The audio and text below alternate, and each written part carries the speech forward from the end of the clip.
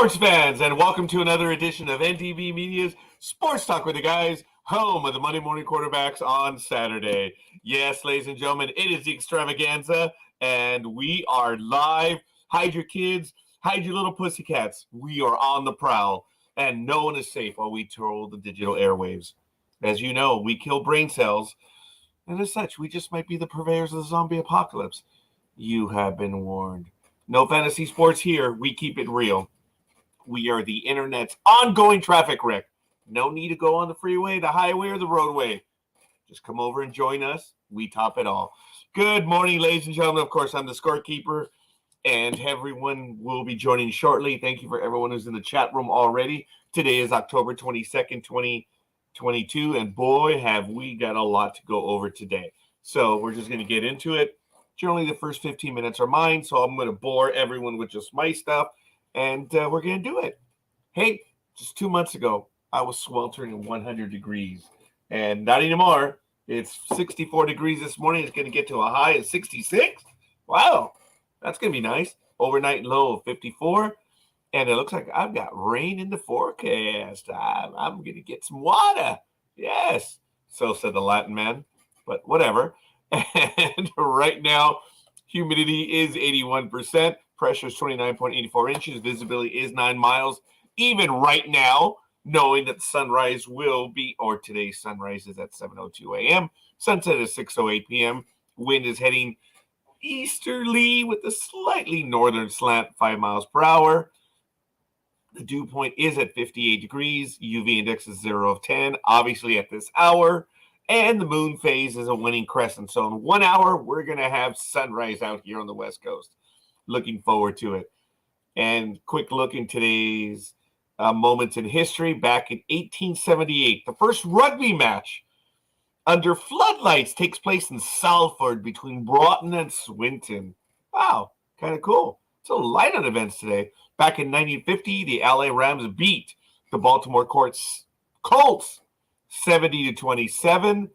And let me see, back in 1974, wow, the New York Yankees trade outfielder Bobby Mercer to the San Francisco Giants for outfielder Bobby Bonds. Not Barry, but Bobby. So really exciting stuff. Back in 1975, in the Boston World Series, the Baseball World Series, the Cincinnati Reds beat the Boston Red Sox 4-3 at Fenway Park for 4-3 in a win. And of course, the MVP that year was the renowned red switch hitter, Pete Rose. And good morning, Tony! Yes, let's go Phil. Well, yeah, let's go Phillies. Yeah. I'm secretly going for the Padres on this one, but the Phillies did it.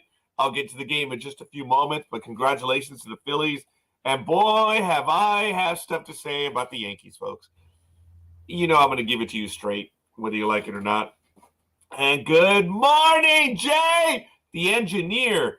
And thank you, folks, for giving us the love this early in the morning. Of course, Tony, thank you. And we appreciate it, folks. We are in need of it. We are so insecure that the little likes and loves just make our day, or more like the Scorekeeper's day, but that's how insecure I am. So you give us a like. We love it. We need it. And finishing up the stuff, back in 2000 in the President's Golf Cup, Robert Trent Jones, Davis Love III, Stuart Sink, and Kirk Triplett are unbeaten at U.S. outclasses pretty much everyone else. So good. Oh, wow. Aw, thank you, Jay. Yeah, we are insecure, folks. We are definitely insecure. So thank you. Appreciate it. Today, what? Okay, I already went over the stuff in history. Forgive me. And a quick look at what's going on in the calendar around. Today is the 22nd. So, yes, this is my calendar, which I work on through 2024. It's how much we prepare, folks. I'm serious. What my calendar looks like. It's just there's notes on December 24th. That's for stuff that happens after that. So when we update the program, we've got a lot of stuff. I already have the FIFA World Cup 2026, and I'm feeling insecure when I start showing everyone my internal stuff. But anyway, it is what it is. Right now, as I mentioned today, this weekend, we'll get to it. NASCAR is in the round of 8, and they are in Homestead, Miami. Right now, let's see, Formula One is the United States Formula One, which practice number 3 starts in 5 hours and 54 minutes as of 6:05 a.m. Pacific time. So, really good stuff on that. Camping World event, 19 days for the Auto Club Finals. 19 days, 3 hours, 24 minutes, and 1 second mark at 6:05 a.m. Ooh, 6:06. So it's now 19 days, 3 hours, and 23 minutes. Wow, they're synced. Way to go, digital age. I'm not going to comment on any engineers being able to get that correct, but hey, I guess they did. Come on, you guys know better. I actually have a joke. I'm getting a little bit of commentary on it. And as you know, I'm trying to post the humorous stuff again, or at least what Roger thinks is humorous. So, right now you've been hearing a bunch of talk. It has nothing to do with climate change or global warming or anything like that. But you've been hearing a lot of the news that Mississippi's at an all-time low. Au contraire, friends. Not talking about America's 50th state. We're talking about the Mississippi River.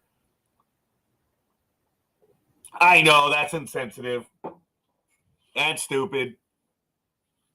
Have we met? The town isn't big enough. A lot of conflict in the Wild West could have been avoided if Cowboy Architects has just made their towns big enough for everyone. Get it? This town's not big enough for both of us. Anyway. All right. John asks his wife, Mary, what she wants to celebrate their 40th wedding anniversary. In 2023, I would be asking Margarita. Actually, no, I would not be asking Margarita for the 30th wedding anniversary. Anyway, would you like a new mean coat? I would ask her, hey, do you want a new bear trap? Not really, says Mary. She would probably say, I don't know. Can I use it on you? Well, how about a new Mercedes sports car? I wouldn't ask that because it doesn't drive yet. She would say, what's a Mercedes? I would say, fits your attitude, but get a little personal. Of course, she responds and says, no, I know I'm all over the place. So let me just go back to it. John asks his wife, Mary, what she wants to celebrate their 40th wedding anniversary. Would you like a mean coat? Not really. How about a new Mercedes sports car? No. What about a new vacation home in the country? No, thanks. Well, what would you like for your anniversary? Oh, shit. Read the jokes! I would like a divorce. And Scorekeeper does say this. Sorry, I wasn't planning to spend that much. That's the joke of the day. I should read them in advance. I don't always do, but obviously I did not read this one. So how apropos that I was taking a shot at that. Remember, I'm spatially oriented. So when I point that way, I'm actually pointing north. And that's where my clients are usually, and that's where the house is up there. So, yeah. Whoa, that could be taken as a Chancellorsville event. Sorry, folks. Didn't mean to do that. I was pointing. Wasn't doing that other thing. No salutes here this early in the morning. Taking a look at Rugby League in the land down under in the World Cup round 2. Australia bamboozled Scotland 84-0. That was on yesterday, the 21st. Today at 6:30 a.m., Fiji visits Italy. At 9 a.m., England visits France. Francois. Or Jacques, whatever. At 11:30 a.m., New Zealand. The Kiwis visit Jamaica, man. I know that's insensitive, but hey, it's sports talk with the guys. We're stupid. Tomorrow at 6:30 a.m., Lebanon visits Ireland, the land of the Blarney. Keith, my coworker, just got back from Ireland. Actually, he's been at work for a week now. He loved it. He was there for like 7 days or something. Wow. He the man. I'll just leave that uncomfortable moment out there just because. Tomorrow at 9 a.m., Samoa visits Greece. Monday, 11:30 a.m., Myanmar Tonga takes on Wales. And at Tuesday, 11:30 a.m., in Papua New Guinea visits the Cook Islands at the Match Center for Rugby League Down Under. So just a quick look around the league for that. In the AVP, then the No Holding Back 2022 Tour, I'm sorry, folks. I thought I had that one set up. There's two major events left over, and they're going to be Saturday, November 12th through the 13th, the Huntington Beach Open, and then finally at the Central Florida Open, December 2nd to December 4th. That's the big man. That's the big dog. Good morning, big dog. How you doing? The man with the full head of hair. Good morning. What's up? Everything always, nothing never, big dog. Everything good with you? Pretty much. I do want to give a special shout out to the engineer because he contacted me last night that I had fucked up inadvertently. Damn engineer! No. He was honest because I had him down at 7 and 6, and he said no, it's supposed to be 7 and 7. So damn engineer, bad boy. So I wanted to on air tell him, I appreciate the honesty that was there because I wouldn't have even thought about it. He's making me look bad. Every time I talk about the engineer, he's a good person, he's honest, forthright, and all this. And sure enough, he's making those words come true. Oh, wow. What a shock. Yeah. Wait, I'm not surprised. And I mean that in a good way. I've said this before. I respect and admire him. And it's really good stuff. So, yeah, he's a good guy. So. Did you do you were in the middle of your joke of the day. I was transitioning from my phone to the iPad, so it turned out to be a divorce joke. It was pretty rough. I was like, wow. So do you want me to tell a funny joke then? Big dog, you can talk about yourself all you want. All right, go ahead, knock yourself out. Scorekeeper, why isn't there a pregnant Barbie doll? Because plastic's at a premium. Because Ken came in a different box. Smart bastard. Tony says, good morning, big dog. Let us see. It looks like you're feeling much better this week. Yes. And by the way, Tony, thank you for sending me an invite. I gladly accepted, and it was good. And I was actually at Applebee's when I saw that invite. I think I was. It was good thoughts, Tony. But thank you.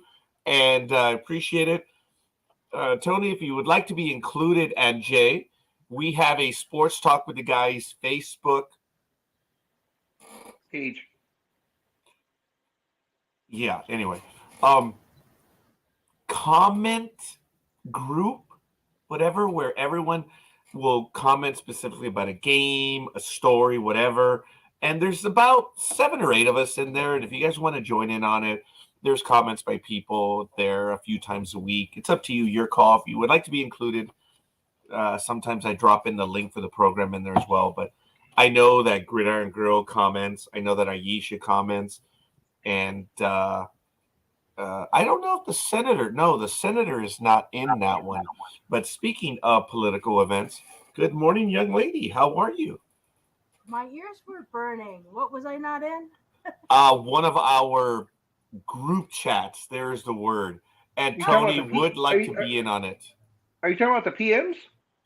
Yeah, the group chat. So, yeah, it's the PMs, I suppose. So, Tony would like to be in. Good stuff.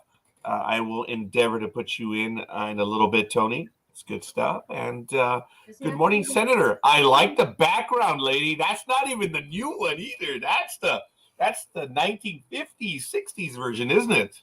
That's the late 60s version, which is what I grew up with. And so it's very timely. Yes, it is. Good stuff, Senator. Well, once again, good morning. Thank you for joining us. Folks, I'm going to finish up my round. I still have just about another 2 minutes of things I'm going to go over. In the PGA today at the Congaree Golf Club in Richland, South Carolina, moving October 20th to the 24th. It's the CJ Cup. Right now, Kurt Kitayama is minus 11, tied with John Rahm at minus 11, 131. Cam Davis is minus 10, tied with Aaron Wise at 132 strokes. And Rory McIlroy, there's a name I recognize. He's all alone in 5th, -9 and 133.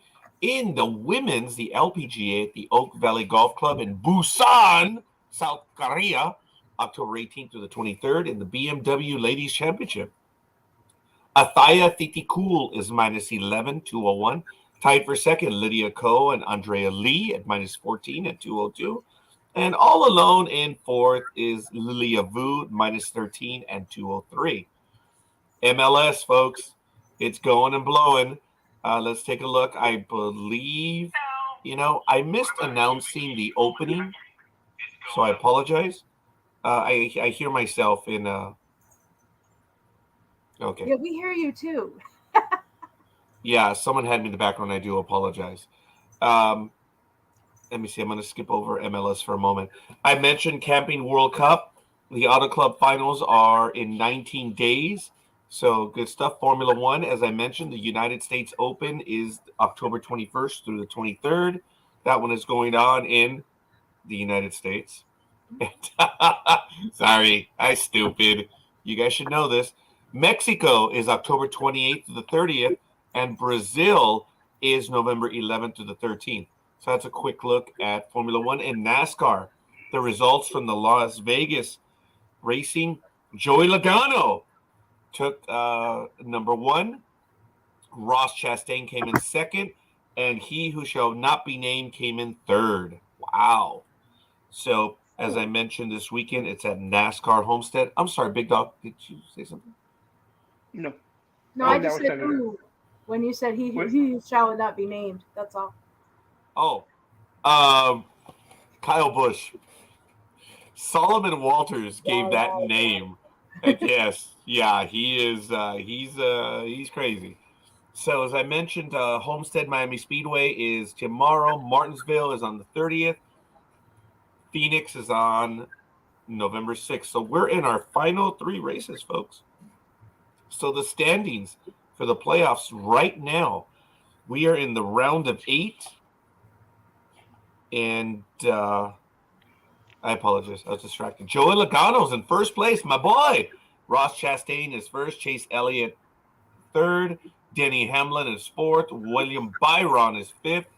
And Chase Briscoe is 6th. Pretty much everyone else is on the outside looking in. So you have Logano, Chastain, Elliott, and Hamlin in the top 4 spots. So that is a quick look around the horn, folks. And I got it done in 18 minutes. I like to get it done in 15 minutes. But good morning. Good morning. Good morning. Good morning. Big Dog. So what's going on? What are some of the stories you'd like to get to, or some comments about, Anything? actually anything, because we do have the Major League Baseball playoffs. We'll get to that in a bit. Yes. But Big Dog, what would you like to get into? First off, I just want to say I added Tony already to our group, PM group. I also sent him a friend request. Awesome. From myself. Yes. I think I'm not sure if he's a friend with Sports Talk with the guys. If not, I'll send it through there also. I did want to mention locally, for those that are in SoCal, don't know what I'm talking about. But yesterday was the East LA Classic. Yes. Garfield versus Roosevelt. It is one of the oldest rivalries in the United States. 2 high school teams. They were both undefeated. Actually, I take that back. In the division, they were both undefeated, but in league play, Garfield had 2 losses. But there was a little bit of a different scorekeeper. Usually it's at East Los Angeles College, correct?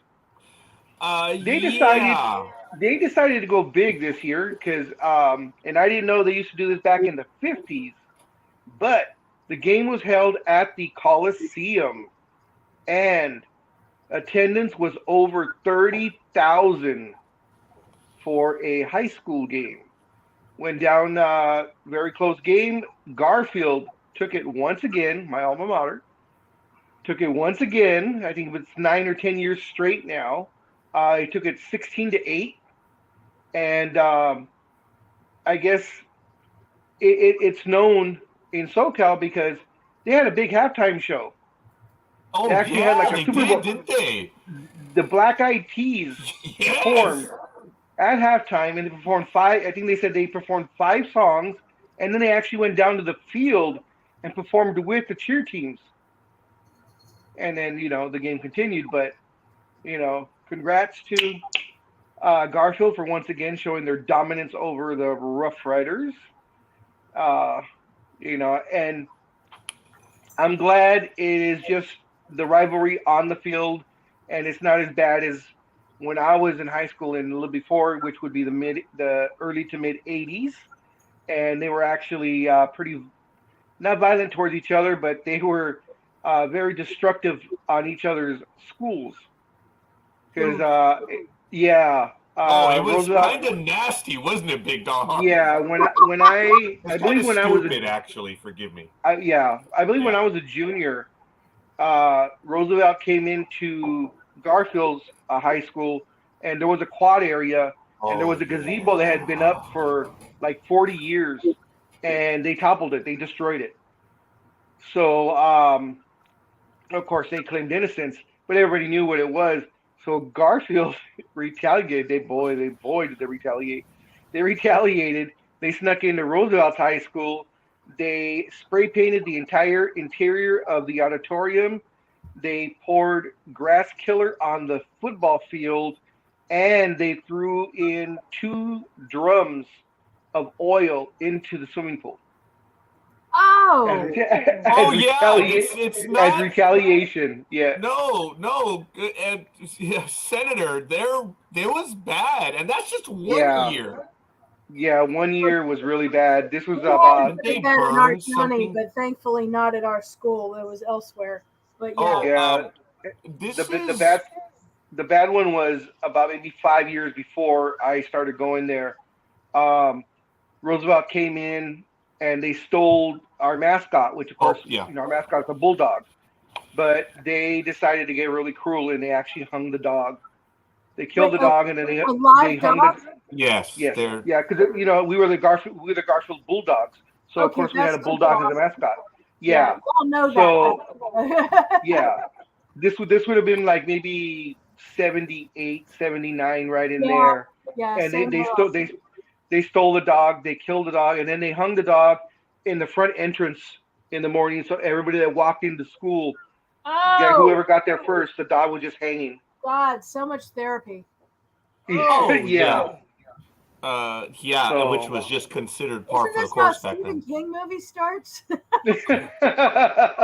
Yeah, there you go. If I'm not mistaken, the Garfield obliterated them on the field, and there was a lot of fights. In fact, it used to be so bad that the rivalry, the fans would actually start rocking the school buses. They'd go out and they'd actually, the whole big old school bus be rocking with the football players inside of it because they were trying to literally flip the bus over. Wow. Yeah, so I'm glad that everybody's gotten past that, and it's just about the game now. So. Yeah, the last 30 years we've seen a PAX Classic, we'll say, as opposed to PAX Romana as a PAX Classic. It has gone on for about 30 years. Yes, it was a historical comment. I apologize. No, don't apologize. More, please. Oh, yeah. Okay, we'll see. But the Classic is famous for, look, they're some of the oldest schools in Los Angeles. They're working class. And many people in Southern California have roots one way or another, whether it be a co-host or whether it be family. Mm-hmm. You either went to Garfield or you went to Roosevelt. And as Big Dog will correct me, for many years, they played the games. It was every other year. So no, every year. Well, no, what I meant is 1 year in Garfield, then every other year was at Roosevelt. Okay. And so they switched back and forth. Until it got so bad, they had to go to the East Los Angeles College for neutral ground. Oh. So the college had a wonderful field, and it would pack. It was almost sold out. And then, as Big Dog so eloquently stated, that they went big this year. Yeah, there's quite a bit more, and maybe for next year we'll actually do something on this and talk about. We might call it hijinks, but the reality is. It was all low jinks, and it was really out of hand. It's kind of like what Army and Navy did but you had Yeah. high schoolers that were doing it, and most of the time it was damn funny. But then you had the Rogers of the world that were the seniors that year, and they're Oh like, "We're my going to God. top everyone." Write this down. October 22nd You can blow me. at 6:25 a.m. Roger used one of the words he hates. One of the Phrases. phrases. Oh my God. Rogers of the world. The Yes. blanks of the world. He loves that saying so much. Oh yeah. So. Oh, see, now I have to say it all week. Oh, I no, was you trying will to get not. one in per episode. You can always tell when I get it in because he rolls his eyes and slams his side of his head and takes the glasses off and It's a big event and it's really good stuff. I do want to welcome everyone in the chat room. I know that we have Tony in the chat room. Thank you. Of course, the engineer. Good morning. Good morning. And we also have Eddie Rodriguez. Thank you. Good morning for joining us. And really good stuff, folks. We're going to get into quite a bit of it right now. Senator, is there a particular sports story that you would like to get into before we do our major stories? Because I'm already ready to go for the football stuff. I just have to open up the tabs in a little bit. Story you want to get to before we get to the Major League Baseball playoffs?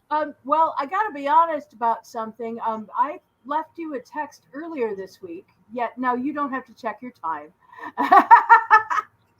I left you a text message about doing the picks for last week, and I never heard back. So I have not had a chance to do those. So if that puts me out of the ranking, that's fine, because I really just come here for the chat and the enjoyment and to talk about topics and things like that. I don't really have any new sports stories to talk about. So if you want me to just kill a couple of minutes talking so you can open your tabs, that's also fine. Oh, ha, ha, ha. Well, we will rely on that skill shortly because we are in desperate need of that. But your commentary has been cutting and biting. We've gone to you almost every week on our particular moment for commentary, and you have been incredibly enlightening. Big Dog. the picks that you sent him, were they for week 6 or week 7? Well, I didn't send him picks. What happened is, I don't know if you realized, last week I had to leave super early. So yeah, I think you left right after I did. Right. Yeah. And so I had said, where do people get the list? Because I didn't actually know, and I didn't hear anything, so I couldn't do it because I didn't know what they all were. So usually what you do if you want to see the picks, he usually posts them on the Sports Talk with the Guys Facebook page, and it'll say week 7 whatever, and then like the way Dreem does it, he'll comment, and like Dreem couldn't make it today. He already put in his picks in the comment section of that week 7 post, or week 6 post, or whatever. That helps. I'm gonna have to go back and get turn on notices for Sports Talk. Oh, okay. Because I follow the page, but I don't really understand it, so I don't have notifications on. So I should turn that on so I can find the okay. We are. Scorekeeper, you would have to add her. I'm going to invite her to do that. Yeah, because I don't know if you caught the Facebook comment on the week 7 for Thursday. I sent you one because I didn't know Senator's first name or real name. Oh. I didn't know, and then a couple other people. Oh, Monkey Man and Man of Steel and everyone else. I don't know their names, so I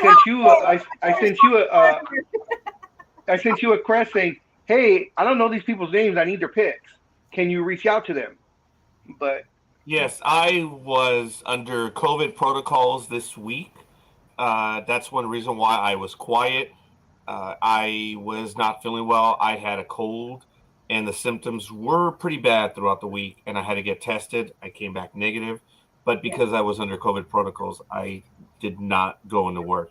And F all of you, because I was not teleworking. I was out on leave. So hey, F you too. and you know what? A lot of people say, "Oh, well, you guys have it good. You were in COVID protocols. So you were just at home." I was just at home by my own volition because I actually So you were at home and had all day, but couldn't look at your comments? Yeah. I was not feeling well. I genuinely was not feeling well. I texted him Monday, so I don't know what his excuse actually is. Oh no, just you're part of the group because that's for all of us. It's the same thing. Doesn't matter. You have to be lucky to catch him when he has the phone actually turned on to Facebook, and Oh he no, I texted may. him on his cell phone text. Oh, same thing. Yeah, well, same thing. I know he half the time I never know which one he's going to look at, but I made an effort. I'm Depends on here. what phone he's looking on. Yeah. He has multiple phones. He has like 3 or 4 phones, and it depends on which one he looks at. I do need to watch my time today because I have a wedding when we're done. Oh, you are the bomb. You are prepared. Yeah, well, that's why I'm wearing the fancy stuff. This is not exactly sports attire. Ooh. See, I have my little peacock thing here. Well, we thought you were just trying. We thought you were just trying to jazz us up, make us a little more respectable. Oh well, by you looking good. Start bringing tiaras. We want to go there. Well, the scorekeeper has been wanting to wear his tiara for so long. I keep telling him not to. Okay. But because right, it makes us look really bad. Next week, Yeah. tiara. Okay, done. Still keeping the logo though. Senators is still here. What's up, Almighty? Hey! I'm not doing too bad.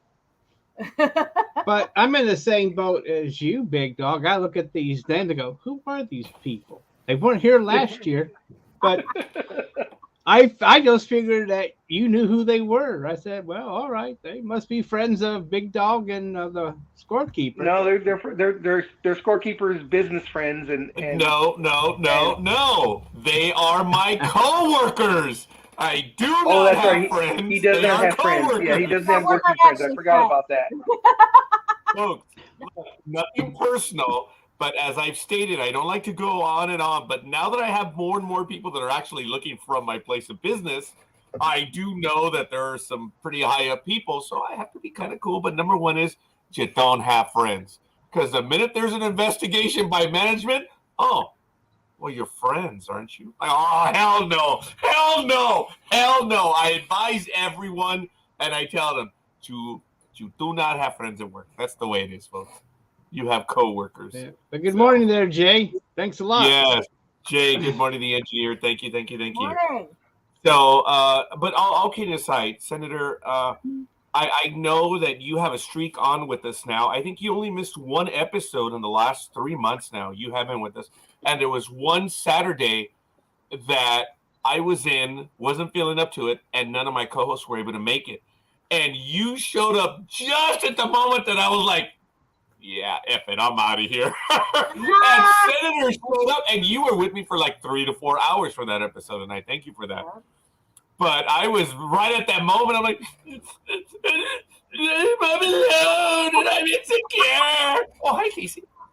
Isn't that my history with this network anyway? I came in here to help, and then someone disappeared, and I had to jump in and run the show.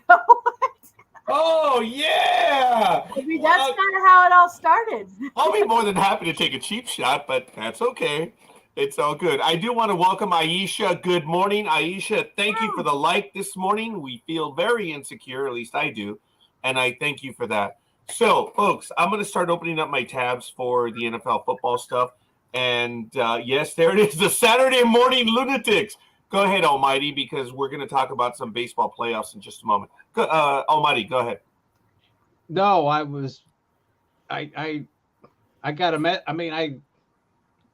think Big Dog told me he wasn't feeling well. He seems to be feeling better today. So I was hoping that was true, that he's feeling better. Yes. I like your logo. Well, thank you. Yeah. In the background. Are those mules or jackasses? Both. Well, remember, it's the Almighty Sports Show, so those are asses. I was waiting for him, but thank you, Big Dog. Yes. But I didn't know Senator. Okay, here's the beauty of it, folks. We have an audience that has heard the stories, but we haven't done this one in a while. Please, Almighty. When we were doing Sports Talk with the guys on Blog Talk Radio early on, we met up. Really early on. A long time ago. We met up with, I believe, and this is revisionist history, so Mr. Sullivan, Almighty, joined us for an episode, and you were able to see their logos in the chat room, and I didn't care. Hey, if someone came to visit us, we were jazzed. So we would ask them to, put a comment in the chat room on what it was. And I noticed it had the initials or the acronym. And I just lost my shit. Will you please? There. Okay, yes. Almighty. Tell your story. And you remind everyone how we actually did meet. Did I go visit you? Because I used to troll other programs. Or did you visit us? Because it could have been. Ago. It doesn't really matter at this point. Because I know that you've been to my show because I remember you commented during my show. And I probably listened to your show. And I listened to quite a few that I would find for sports. The other guy that Couch Potato, I would listen to him, and sometimes I would call in and talk to him on his Blog Talk show. I just just for that. Anyway, well, yeah, I mean, we came up the show, and I was looking for an acronym that would spell out something, so I came up with the Almighty Sports Show, and that way I could use ass and hopefully not get busted but then that's before I knew that Blog Talk Radio was really free speech gone awry. Oh my goodness. If there was a place, it still is Blog Talk Radio, I think. The only thing that we have to list on Blog Talk Radio is whether we are mature content or open for 13 and under. Like, whoa! And that is why Scorekeeper created MDB Media Channel 69. Well, I have to give a shout out. Oh, I know. Poor Casey. He's like, what the hell? Look. Yeah, because I'm still there, damn it. Oh, that's funny. Oh, Blog Talk Radio, yes. Okay, look, the reality is we all met up. And it's funny because of all the programs that we've mentioned right now, when you talk about street cred, as a matter of fact, who was there from almost the very beginning of Blog Talk Radio, and we met on air for the same thing. We either visited with him or he visited with us. And what happened was Blog Talk Radio really shot up in their fees, and it just got terribly expensive. And after about a month or two, I reached out to Speedy at the time, and I said, "Hey, Speedy, what's going on with the program?" And he told me, he says, "Hey, I love doing the program, dude, but it's just a little too much." I was like, and I made the decision, the most fateful decision of my life. Speedy, come on over to our channel. And lo and behold, he did. And now the poor kid is stuck to us at the hip. Hi, Speedy. It's revisionist history. But all kidding aside, you found him when he was doing the Barney episode, correct? What's up, Matt? What's going on, big dog? You're lucky I don't serenade you anymore. Oh my God, the stupid. Yeah, that's right. And I used to come up with those on the fly. As soon as I put them on, I would just think about it as I was doing the song. Senator, what I used to do, it's a running joke that because Matt looks so young, and Scorekeeper one time said something about him having to get permission to come onto our show because he was so young. What really happened is we had an awesome episode. Matt was visiting with us, and at the very end, as you know, I talked directly to the audience, and I was saying, "Hey, look, we want to thank so-and-so for joining us. We want to thank this and this. We're eternally grateful, and it's been absolutely awesome that you spend time with us. And most importantly, I want to thank Matthew's mom for giving him permission to spend the morning with us." And I ended the episode, and Matt was like, "You can go to blank, Scorekeeper," and it cut off right there. And ever since then, I just never let it go. So we've been expanding on that. And one time, that's right. I forgot who called him. It wasn't me. I didn't start it, but I did. I admit, it might have been coffee. I think it might have been coffee, or it might have been. Was it Captain America? Oh, there it is. Purple? Anyway, I don't think so. Someone called him in the chat. Someone called him the Barney Lover. Yeah. So I ran with it. I called him Barney. I started calling him Barney Lover 29, and that's how I do it. And then one week I decided the Barney's "I Love You" song. I decided to play that when he first came on, and I would my literally, God. I would literally serenade him, and I would make it up as go, and I did it every week, and every week it was a different song. Same "I Love You," but my words were different every single time, and I was doing it just to see if I could bust them up, and I would do a pretty good job because I came up with it pretty quickly on the fly because whatever came to my mind is what I would talk about. But there was a couple of times he laughed really hard a couple of times. We had an intro for everyone. I went wild trying to come up with different intros. The Big Dogs was the easiest. Baja Man, Who Let the Dogs Out. And we had an intro song for everyone. I so eloquently was given Put Me In, Coach, I'm Ready to Play. I actually did enjoy that one. That one was chosen for me. And Jay wants to know the opening to that one. Look, folks, we will get in trouble if we play the song now for that one because we will. Well, if we want, actually, for that song, it'll be an automatic strike because that one's very common. But he would actually, Big Dog. I know you don't have the music, but if you would just do the voiceover, that would be kind of funny. I need the music to keep me in tune. And for a couch potato, if you have not met him or if you have, I chose the song Sanford and Son for him. If you'd ever seen him walk, he had a gait. It was perfect. And it just fit, man. It just fit. I forget what I played for Cuervo. Or someone had one for Cuervo. But it was a lot of fun, folks. And it had to be a quick little 10, 15-second little intro.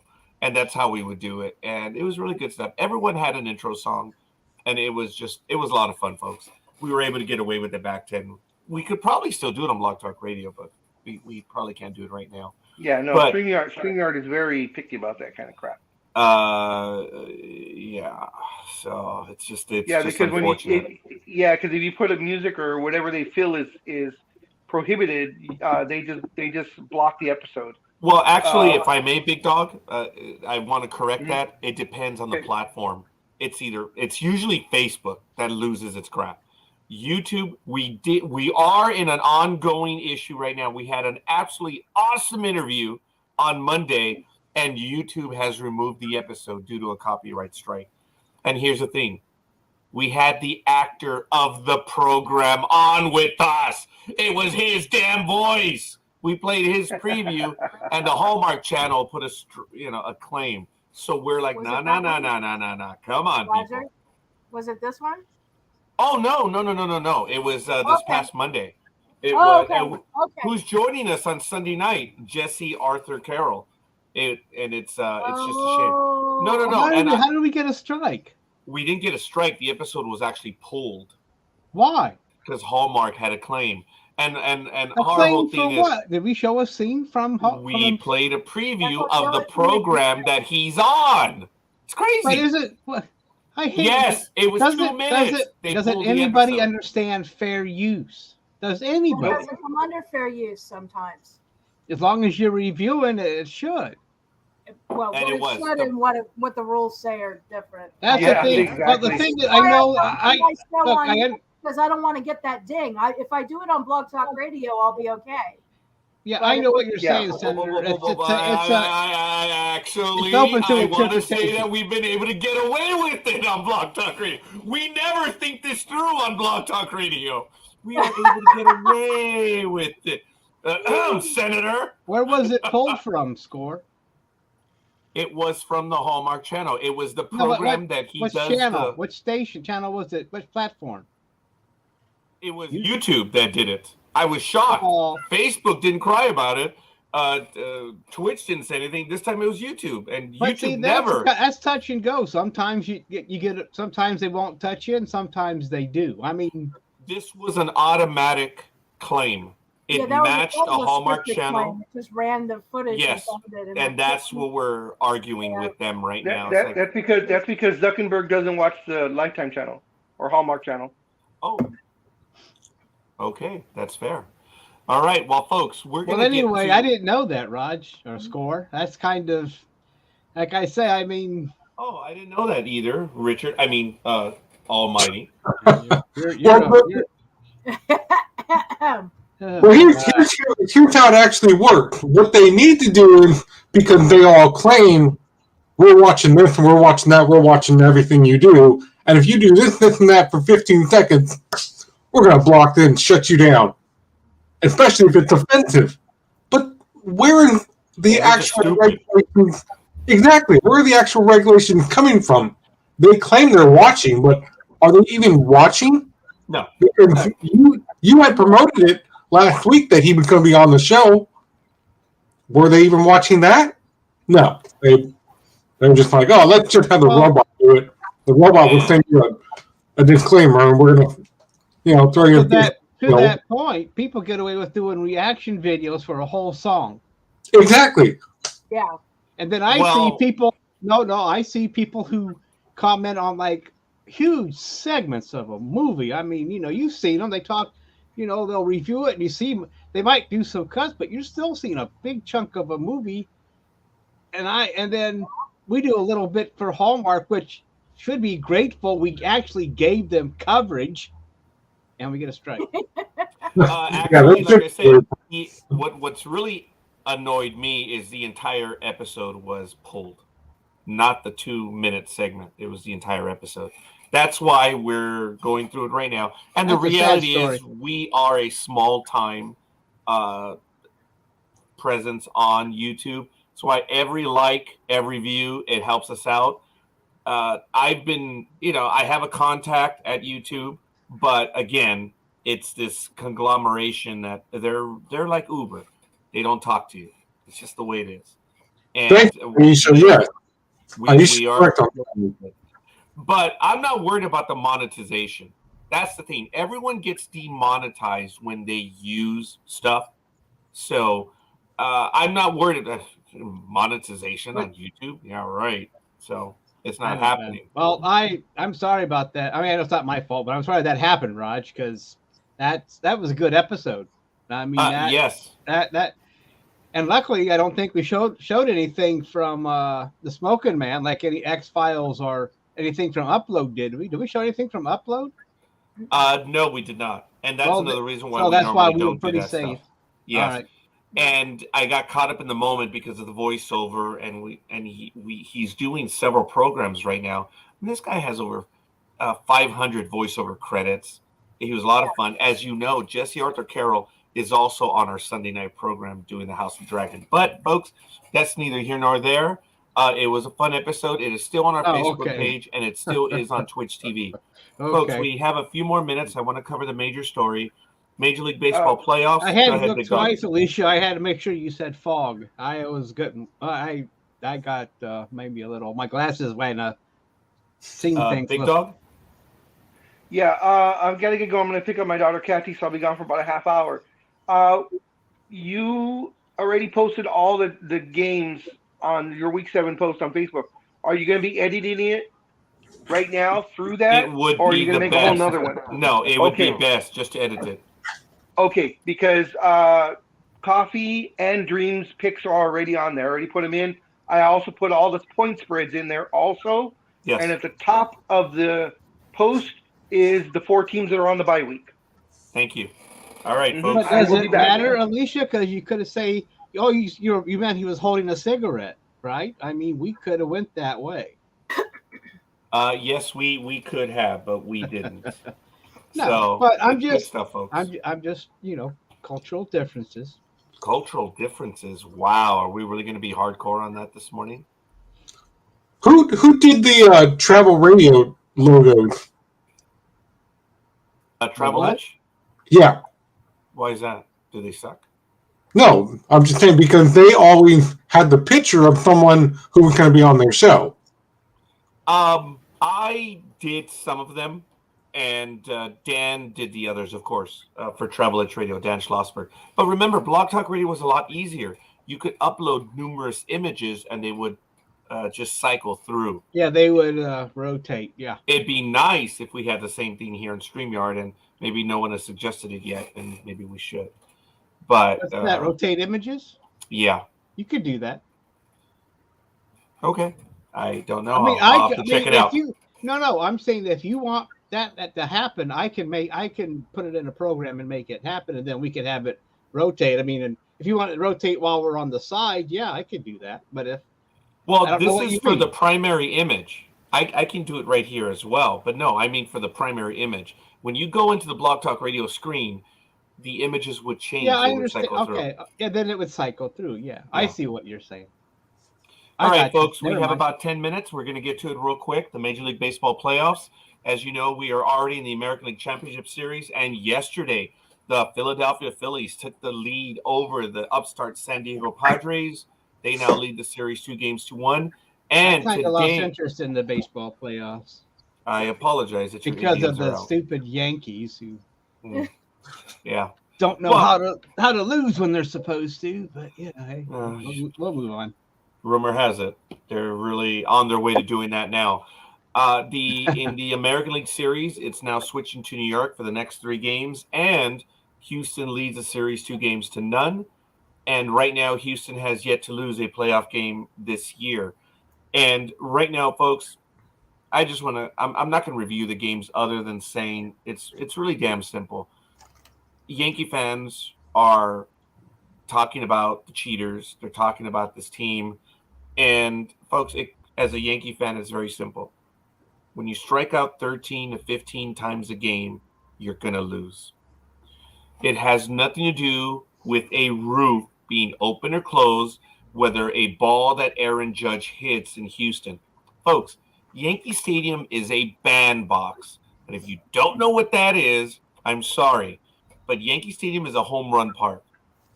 The ball that Aaron Judge hit would have been a home run in Yankee Stadium.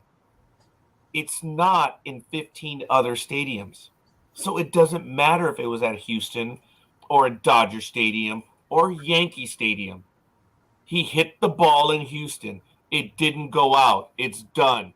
And the whole idea that the Houston team was screwing with the Yankees by opening and closing the dome, folks, the Yankees are sounding a lot like losers. When you're making excuses, as they are, you guys are down 2-0. Shut the hell up and go and play. Oh, how about I have a better suggestion? How about you hit the damn ball? Your pitching has actually been there. The Yankees have given up 7 runs in 2 games. That's 3.5 runs a game. Folks, you can win at 3.5. But, hey, as they say, if you ain't hitting, you ain't hitting. And they're not even making contact. So, folks, cover it up all you want. Say, oh, well, had that been Yankee Stadium, that would have been gone. Who gives a shit? It was an Who's out. saying that? Oh, Yankee dumb. There's a lot of people. No, I And- mean, so they're complaining because of the outfield. Yes, bunch of What? brats, and they're complaining about when Oh, the my roof is open or not. That's what I'm talking about. And this is coming from Yankee management and the managers. So, Yeah, folks, but don't you know what home field advantage is? yes, I mean, I caught that last part because I thought, well, that's stupid. It's always been that way. I mean, there's always been hitters parks, and there's always been parks where it was hard to hit a home run because either the wind coming in or you had to hit it a mile to get it out. But all right, go ahead, Roger. I'm sorry to interrupt you. That just caught me. Like, really, it's been that way for how many centuries? 3. 2. We're in our 3rd century. Thanks. Well, I'm Actually, just okay, calendar-wise, we're in our 3rd century, but sports-wise, I think we are in our 2nd century. That is very good. In timeline, we've been playing for less than 200 years. Okay, I just can't. I've never heard that excuse before. I Oh, I know.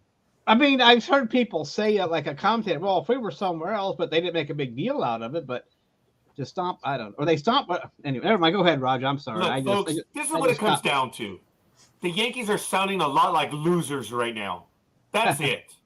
And shut up and play the game. I got into a shouting match with John Rocker at Anaheim Stadium, August 16th, 2002. You guys all know who he is. Big corn-fed lefty. You know what he said about people in New York. I'm not going to revisit that. I got into a shouting match with him. And you know what I told him? I said, shut up, throw strikes, and win games. And he started swearing at me from the bullpen. It didn't matter what you were saying. It didn't matter how everyone was making fun of him. It comes down to shut up, throw strikes, and win games. And obviously, John Rocker disappeared. Yes, folks. I got into Now, you've heard the story already. Yeah, but didn't John Rocker play for the Indians? Yes. And he played for the Braves and the Rangers. Okay, so when he's at the Indians, and Bob Feller tells him, you better learn to use a curveball. And anyone that knows who Bob Feller is, that's like having God come down and tell you something. Oh, sorry. Yeah, screwball. He told him, you better get some more pitches besides that fastball. And Rocker ignored him. And that's why that is what it is. But Bob Feller gave him advice, and he's like, well, I'm not going to follow the old man. As a matter of fact, folks, that's what I did tell him at the game. Because if you've ever been to Anaheim Stadium, the family section is right there, folks. You're not even 15 feet from the pitcher when he's warming up. So, and a lefty has to look up into the stands. So when Rocker was warming up, I was on row G. I was right there in front of him. And my thing was, folks, when it comes down to baseball, it's all about winning. And this dude here has been traded from two winning organizations, the Braves and the Indians. And now he's with Texas. And what was so funny, folks, you had to be there. You could see I was getting under his skin because you could see him grip the ball. You could see him grind. And he was getting pissed.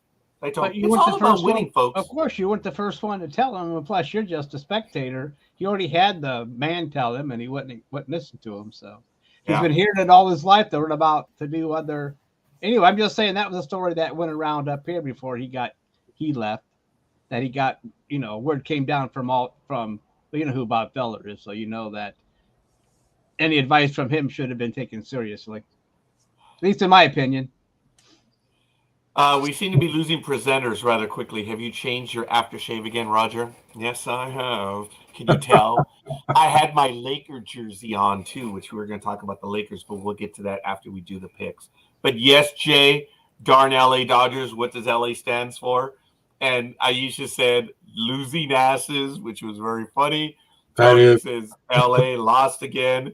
And then Jay said bingo. So I don't know if it was for losing asses or lost again, but it doesn't matter. It was right on. And yes, I am Aisha. So, folks, playoff picture, the Phillies or the Padres are visiting the Phillies for Game 4 tonight. And the Yankees are hosting the A-holes today at Yankee Stadium. So lost again. Yeah, that was good. All right, Jay, appreciate it. I do like Aisha's comment, though. Very quickly, give me a quick moment as I'm going to start opening up all the games for Week 7. Scorekeeper got lucky. He went with the Cardinals. I thought the Cardinals were going to score a lot of points. I didn't expect it to be a gunfight as it was, but the Cardinals did win 42-34 versus the New Orleans Saints. Earlier in the week, Jay did say it was a coin flip, and it was for me. It took all of like 3 seconds. Like, they're losers. Who am I going to go for? No, those two picks help. Yeah. I picked the Cardinals, so okay, fine. I think more picked the Saints, but it's okay. We'll see. We'll get to it right now. But it's right. It wasn't like. I mean, it depends. But it's Andy Dalton. He's not like he used to. I mean, he's not like he used to be. And I think I heard the comment they should have put Jameson in the second half because Dalton threw those two. Why not? But anyway, they stuck with him, and the rest is history. I mean, they tried to get back into it, but it just too little, too whatever. Yeah, they were gone. Now, folks, as I say, I'm almost there on the setup, and I'm going to ask you to bear with me because I'm going to be editing the Facebook page for this first time. This is the time we did it together because I was unhappy with the fact that I uploaded Thursday's game as I always do, and then I upload the Monday game separately. Well, the posts have now been lost because someone was editing the posts, and I'm really unhappy about that. So we're going to see how we're going to have to correct some of that stuff. But I ask you to bear with us. I believe I have almost all the tabs open, and we should be ready to go in just a moment. Folks, it is 7 a.m. Good morning, Gridiron Girl, and you are getting quite a bit of comments this early in the morning. Thank you, whoever is highlighting the comments. I do appreciate it. We did lose Casey, and we're going to get to it. Let me open up. I think it was her turn at bat. Oh, impressive. I like that. Yeah. I couldn't resist. I know it's silly, but I couldn't resist. Oh, not at all, young man. Not at all. Oh, I am having a critical alert. Suspicious attempt to sign in with your password. I have to check my activity on Google. So we shall see. It could have been you, and they still think it's suspicious. Yeah. Sometimes that happens. Yeah, I know I was trying to sign in. It's like, yeah. Thank you for warning me about me trying to get into my account. That's the other thing that's been happening a lot ever since Google got big. Okay, what decade was that? What decade are you talking about there? I mean, they've always, but yeah, I know what you mean. Google's like that a lot, but they're not the only ones either. No, they're not. Yeah, I think Alicia's right. I need to get a green screen. My head keeps getting pushed in, and I also lose an arm every once in a while. And I have to get it.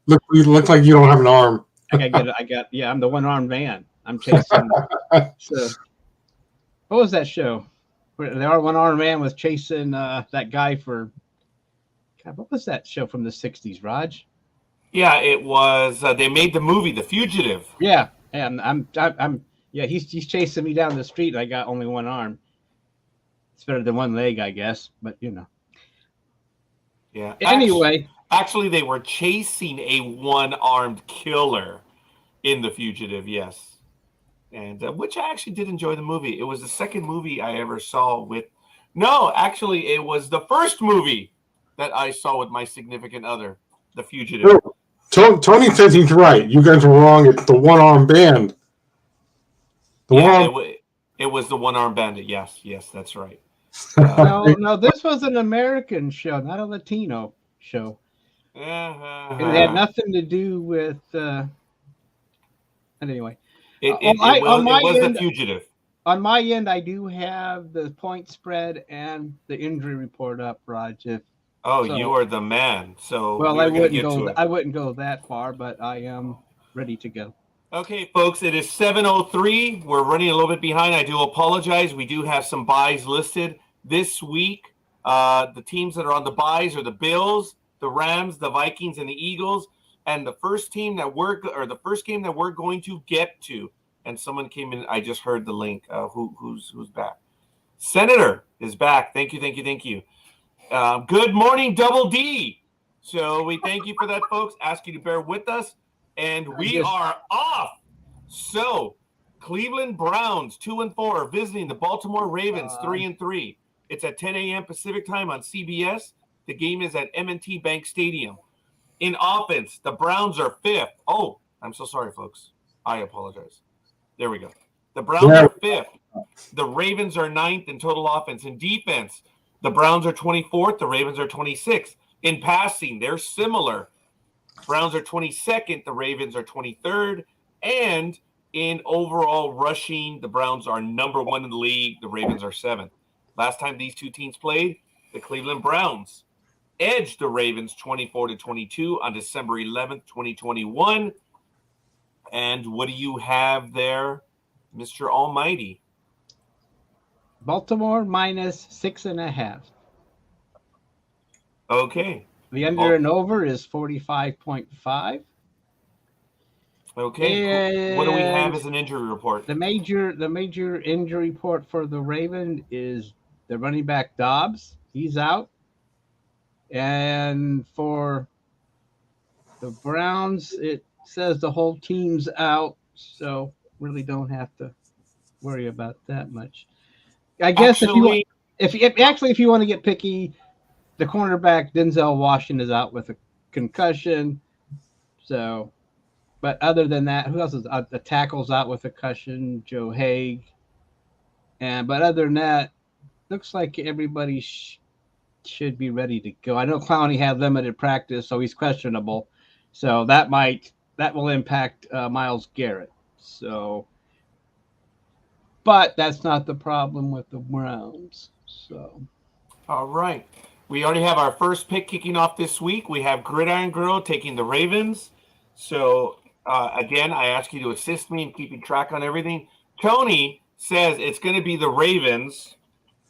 Let me. Oh, wow, that was Tronny. Sorry, Tony. 31-24. Who else do we have?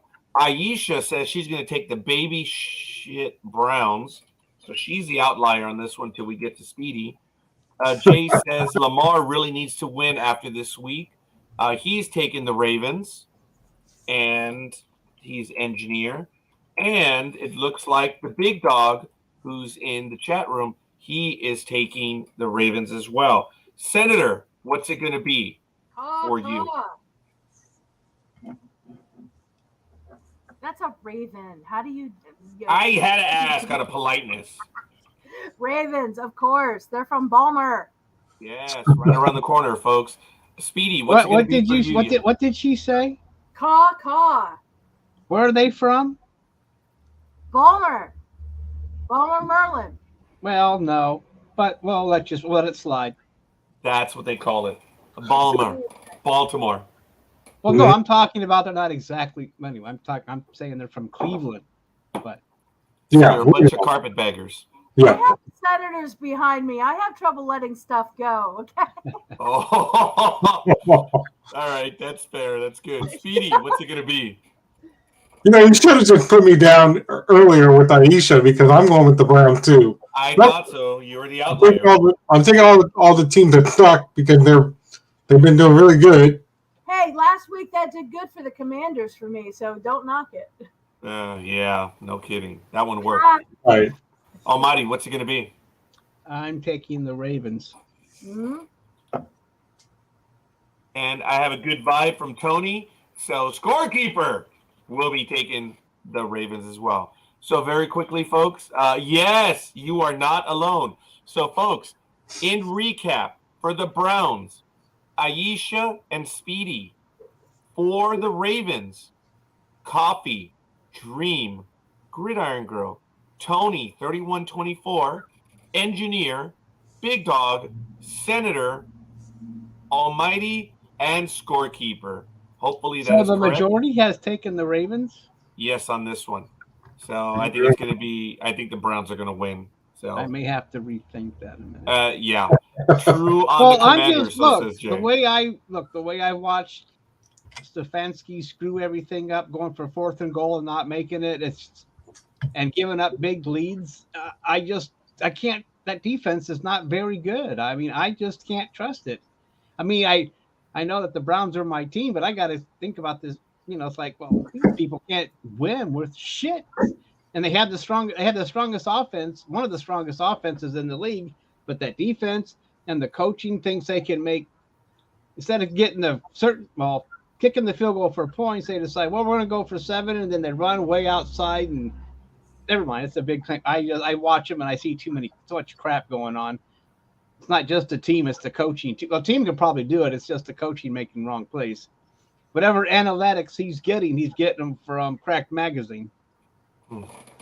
Yeah, it sounds like they're your team. Double D, I did not get your pick. Please, I apologize. I did not mention you by name. Come on, Double D. Stuff the dreams are made of. Let's hear it. All right, the next game, Tampa Bay Buccaneers 3-3 visit the Carolina Panthers, who are 1-5. Folks, you guys know that. Okay, I'll get to that statistic in a moment. 10 a.m. Pacific time on Fox. I believe what's-his-face has not crossed 21 points a game this year yet. So you have to correct me if I'm wrong on that one, but he hasn't scored very many. It's at Bank of America Stadium. On offense, the Buccaneers are 20th, Panthers are 30th. On defense, the Buccaneers are 8th, the Panthers are 22nd. In passing, the Buccaneers are 7th, the Panthers are 27th. And in rushing, the Panthers are 24th, Buccaneers 32nd.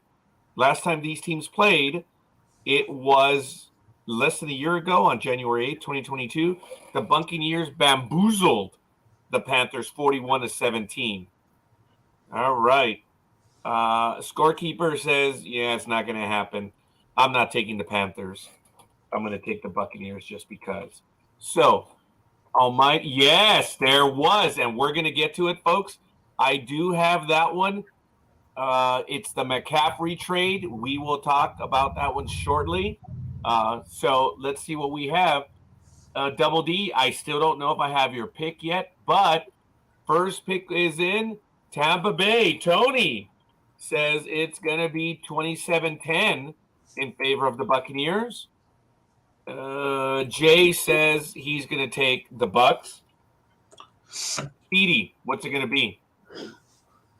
I'm going to take the Panthers. I've got to go with the Panthers on this one. Okay. Wow, good for So you. you think they're going to cover the? Never mind. It's Tampa Bay minus 11. Yeah, they are minus. Oh, damn it! I'm so sorry. Yeah, he has a list already. I didn't even ask for that. I'm sorry, folks. See, I'm trying to. Double D, you got me distracted, woman. So, it's minus 11. Please give.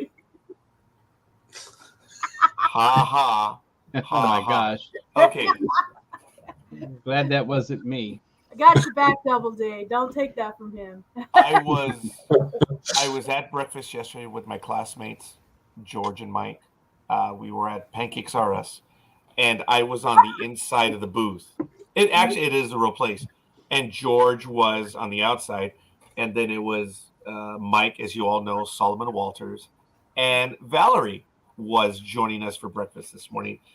And friend of the family, someone I've known for a long time.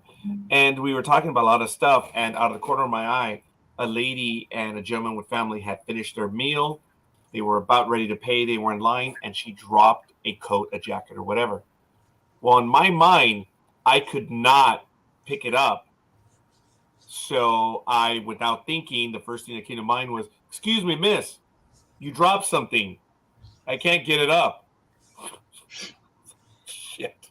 Oh my I God! was You like, walked oh right my in. God. You walked right into that, Raj. And she didn't hear, thank God, but George was like, yeah. And then Valerie just looked across the table from me, and I'm like, yes, I know. I destroyed any impression that was possible. And my thing was, I cannot get over there to pick it up. And I said what I did. I know, Jay. I know. It was horrible. Horrible. And it Well, happened. you got to pet Aisha now. She's feeling hurt. Oh, it was Aisha. I'm so sorry. Pirates not feeling the Black Cats. Yes. Yes. I didn't see it because I was concentrating on Double D again. Because, I don't have my priorities straight. Yeah. So I am so sorry, Aisha. Yes, indeed, you are. So minus 11. What is the injury report on this one? Nothing of. I mean,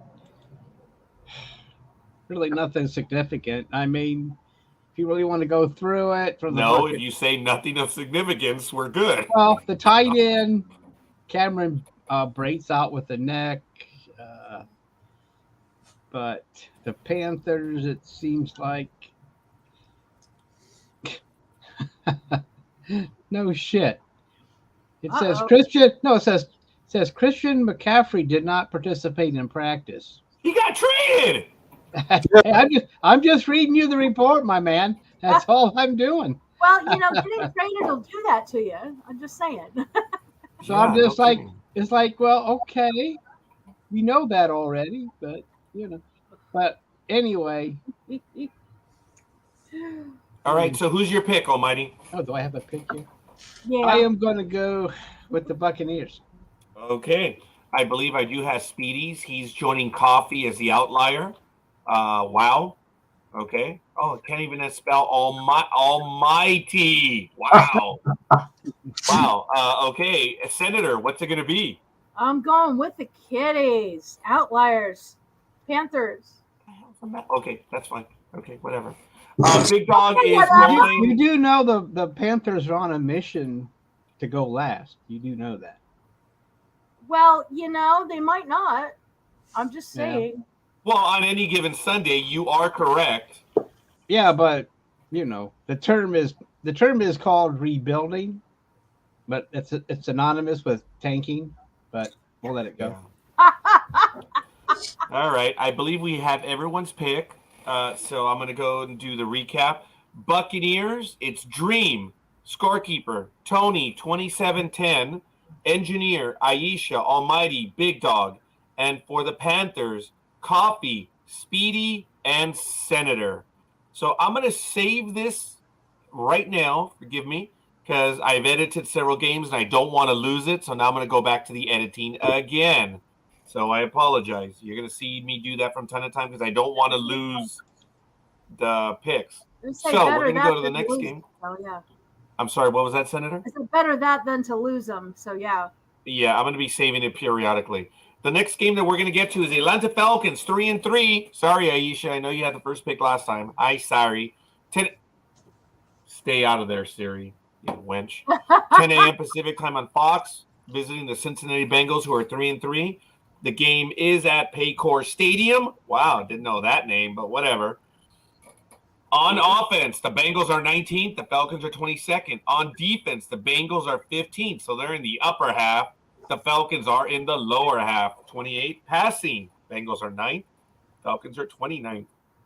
And in rushing, wow, the Falcons are 4th overall and the Bengals are 25th. Last time these two teams played was a long time ago.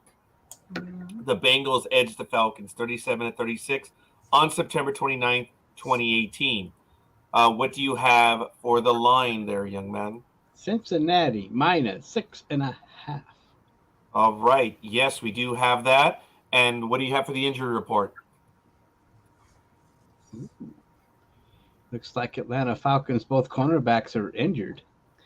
Go, Aisha. So let's see what we got here. I guess for the Falcons, cornerback D. Alford is out with a hamstring. Linebacker, the linebacker, Gunji is out. And wide receiver, Jarrett Bernhardt for the Falcons. And for the Bungles, the defensive end's out with the knee, and a linebacker's out, Logan Watson with a shoulder, and defensive tackle Josh Tampon is out with a calf. Oh, hey. And Stanley Morgan, the wide receiver, did not participate, and he is doubtful. So I don't know. So that's what I have for those injury reports. All right. Thank you, Almighty. So, Almighty, who is your pick on this one? We already have for the Bengals, Coffee, Dreem, Aisha, Tony, 3127, Gridiron Grown Engineer. What's it going to be? I am taking the Bengals. It is. What a name. What a name. No doubt about that one, Engineer. Okay, Speedy, what's it going to be? I'm going to take the Falcon. Oh, good God. Okay.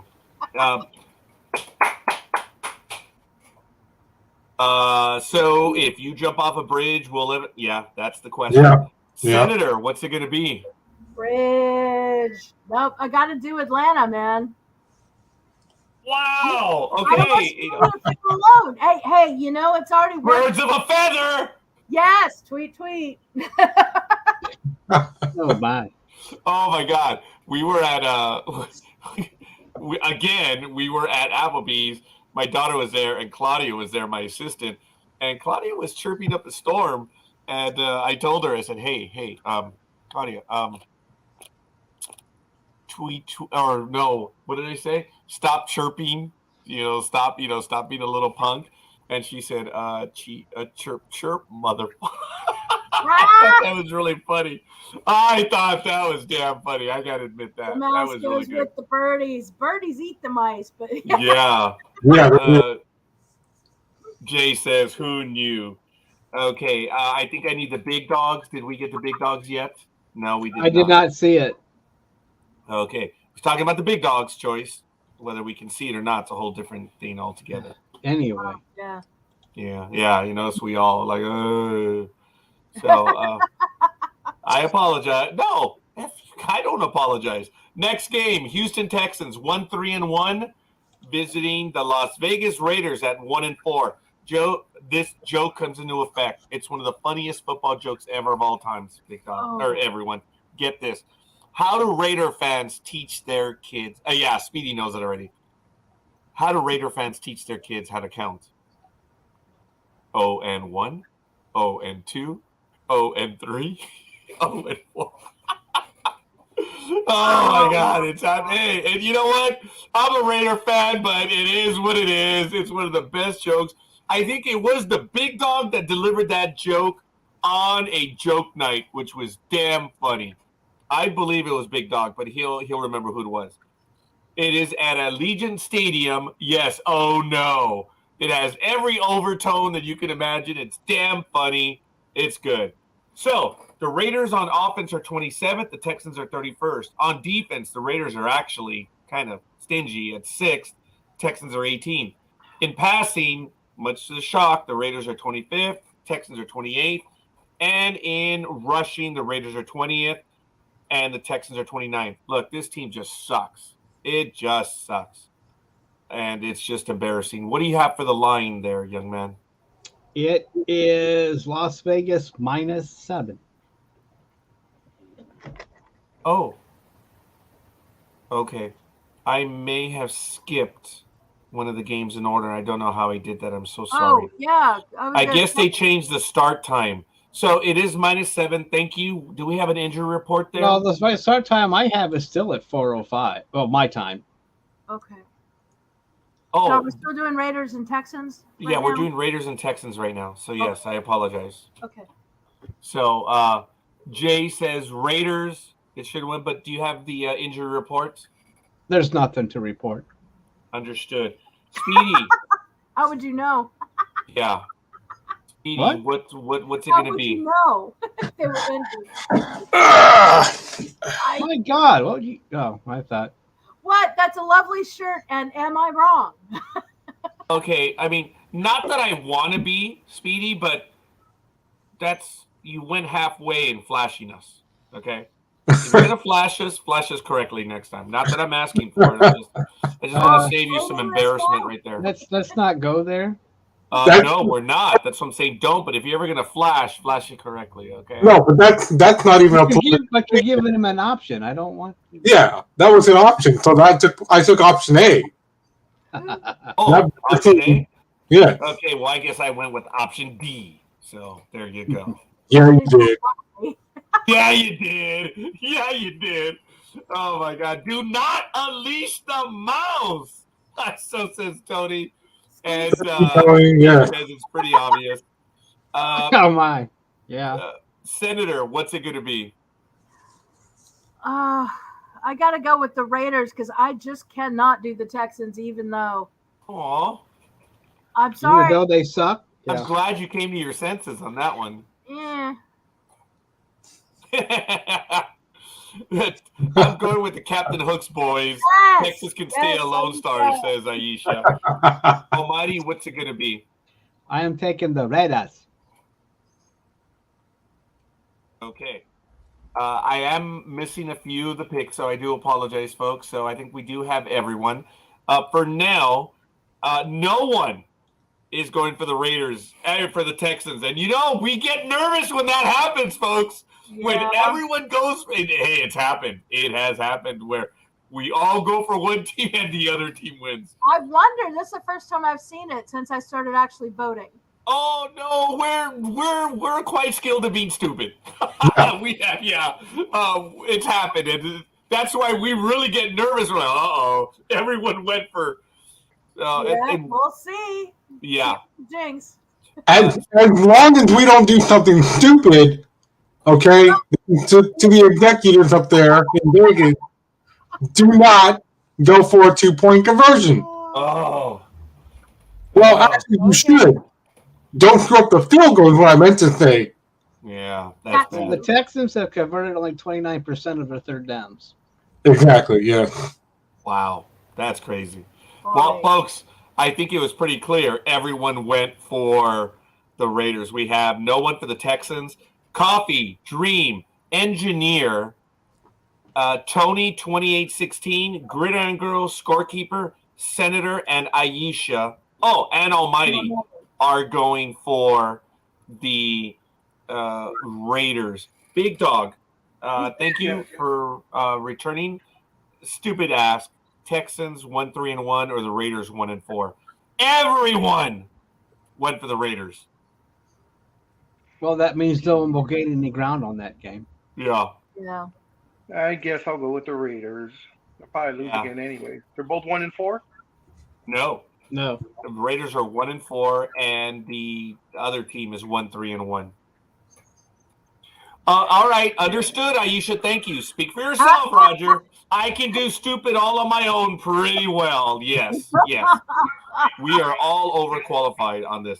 So, folks, I really don't know why the order was, because I'm only going by the order on the NFL website, so I do apologize. That's why we did jump ahead for that game. I am so sorry. I obviously just picked the wrong one. I apologize. We're going to get back to the next order of it. Big Dog, I also need your picks for, I think it was 2 other games, and that was Falcons-Bengals, or actually it's just one game, Big Dog, Falcons-Bengals. And you can spend some time. You don't have to go ahead and make that decision at this moment. I'll go with the Bengals. Wow, that was difficult. Well, here's a stat for Big Dog, and maybe he can explain it. Wow, someone has to. It says Las Vegas is 0-5 ATS in its past 5 games off of a bye week. Oh, wonderful. That means over the last 5 years, they lose when they come back from a bye week. Yeah, and the Raiders were on What a does bye. that mean? They don't cover the spread, though, or just they just outright lose? Yeah, outright lose. Can you read the statement again? I'm sorry. Well, I just okay. It's no problem. I learned to read a while ago, last week. We didn't hear. Go ahead, Almighty. Las Vegas is 0-5. I don't know ATS in the past 5 games off of a bye week. So I guess I didn't know what an ATS is. I don't know what that is. Yeah, that one I'm not familiar with either. But if they're 0-5, and if it's the NFL, who reported that? The NFL? Where did I get that little nugget of knowledge? Wow. I think it's ESPN. ESPN. If it's ESPN, then it's that they're 0-5, that they lose the games. Okay. Because ESPN will do it on the spread to give you the point spread, but they won't put that in an article saying, hey, they're 0-5 because they didn't cover. They'll say they're 0-5 because they lost. Okay, so they're not in. Okay, I just saw that, and I thought that seems like something for the Big Dog, so I thought I'd throw you a bone.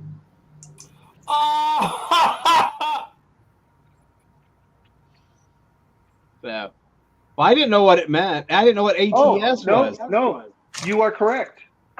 They did not cover the spread. ATS is against the spread. Oh, okay. Well, that makes sense now. I feel like kind of. So they didn't cover the spread after their bye week, which doesn't necessarily mean they lost. It just means that you didn't make money off of them. Okay, Okay. Just real quick, Scorekeeper, have you done the Lions Cowboys yet? No, I was about to do that one right now. Like I said, I don't know why. Which is the one? And you did Giants Jags? No. He got out of order for a second. It was one game. He got ahead of himself by accident. By accident. That's me. Hey, work with me here, dude. I'm covering for you. And I thank you. It means a great deal to me. All right, thank you, Senator. Thank you for returning, folks. Like I said, I'm sorry, and I just did skip ahead for one. So the next game that we're going to get to is the Detroit Lions, 1-4, versus the much shocking Dallas Cowboys, who are 4-2. It's at 10 a.m. Pacific time on CBS. It's at AT&T Stadium, and Dak Prescott will play. Wow, really? The Lions. It said he made it official on Thursday. So, according to this ESPN thing, plus it's Dallas -7. This ESPN thing. That was great. We'll keep that. That's our new opening audio clip. Yeah, we'll definitely record that one. The Lions are Here's 15. a bold prediction that the Lions will put up at least 28 points in Dallas. Yes, please. But that's according to Eric Woodyard. So he's bragging about something there. You don't really want to. You don't really need that information. But so anyway, I don't see anything about an ATS here, so I guess we're fine on that one. So that's about. And let me check the injuries for this game if I can. Yeah, we're not there yet. Hold on. Lions are 15th on offense. Cowboys are 26th. On defense, the Cowboys are 9th. The Lions are 23rd. In passing, the Lions are 20th. Cowboys are 26th. In rushing, the Lions are 11th. Cowboys are 15th. Last time they played, the Cowboys edged the Lions 35-27 on November 16th, 2019. I believe you already gave the line. If not, Big Dog has it right here at -7 for the Cowboys. Oh, it hasn't changed then. All right. And what are the injuries? For the Lions, their wide receiver DJ Clark is out, and let's see. Well, their defensive end Charles Harris is out. Cornerback Bobby Price is out. Oh God! Oh. Yeah, he's an important part. Yeah. And, damn it. And for the Cowboys, tackle Matt Welzinsko, he's out with the shoulder, and that's it. Everybody else has practiced for the Cowgirls. So they got their skirts on, and they're ready to roll. All right. Well, we have Dreem and Engineer, for some shocking reason, are going for the Lions. And so far, we have Aisha, because this is her team. She asked, guess who? Not the Pussycats. Oh. So she must be going for the Cowboys. And Tony says he's going to take the Dallas 34-20 over the Lie Downs. So those are the picks so far. Well, Big Dog, you haven't been here. They don't lie down so much anymore. Well, they are 4-2. What's your choice, Big Dog? I will take the Lions over the Cow Turds. Wow, that is okay. Senator, what's it going to be? All right, Aisha, still love me, please, because I'm a Washingtonian and I can never do the Cowgirls. So give me some Lions, please. More kitty. Ow. Senator. Speedy, what's it going to be? I'm gonna take the Lions on this. Okay. It's awesome. Almighty, what's it going to be? I'm going with the Cowgirls. Oh. And Gridiron Girl has not commented yet. Scorekeeper is stupid. He likes the 4-2 record. Well, I might have to go with the Lions since I upset the Senator, and I don't want to do that. Oh, I do that every day of the week. He makes a habit of it. It's okay. But at least he's polite about it on Saturday. So, Speedy, did I get your pick? Yeah, I did. Big Dog, I did. Okay. Folks, in recap then, I don't have Gridiron Girls pick yet. So, we'll see. So, help me out on that. Recap. Dreem, Engineer, Big Dog, Senator, and Speedy are all taking the Lions. For the Cowboys, it's Coffee, Aisha, Tony, 34-20, Almighty, and Scorekeeper on that one. Aisha just say no, there's a surprise. Big Dog not choosing Dallas. Senator, I'm not talking to you anymore. Yes, you are. Oh! Okay, that's funny. All right, folks, we're going to get to the next game right now. And it is the New York Giants 5-1 against the Jacksonville Jaguars. I'm sorry, 2-4. I don't know what happened on that one. I apologize. 10 a.m. Pacific time on Fox. It's at TIAA Bank Field. On offense, the Jaguars are 10th, Giants 24th. On defense, Jaguars are 13th, the Giants are 16th. In passing, the Jaguars are 18th, the Giants are 30th.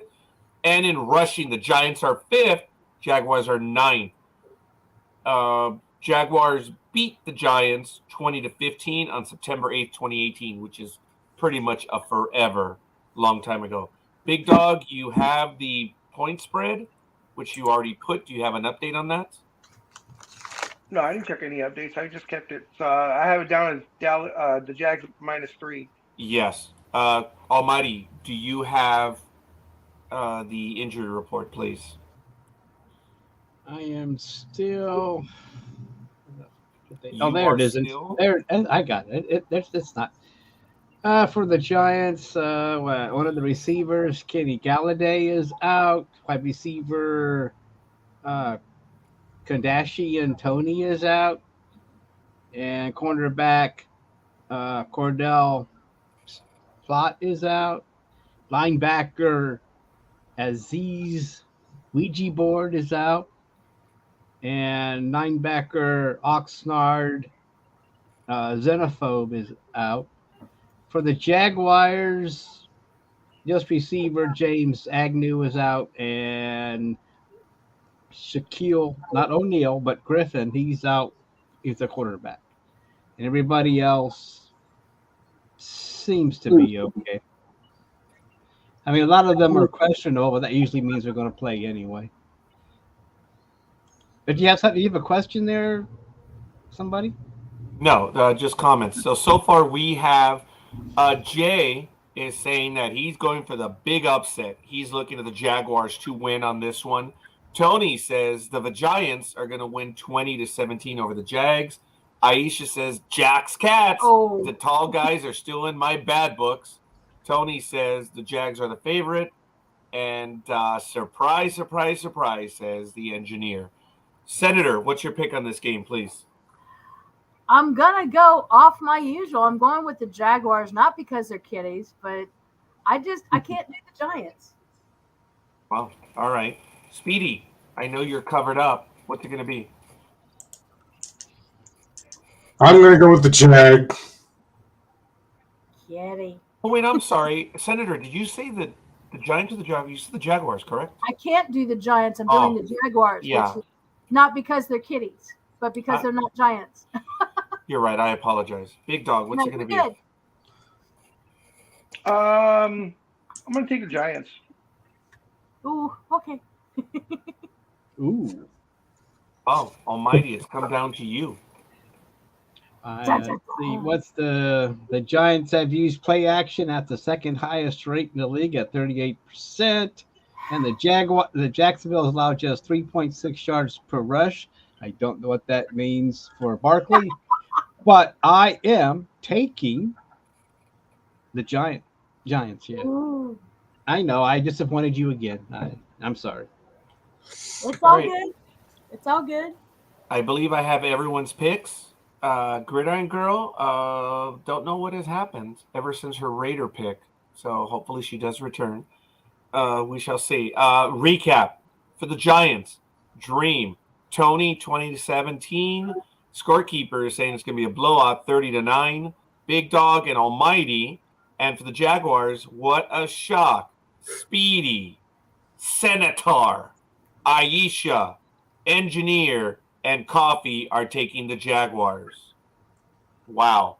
Let us see. Senator, you're still persona non gratis. Why are Because you picked the apologetic? Jags, Sorry, don't let you Aisha, I off saw the that. hook. Wow. And we are getting some smack talk in the program. Wow, Yes, good you stuff. are. Well, I had confidence in the Jags at the beginning of the season, and then now they kind of slipped a little bit. So, and the Giants seem to have the hot hand right now. I don't know how long it's going to last, but we'll see. But I guess since I have no team in the NFC East, it doesn't matter to me, right? So That's good. Glad it worked for you. Next game, Indianapolis Colts 3-2-1 versus the Tennessee Titans, who are 3-2. These are two fairly evenly matched teams. It's at 10 a.m. Pacific time on CBS. It is on offense. The Colts are 13. The Titans are 32nd. They're worse, and yet they're 3-2. On defense, there's evenly matched. The only one. Colts are 11th on defense. Titans are 12th. On passing, the Colts are 6th. Titans are 31st. In rushing, the Titans are 27th. Colts are 28th. Last time these two teams played, Titans 24-17 over the Colts. Just a little while ago, October 1st, 2022. Big Dog gave us the line, which is 2.5. Is it still 2.5, Almighty? Or Big Dog? It's still 2.5. It's still 2.5. Thank you, Almighty. Your injury report? For the Colts, wide receiver Kiki Coty is out with a concussion. Their linebacker Shaquille, still not O'Neal, but Leonard is out with a concussion. And their linebacker JoJo's is out with abdomen, and their defensive end, my gosh, Twitty Pay. So I got to make sure I pronounce that right. He's out. And for the Titans, let's see, linebacker Joe Jones is out. So is guard Nate Davis. Oh, finally a name I can pronounce. And Zach Cunningham, a linebacker, is out, and fullback Tony Curtis. I was going to say Tony Curtis, but that would have been wrong. But he's out with a neck, and that's about it. Almighty. Yes. What's going on? How you doing? Oh, absolutely. Just right there. Right there. I have to pick somebody in this thing, huh? Yes, Almighty. This is your moment. Well, you don't. Yeah, remember, everyone gets a week yeah. off. I took the Titans. Oh, you did? You took them? Are you going to still take them? Yeah, I'm taking the Titans. Okay. Big Dog. What's it going to be? Uh-huh. It's one of those. I'm going to take the Colts.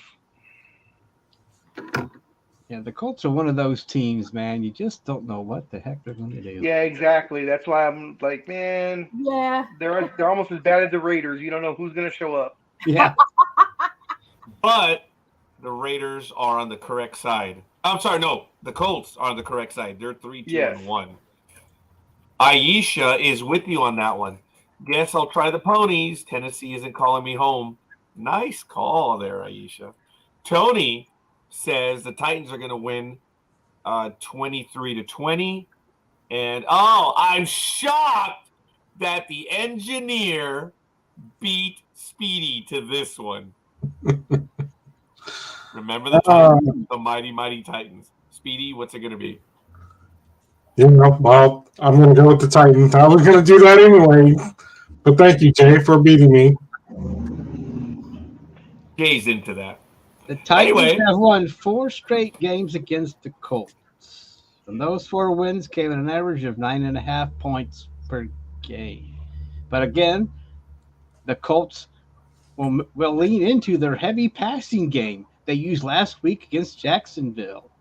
So we'll see how that goes. But anyway, didn't they? Yeah, but anyway, that was some stats that probably really don't mean anything, but I thought I'd read them anyway. Stats mean everything. Senator. I'm going with the Colts on this one. Okay, all right.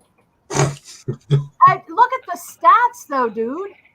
Whoa! Dude. I do read those.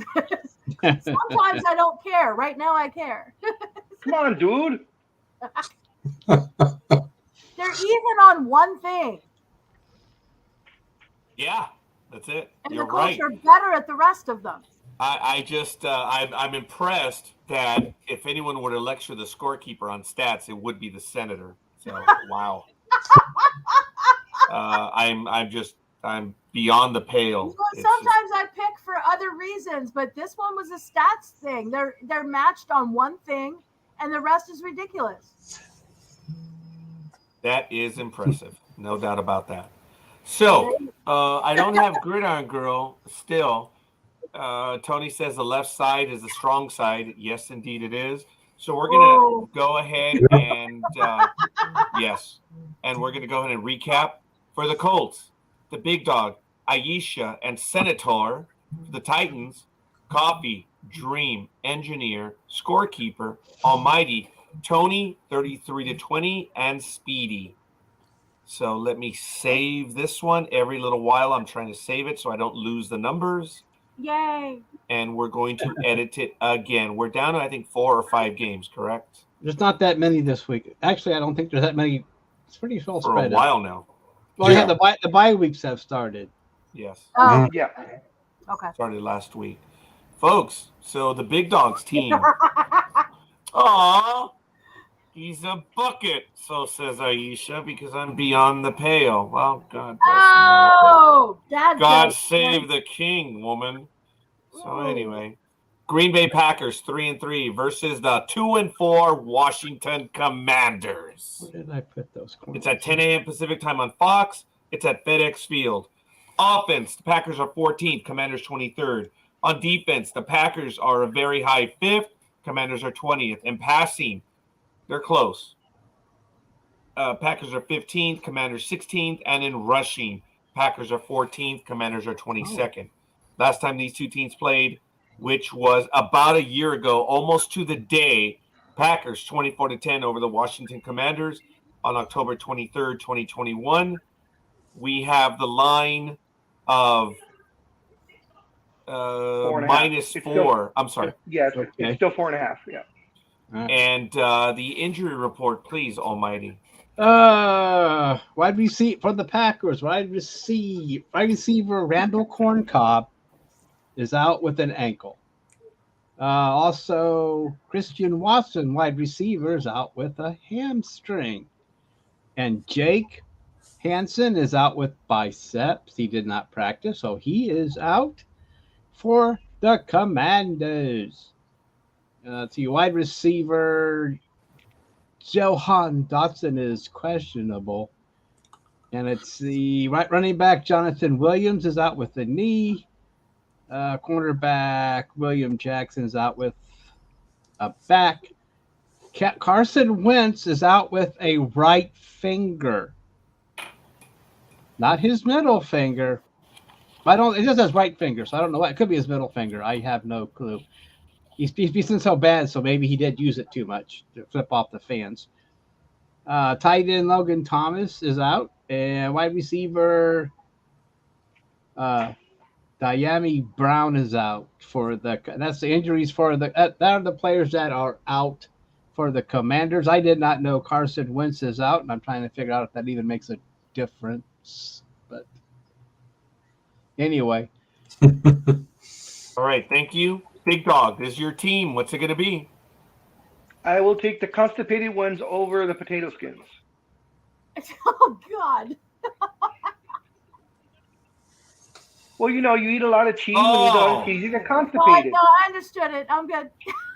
Well, I know you did. Yeah, Scorekeeper had a very quizzical look on his face, though.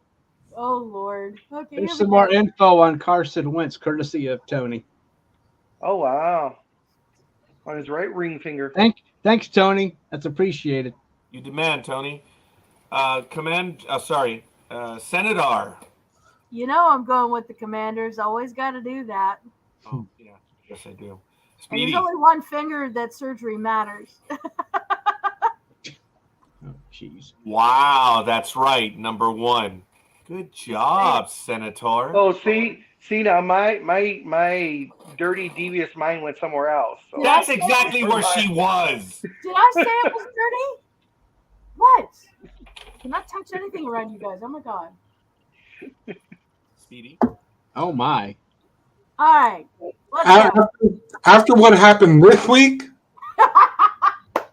we have to do it. Jay mentioned it earlier. Yes, let's go with the Commanders after what they did. I'm going with the Commanders again. Yes. I never did last week. So you're betting on Green Bay losing 3 weeks in a row? Yep. Come at That's me. what he's Remember, betting they've on. lost the last 2. They lost to the Giants and they lost to whoever it was last week in that big upset. Yep. That I was actually contemplating the Commanders on this one, but I don't see Aaron Rodgers letting his team lose 3 straight. In fact, I don't even know if he's lost 3 straight ever in the pros. All right. No, never. Don't go in too hard next week. Right. Jay will be returning shortly. He just sent me a message that he's unavailable, so we'll continue with his picks in a bit. I believe we already have Tony Kanopka. Oh, did I say Tony or did I say Jay? I'm sorry. Jay will be back in a few moments. Tony says the Fudge Packers are going to win 26-20 over the Commodes. Aisha says, going by the Whoa. stats, I reluctantly must choose the Cheeseheads. Sorry, That would be a Senator. high-scoring game for the Packers. Yeah. Speedy's Jets beat the Packers last week. Tony reminds us. So Thank you, Tony. Aisha says, Aaron Rodgers better win. I agree, Aisha. I agree. Yeah. Give us back to So, London. Almighty, I don't have your pick yet. Okay.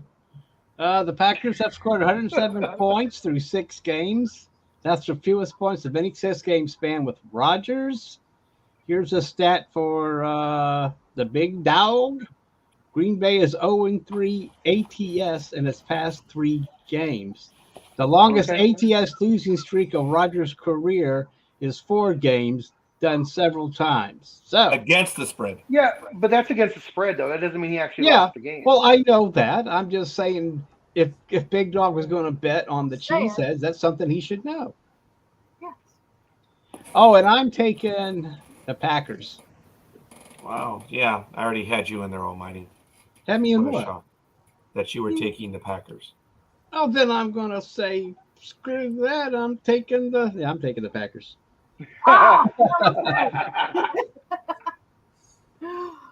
In recap, folks, we have for the Packers, Coffee, Dreem, Tony, 26-20, Scorekeeper, Aisha, Big Dawg, and Almighty. And for the Commanders, we have Senator and Speedy. And we're down to... Wow. Oh, yeah, I made the Senator mad again. Oh, my gosh. No, I'm not mad yet. Yeah. Well, let me know so I can change my pick. Oh, So I don't get into too deep hot water here. I apologize. I lost track. We still have 5 games to go. Yeah. But okay, the next game, the New York Jets, 4-2 versus the Denver Broncos, 2-4 at 1:05 p.m. Pacific time on CBS. The game is at Empower Field at Mile High in Denver, Colorado. On offense, the Jets are 16th, Broncos 21st. On defense, the Broncos are a league 3rd, Jets are 10th. In passing, the Jets are 13th, Broncos are 19th. And in rushing, they're pretty close. Jets 17, and the Broncos are 18. In the record, the Broncos sleep. The Broncos beat the Jets 26-0 on Last time September in that. 25th, 2021. Yes, about a year ago, a little over a year. Big Dog, do we have a change? I'm sorry. No, it's still the spread's still exactly the same. Do you Okay, have a favor and add those up? Because that's pretty damn close. Oh, yeah, right now. Forgive me, folks. Give me a quick moment. Let's Just on do this this one. real quick. Someone keep track of the numbers. So it's 16, Yeah. 10, 13, and 17. It's 56.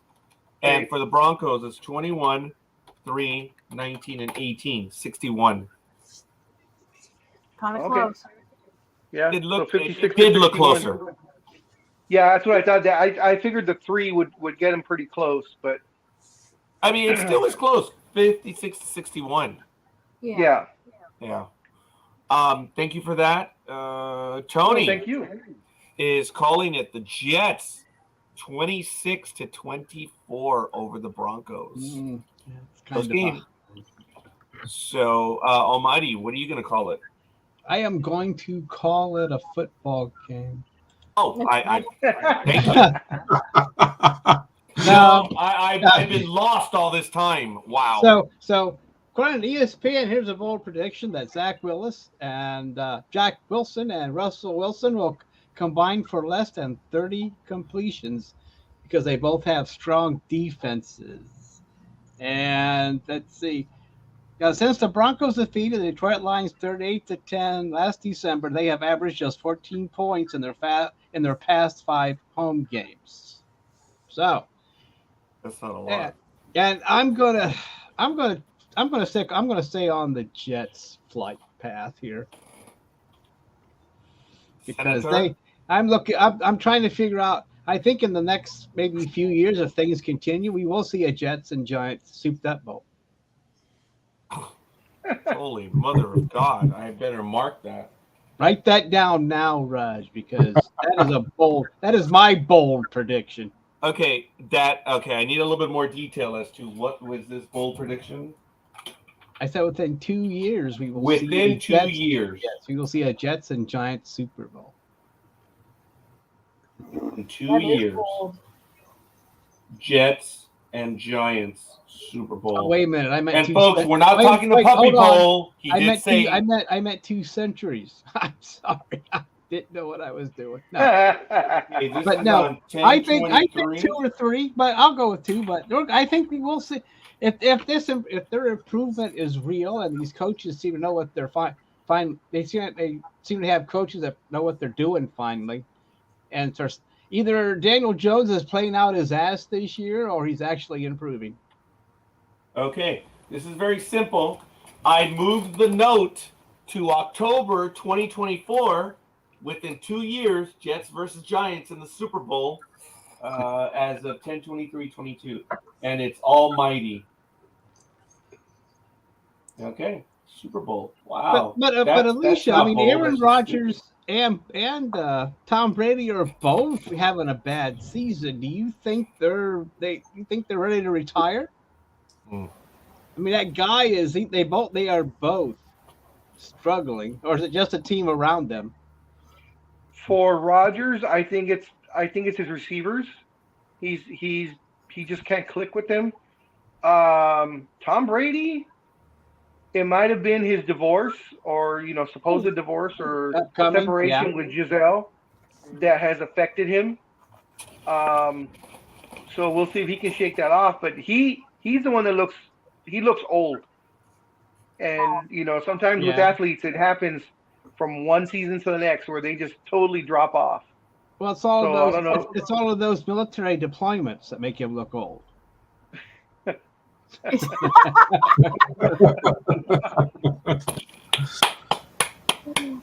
Oh no, you did not. On that, well, no, we'll wait to the end. But thank you, Almighty. I do have something on that, so I'm sure we'll talk about that shortly. Big Dog, I don't think I got your pick, please. I will take Top Gun. Okay. Speedy. Well, thank you to Tony for that because they're going to do it, okay? The Jets are going to fly over the Broncos and land safely. Mark that prediction. Oh, plus I think Russell Wilson may have a hamstring problem. Yeah. Fly over the Broncos and land safely. Yeah. And the thing I just wrote that in. Big Dog, did you say you were taking Top Gun? Yes. Well, there's no way Tom Cruise is going to sing over that line. They're going to have to put him on a ladder. I don't see it. We'll see what happens is the night before his Scientology crew is going to come in and do something to the line. They're going to give him some new legs, huh? Yeah. And a new attitude. Okay. See, I'm more vicious than Speedy. He says they're going to fly over the Broncos and land safely. I'm going to land. If I'm them, I'm landing on the damn Mustang. I don't give a shit. But since both defenses are pretty tough, we may see another low-scoring affair like we did a few weeks ago on a Thursday night or a Monday night, where another snore fest. Those seem to be. But anyway, to move on, okay. What's next there, Raj? Okay, we have more picks. Yes, thank you, Jay. You're on. We got you for the Jets. Jay, I need your Packers Commanders pick. So I believe we have everyone. Senator. Uh-oh. Can't forget her. No, we need a Queen theme song. Jets. Oh gosh, that was awful. I like that. Yeah, that was good. Thank you, Jay. Jay's going with oh my God! He said, "Oh, I like that." Yeah. Yeah, you like I said. Oh, that's awful. I like it. I want to know who he's on the phone with. I'm nosy. Oh, engineer. Who's on the phone, man? Okay, he's on the phone, and he sent me a text saying he's on the phone. Okay, with.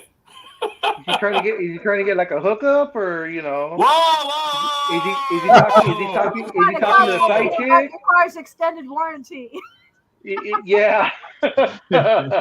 Okay. Is he Jay, talking to Sancha or what? he's a personal trainer. So Oh, is that what they call it? you need to Is be that what they careful call with it? that, big Okay. dog. Well, Oh, tell my him goodness. tell him to stay away from Deshaun Watson. Oh my God! That's right. That's right. Oh. Okay, he says friend, LOL. He's laughing. All right, I appreciate it, Jay. He's got a great sense of humor, dude. All right, I think we do have everyone on this one, folks. If I do not, I do apologize, but here we go. For the Jets, we have Dreem, Tony, 26-24, Aisha, Almighty, Big Dog, landing on the damn Mustang, I don't give a shit, Speedy, fly over the Broncos and land safely, Engineer and Senator, and for the Broncos, it's going to be Coffee. And I guess Scorekeeper was a dumbass and didn't make a... So there it is. Scorekeeper had to muzzle in between Tony and Aisha. So he's going to go with the Jets. So, all right, we're doing very well, folks. We're really doing very, very well on this one. Okay. Excellent. Thank you for your... Oh, got a private comment. Oh, Senator says that she'll be right back. So that's good. All right. Next game, folks. The Seattle Seahawks against 3-3 versus the 4-2 Chargers at 1:25 p.m. Pacific time on Fox. It is, oh, wow, blank. I have nothing on that game. There we go. It is, of course, at SoFi Stadium. On offense, the Chargers are 7th, Seahawks 11th. On defense, the Chargers are 19th. Seahawks are almost dead last at 31st. In passing, the Chargers are 4th. The Seahawks are 14th. And in rushing, the Seahawks are 12th. The Chargers are 23rd. Last time these two teams played was, I believe, in practice, August 28th, 2021. The Seahags, 27-0 over the Chargers. Ladies and gentlemen, air warning red. Repeat, air warning red. All right. Big Dog, I don't know if there's a change. You have -5.5, correct? Yes, I will. Okay. Right now. Scorekeeper is Almighty. Oh, yeah, actually, there is a change. It's 5 now. 5.0. Oh, wow. Okay, thank you for that. Almighty, please. The There injury is. report? There's no one. Oh, no one? All right, thank you. May I have your Unless pick, you want to Almighty? count Isaiah Dunn, cornerback. He's out for the Seahawks, but I'm surprised no one is jumping in on this one. Well, I guess you're done with the injury report. So anyway. okay. On Sonar, new target. Someone else really has that one too? That's funny. That's my voicemail. Oh, good for you, Big Dog. Sonar contact. All right. Tony says it's going to be the Bolts over the Seahags, 31-27. Jay says he's back. Thank you. Talking to his friend. And he's going to take the Chargers. Oh, hold on a second. The Chargers are still without their starting kicker. I'm sure they got a new one, but they are that. But anyway, that was the big news for the Chargers, that they're still without their kicker. So I don't know if that means anything to anyone. I don't think it does. But that's all right. So thank you. Speedy, enlighten us. Or put a charge into it. That's a good one. I'm going to go with that. Yeah, Thank you for your courtesy chuckle. the Chargers are going to, excuse me, send a huge lightning bolt to the Seahawks, and it's going to shock them, just like it would if you tried to escape from prison or jail, or if you got tased. They're going to be like, ugh, ugh. We lose. That brings back bad memories for Scorekeeper. You shouldn't bring that subject up to him. Whoa, wait, which subject? What? Which Nothing. You said Nothing. you were up in the Who Keep on Scout. going. Oh, I've never been there, but it's on my bucket list to be stupid. So Yeah, Oh, I want to say, I'm like, what is Big Dog talking about here? Jay says, yeah, that was big news. It also says, LOL, good one. Too funny. And it's a shocker. Thank you, Tony. No, he's saying the shocker, which can be taken and interpreted many ways. Then that's why he said it, because Tony is rather sharp on that. So, Senator, what's it going to be? No, you can't be sharp. You have to cut your nails. You have to make sure your nails are cut. But anyway, I'm sorry. Go ahead. No, I cannot do it. I'm going with Les Chargeurs. Oh, wow. Long nails. Whoa, get the alignment correct. All right, Senator. Almighty, what's it going to be? Oh, my. Yeah. I'm going with the Seahawks. Wow. I'm going to take Geno Smith this week. Almighty's picking like the opposite of everything I do this week. It's like as soon as you said Chargers, that's why I'm thinking, oh God, not again. so one of us is going to do pretty well, and I'm going to do pretty bad. So, aw. The boar queen has returned, I see. Yeah. That's good. I like that one. You will be assimilated. Assimilated, yes. Very good. Big Dog, what's it going to be? Oh, you never go over the Seahawks. Yeah, so the Chargers. Well, I mean, sometimes I will, but it's very far and few in between. But today is not that day.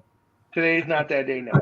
I in all the years that we have done this, the only team I have never picked, even though I knew they were going to win, are the Cowboys. I have never picked the Cowboys ever. Because you were a discerning gentleman of good taste. Well, that too. Aisha? They are just a tier. They are just a tier below the Celtics in my hatred. So, you know. Aisha coming for both of us now. That's deep. Wow. So then for recap, the Sea Hags have the Almighty on their side. And for the Chargers, it's Copy, Dream, Scorekeeper, Aisha, Tony, 31-27, Engineer, Speedy, Senator, and Big Dog. Are you telling me I'm the only one with the Seahawks? Yeah. Yeah. That's your choice in life, dude. Well, fuck. I didn't know that. You just need to think about some choices you've made, young man. Wow. I stand alone. Big Dog, did you want to read that post? Yeah, it says one day, Big Dog, one day. Yeah, well, one day we'll meet, you know. Maybe that chakra will come into play. You never know. I mean, Lord. I don't even want to know what that chakra thing's about. So. You don't. Almighty, go to Urban Dictionary. No. I'll maybe later. Anyway. Bring luck. Right now, I'm busy with injury reports. I don't have time for that. Okay. Report after that thing. Let me tell you. Folks, look at Jay's profile right there when it says Dallas pick. And look at that little smile that he has on his profile. I think he just looks so apropos right there. Dallas pick. Jay says, one day picking Dallas. Oh, man. That's good. I like it. That's funny. No, she means one day she's going to pick the Commanders over Dallas. Ooh, I don't know. When it comes to holding to their teams, I don't know who is more loyal. Oh, my God. What? What the fuck? What? Jesus. What the hell kind of show Why is you say this? you're doing it wrong? Oh, my. Oh, my. Yeah, in Britain, is it supposed to be the peace sign, but opposite, but backwards or something like that? No, it's No, not. the other way. Other way. Because if you do it this way, it's peace. But if you do it that way, isn't that FU? Yes, it's because of the long bowman. Wow. Because during a war with France, the Brits cut off the fingers of the enemy, so it's a reminder: don't mess with us. We did bad things to your ancestors. Ah, okay. Well, Yeah, you better not have carpal tunnel, Big Dog. Birdie doesn't like it when you flip him. I'm just saying. Thank you, engineer, for making that clear. Yes, no doubt. But wow, I've got to go back to that one, folks. I could be so rude, but I'll stick with this. Oh my. God bless the great bird of the galaxy. Wow. Okay. All right. Folks, we're going to get to the next game right I now. learn something new every day. Yes, It's an you do. educational And think program. about this: the villain, Spider-Man has a villain called the Shocker. So now that no wonder Yeah, he Spider-Man has was the trying to Shocker. avoid him. Wow. All right. This is okay. I thought I knew almost nothing. I guess I didn't. They Well, keep okay. inventing new ones. Oh wow. Oh, jeez. Well, So now on, I can't say. the guy, home of the Monday morning quarterback, where we just turned into PBS. You're welcome. PBS? Very R-rated PBS. Yeah. I don't know a PBS, but all right, I'll take that. Now on, if someone says something, I can't say I'm shocked because who knows where that. We're done with the Chargers. Oh wait! I know why. Because you guys are in Southern California. You probably never knew that PBS was an all-kids programming, which actually featured Big Dog's favorite show, Barney. Oh, And there's Mr. Rogers' the big Neighborhood. slap. Sorry, Senator. Mr. Rogers and all the other good shows. It wasn't just kids programming; it was educational programming. Yeah, it was educational. But now we are them. So there you go. Bob Ross. Wow. It's not a kids show. Well, anyway. Jay says Big Bird, of course. Big Bird. Yes. Big Bird. Sesame Street, the Electric Company. I remember the Electric Yes, Company. I remember Electric Company too. Oh, here we go. I'm a lady, so I'm not allowed to swear. But Big Dog is an exception. Oh my God, folks! This is years and years of getting along on the internet, man. It doesn't get much better than this. Oh my goodness! Sorry, Aisha, I swear enough for both of us. We're good. Senator, you are part of a big family now, whether you like it or not. This is Sports Talk with the Guys. It's the funny thing though is Aisha is military, so we know she knows how to cuss. Oh yeah, She just chooses not to. She can probably be in the military. She can probably say some stuff that'll embarrass all of us. Oh, cool! I need some new insults. Let's go, girl. Oh, sure. Alicia, since you're in the military, how many times have you ran into Tom Brady? Oh. Oh. Does he outrank you? He outranks a lot of people. He's just a ranker. Oh my God. That's well done, Almighty. I think Aisha's typing a response right now. Oh my goodness, folks! Kansas City 4-2 versus the San Francisco 49ers, who are 3-3. It's at 1:25 p.m. Pacific time on Fox. It's at Levi Stadium, not too far from where Speedy is. So the Chiefs are 6th on offense. The 49ers are 17th. The 49ers are number 1 in defense. The Chiefs are 21st. In passing, the Chiefs are 5th. 49ers are 21st. And in rushing, the 49ers are 13th. The Chiefs are 19th. Last time these two teams played, the Chiefs edged the 49ers by a field goal 19-16 on August 14, 2021. That was a practice game. Big Dog, do we have an update on the line? Yes. People have been laying a ton of money on the Niners because the line went from 2.5 to now it's 1.0. Minus where 1.0? are you looking, Big Dog? ESPN. They usually update it pretty accurately. Okay. Well, my information is still 2.5, so maybe I need to refresh it. True. Or maybe you got, or maybe. Well, I mean, I'm not going to argue with you. I'm just saying that. Really? Because I got the original 2.5 came from ESPN. Thank you, Speedy. Okay. When I did it Thursday, I think it was. I don't know. I don't know what the. Anyway, that's cool. I mean, it's. And Big Dog, I apologize. This should be a hell of a game. This should be maybe the game of the week. I know you said it was reduced, but did it remain -1 in favor of the Chiefs? Yes. Thank you. Okay. I appreciate that. Almighty, do you have an update on the injury report, please? There is. And while you do that, Aisha says, I can swear politely. And as for Tom Brady, who he? Oh, I like it. No, not really. Each team seems to be ready to roll, Good. but Uh-oh. however, there is word on the street. I don't know how serious this is, but that McCafferty might play a little bit. Oh, okay. So take that for what it's worth. From what I understand, he left yesterday. They didn't tell him to come in, take your time, pack up, and come in Tuesday. As far as so that doesn't mean. I mean, if anything, it'll be a handful of plays. He's not going to be playing the whole game. So you got to think of what kind of situation would you put him in to distract the Chiefs or try to punch one in?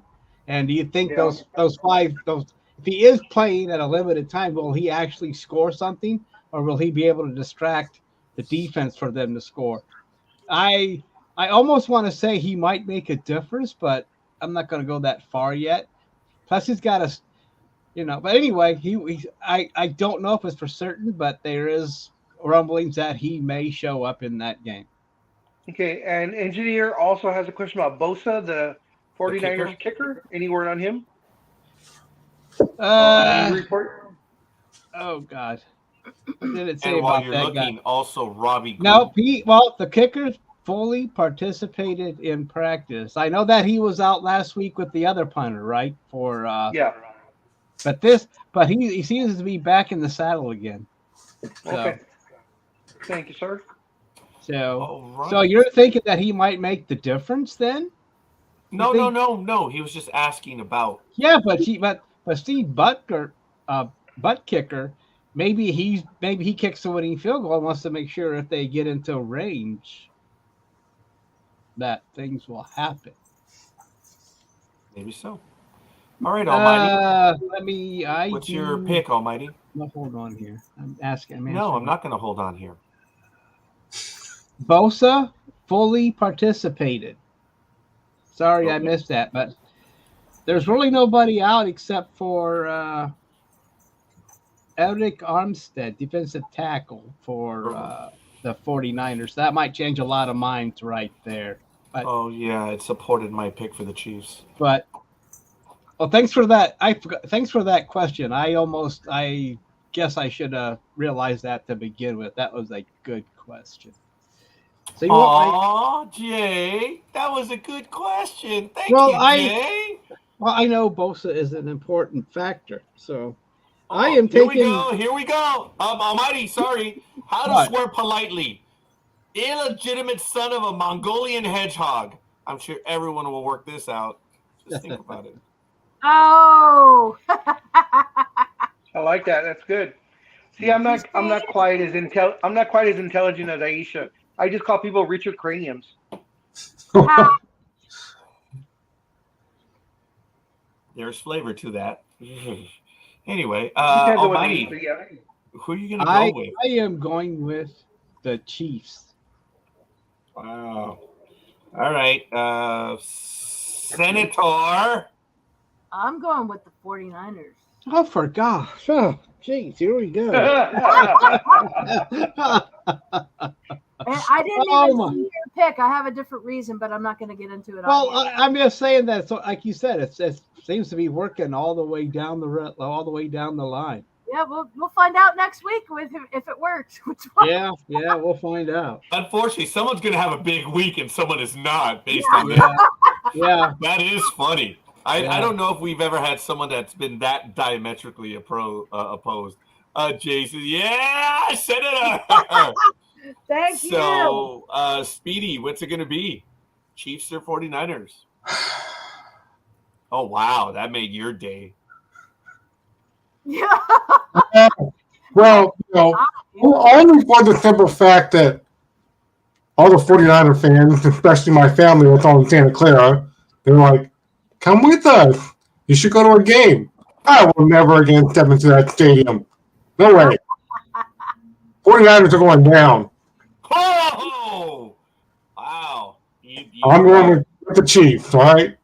All right. You sold me on that one. All righty then. See. Big Dog, what's it going to be? Engineer, did we get? Oh, you did. Engineer, I'm so sorry. He did say the 49ers. Yeah. Yeah. Okay. Big Dog.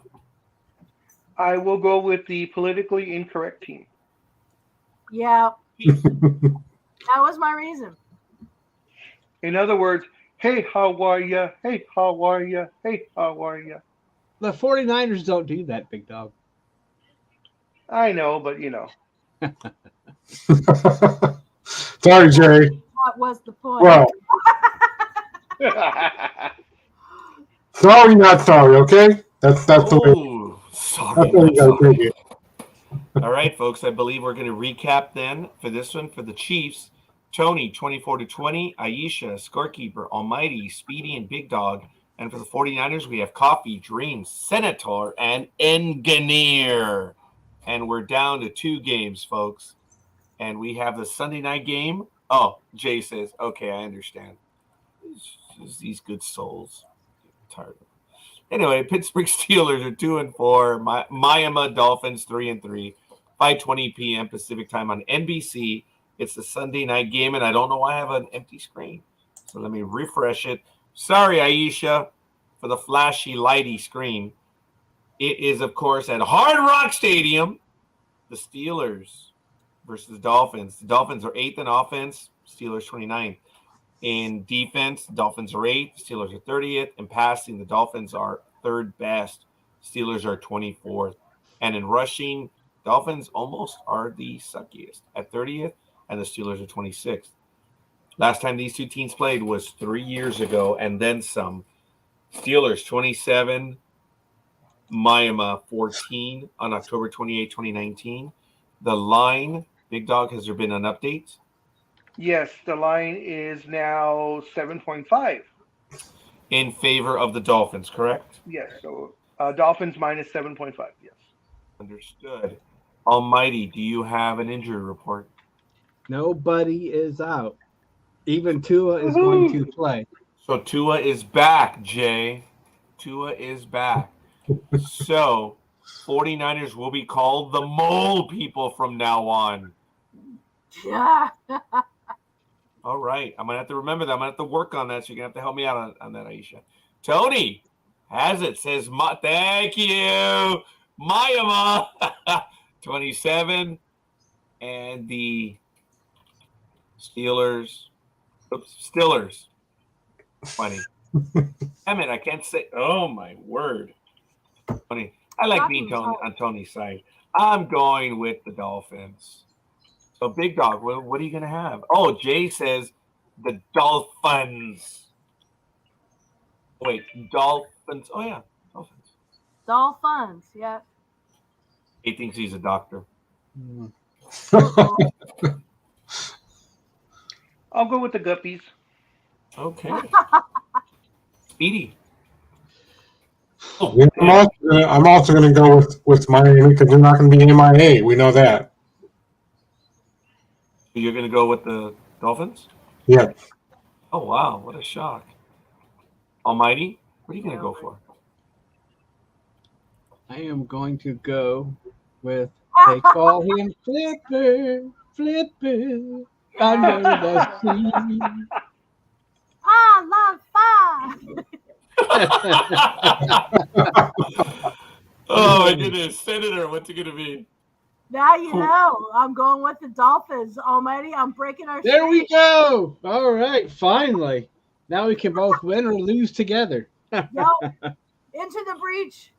Yeah, that's true. Into the breach, dear friends. And Jay says, wow, that's a shock. All right, recap, folks. Steelers, nobody. For the Dolphins, Coffee, Dream, Tony, 27-20, Scorekeeper, Engineer, Big Dog, Speedy, Aisha, Almighty, and Senator. So, we're Now, good. you know what has happened in the past when everybody goes for one team? I did mention that earlier. Big Dog, I don't know if you noticed that, but we did have that earlier. Yeah. So we got 2 today. So, With yeah, the Raiders, we do. yeah, with the Raiders and Texans. Yeah. Yep. Cosa su madre. Yep. Damn it. All right, folks, we have I a may Monday night change game. my mind with that. Which game would we everybody pick? Look, you see Titanic 2 on that game. Watch the buggers Yeah. win now. Yeah. Yeah. Almighty, I'm Oh, sorry. that's a good. Yeah, yeah, that's a good one, Alicia. I like that. Yeah. Huh? No, we're gonna get to the next game. Right. It Okay. is the Chicago Bears 2-4, New England Patriotas 3-3 at 5:15 p.m. on ESPN at Gillette Stadium. The Patriots are 12th on offense. The Bears are 28th on defense. The Patriots are 14th. Bears are 17th on passing. The Patriots are 17th. The Bears are the worst team, and in rushing, almost the exact opposite. The Bears are second. The Patriots are 10. Wow. Last time these two teams played was a long time ago. Two different eras. Patriots 38-31 in a shootout over the Bears at Chicago, October 20th, 2018. Big Dog, do we have an update on the line? No, they stayed the same. So it's Patriots minus 7.5, correct? Yes. Almighty, do you have an injury report? The Bears, no injuries reported. The Patriots, their injury report cannot be trusted. Right. But- Nothing about that. But nobody's listed as out. Mac Jones, Mac and Cheese Jones did have limited practice. I don't know. Has anybody heard anything if he's going to start? Is it going to be Zappy who's not doing too crappy? I didn't find out anything, so I don't know. Or is Bill still keeping it a secret? He's keeping it a secret. Of course he is. You're going to have to. So, but I mean, even if Mac is healthy, doesn't mean that he won't. That doesn't mean he'll go with the Mac. He will probably. Who knows what he's going to do? And we'll see, because he likes to keep ball. Everybody knows what Belichick likes to do: keep things close to his vest or his hoodie. I mean. Very good. So far, the picks are Coffee and Dream for the Patriots. Tony is calling it 20. Oh, sorry. The Cheatriots 24, the Cubs 6. Oh, nice, Tony. And Ganir says it's the Patriots, and Aisha says New England over the Fluffy Teddies. Guess this is a low point for me. Yeah, it is. It really is. Scorekeeper is going to go with the Patriots. So, Senator, who is quiet, you are silenced. I was silenced because something was making noise on my computer, and I did not want to be that guy. You're not going to be Almighty? Yeah. Oh, is he rude that way? And Big Dog. No, okay. And Speedy. Oh, all of them do it. I see how it is. Okay. I actually was going to pick the teddy bears. Okay. You was. Are you? And I'm going to now. Yes. I put Commander. Sorry, Senator. Okay. All right. Speedy, what are you going to go for? I have to go with the Bears because because watching that game, I felt like I was in Chicago with my friends, and we were absolutely disappointed. The referees were like, wow, okay. Encroachment, and we're like, no, dude, that's a terrible call. Fire the referee. We talked about this plenty of times, so I'm going with Chicago. They've got to win. All right, come on, Speedy. All right, Almighty. Knowing the Senator has taken the Bears, where are you going? Well, I know, Jay. What?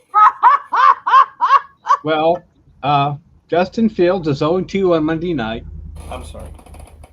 And according to this ESPN article, Mac Jones is going to start on Monday, which but I hate to say it, but I'm taking the Patriots. I see how it is. We're good. Well, I can't go against Bill Belichick. Especially against the Bears who have been playing kind of poorly. But okay, So you won't go against Bill Belichick, but you will go against the senator. I picked up on that too. Fine, I'll take the Bears. You're a good man, Almighty, but no, all kidding aside. As soon Are as you if the gonna senator stick with the Patriots? wears a hoodie with cut off sleeves, well, then I will take the Bears. You'll have Okay. to ship me one. I don't own a hoodie. Okay. I'm a real hacker. I don't actually own a hoodie.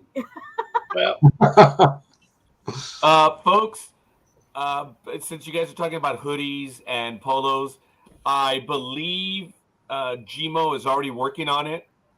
And I'll get to you, Big Dog. I'm sorry.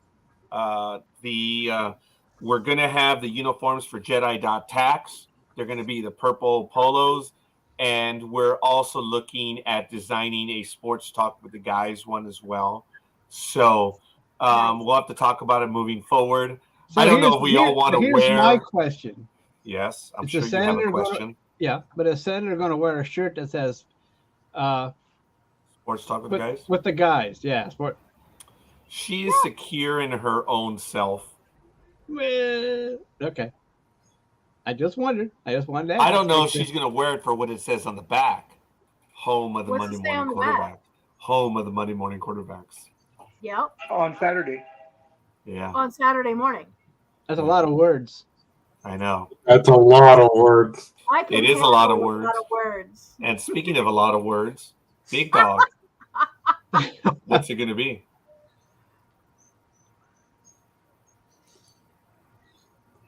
Dun, dun, dun. Oh, I'm sorry. I got a text. From I my know, daughter. Big Dog. You're all right. You're all right. I thank you. I am going to take the Bears. So Cuervo would be proud of you. Yes. That's right. This is that pick is in honor of Cuervo. Wow. And plus, I hate Belichick, so it's easy. Although I picked them a lot, but I think both teams are bad enough that the Bears can possibly do it. Because I believe one of their stats, they had a pretty good. One part of their stat was really good. So. Oh yeah, they were second in rushing. Yeah. Hey, you can control a game if you get lucky in scoring early on. So yeah. But boys, figure that out on your own. Bears.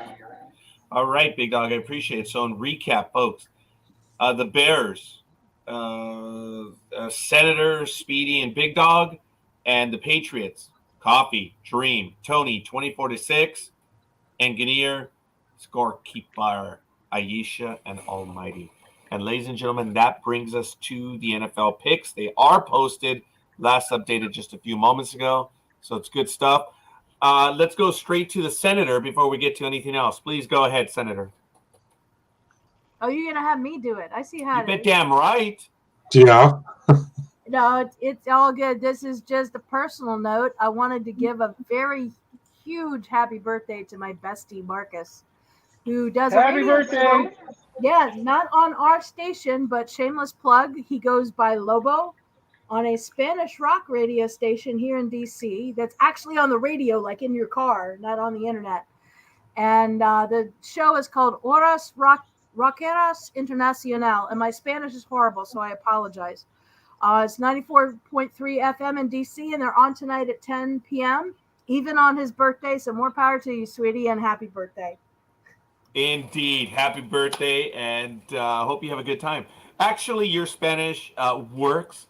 If anything, it would be Horas Rockeras Internacional en el canal 94.3 FM en el Capitolio del Distrito de Colombia.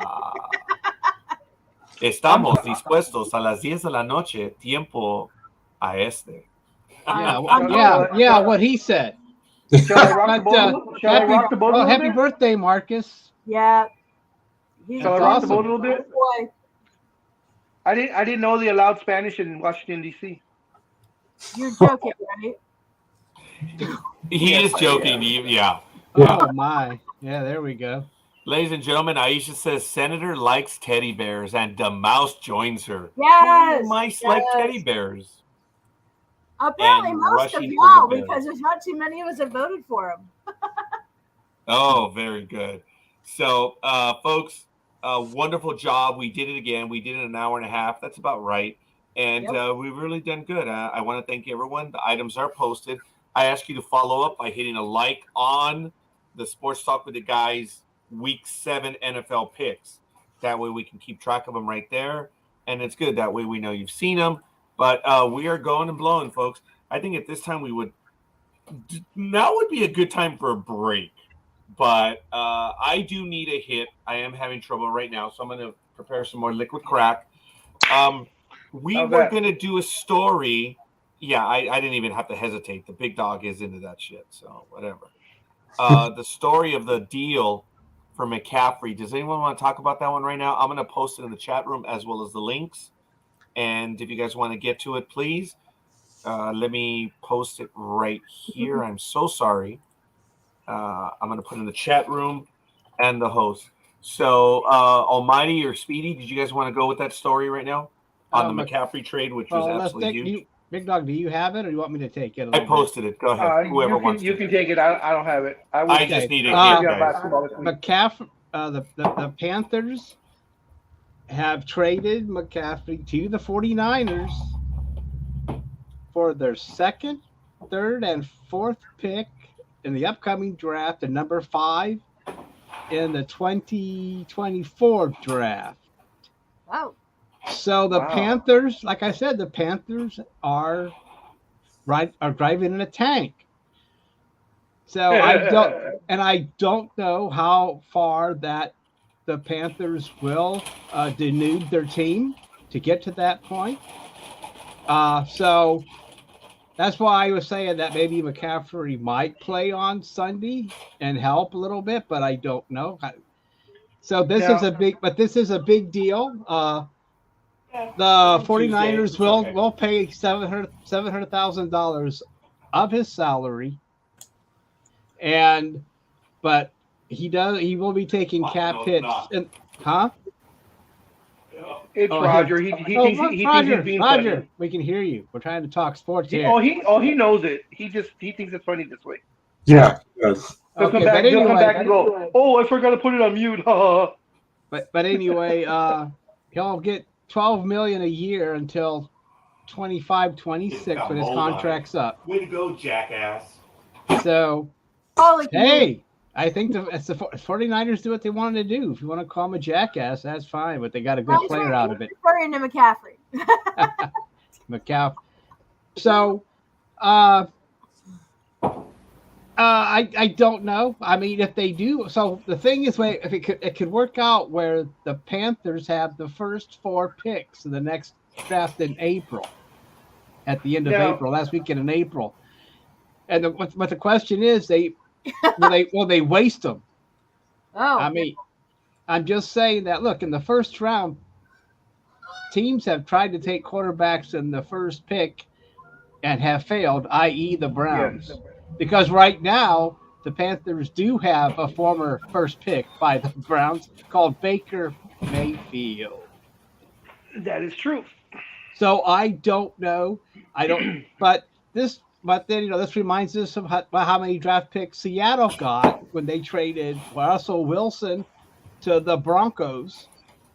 So there's a trend, I guess, there, which the Cowboys started 30 years ago and actually were successful at it when they did do it.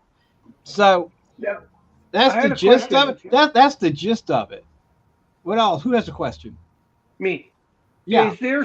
I don't follow college whatsoever. Is there a coveted quarterback or guy that these guys are tanking for? I mean, is there someone they have in mind, or just the fact? From what I understand, they're still jockeying for position. Okay. And from what I understand, there's a decent class, but that doesn't mean anything. I mean, that is true. Yeah. I mean, I don't know. Everybody takes these first rounders, and how many of them pan out? I mean, not even Mahomes was taken first. I mean, and I'm always my opinion is you take the best player, because I don't know. I mean, now they're going to need not only a quarterback, they're going to need a running back, and whether they get that one through the draft or in the off season. And if they start doing this, if they start really denuding this team, they may need more people. Oh. So I hopefully they'll stop so they can, but all I can say is that if things work out to that they want to happen, they have the first 4 picks, and they can also trade a pick to get a stud. So I mean, they have a lot of options. Yeah. Almost like the Oklahoma basketball team did when they had The Thunder. every pick. The Thunder have something When they had every pick in the NBA draft. They have 25 picks in the next 3 years. Yeah, like I said, every draft pick in the draft. So Pretty much. We talked about this last year and the year before about them stockpiling. Yep. But they haven't really stockpiled, but still the first 4. So it's up to them to screw it up. Because who has all those picks? The Thunder. Oh, that's right. Yeah, the basketball Oklahoma Thunder. And, which, of course, now half of Oklahoma belongs to the Native Americans, thanks to the Supreme Court finally doing something right. You mean Neil Gorsuch? Very good. Wow. So even though the lawsuit was brought by a pedophile, but it all worked out well, kind of in the end. But anyway, wow. I think almighty. Well, I think the pedophile was trying to claim that the crime happened on their land, so he couldn't be prosecuted in our court system or something. I don't know, but it was all the way to the Supreme Court. Supreme Court actually held up a treaty for the first time in 200 years. Oh, good. And they have. So right now, I think they're still in the process of figuring out what to do now because there's still white people on this land. But anyway, I don't know. Maybe the next. Anyway, I know that's what happened, and I know it makes no. I mean, I just thought though that since it's. I don't know why, but I like what happened because they never get a fair shake when it comes to treaties anyway. It's a good time for that because remember now we have the first Native on the cabinet ever. Yeah. So be on the lookout for the eastern half of Oklahoma to be the home of several hundred casinos. Wow, you go up to bat, you're all like, and all of a sudden you go with that. Good job. Here's an article for those that are in the chat room related to that. That the article is written in Esquire that Neil Gorsuch might be the best friend the Native Americans have had on the Supreme Court since, forever. And what Almighty stated, it's in the byline. Gorsuch has insisted that when the United States entered into treaties with the Native people, those treaties actually are worth the paper on which they're printed. Oh, yeah. So, yeah. But sometimes they are rejected, so. Yeah. But this was significant. It's not a joke, folks. What Almighty said about half of Oklahoma belong to the Native peoples. It is complex. It's going to take a long time to settle this, but and in the scheme of things, a treaty overrides everything. Yeah. When it comes to but anyway, the treaty is supposed to override no matter what you do, and it hasn't happened for the Native Americans for 200-300 years. So, and plus, I mean, remember, we speak with forked tongue. Well, but I think the Secretary of the Interior just majorly changed the game. I mean, this is actually a little bit of my bailiwick. I don't know who's on what team or who's getting traded, but this is what I know. Right. So I think we are in a favorable climate for this in a way we haven't been before. And it's about time. Yes, it's long overdue, and I'm thrilled to see that she's getting a lot of these things accomplished. Now, I don't know if the Cherokees are going to get the Carolinas and Georgia back, but we can. Do they have anything currently in the court system over that, or did they I don't even know if that's a thing because who knows? I don't think that would even be heard because there's no treaty. I know it was a bad deal. We all know that. Yeah. I don't know what treaty's behind it, so I can't tell you. Well, there can't be a treaty because they were kicked out by who? Did Adams kick them out? Oh, God. Or was it Jackson? Well, all I know is the Supreme Court ruled that they could stay there, and the president went against the Supreme Court and still kicked them out. That's right. Are you talking about the Trail of Tears? Yeah. Yeah. That one's tricky. Yeah, because I mean, the Supreme Court ruled in favor of the Cherokees, but the president ignored it and said, "Sorry, see you later." From what I understand. Yeah, Yeah. it's probably not going to be Jack. Oh, well, John Jackson was related, but you're right. It was whoever was in 1938. So I'll have to check that one right now. Not Hoover. Hmm. After. What did you say? 19. You got 1838. I'm old. You guys know this already. Well, 1930. I'm like, wait a minute. They were already gone. I know. Okay, here we go. Tom Brady is apologizing for comparing the NFL to going away on deployment for the military. Brady, Wow. 45, is walking back. Yes, we've been joking about this, and Almighty has been cutting in his commentary or biting in his commentary Yeah. and apologizing for his controversial comments about the NFL being similar to what it would be like being So, deployed in the Aisha, do you military. think he means it? He made the statements while chatting with co-hosts Jim Gray and Kevin Durant on the Let's Go podcast.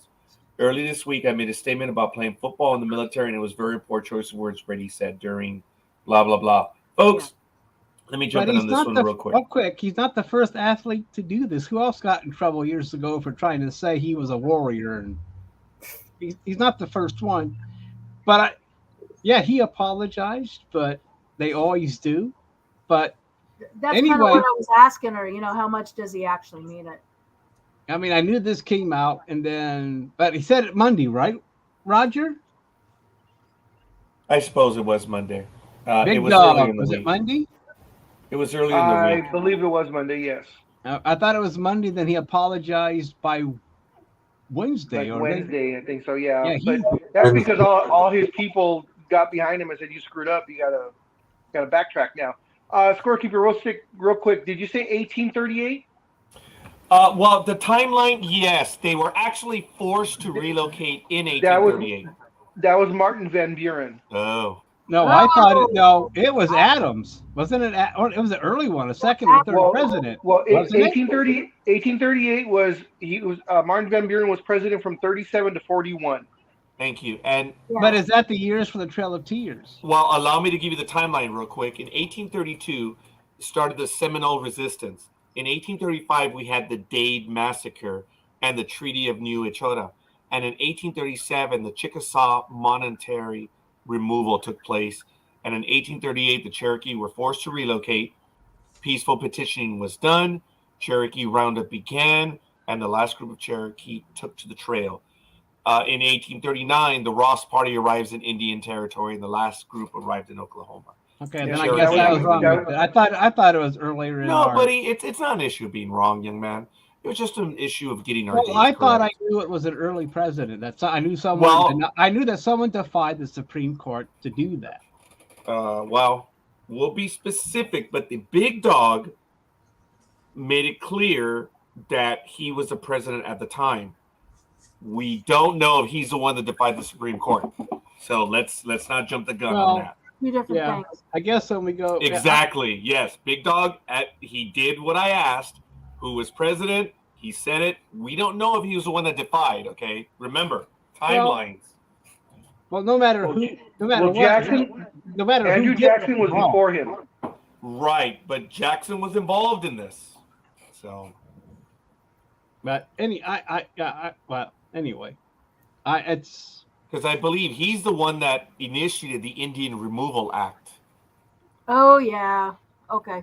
Yeah, that's why even though he wasn't right there during the Trail of Tears, he started that. But here we go, Aisha. Yes, when you're being shot at by real bullets, it's a little different than being dogpiled on a football field.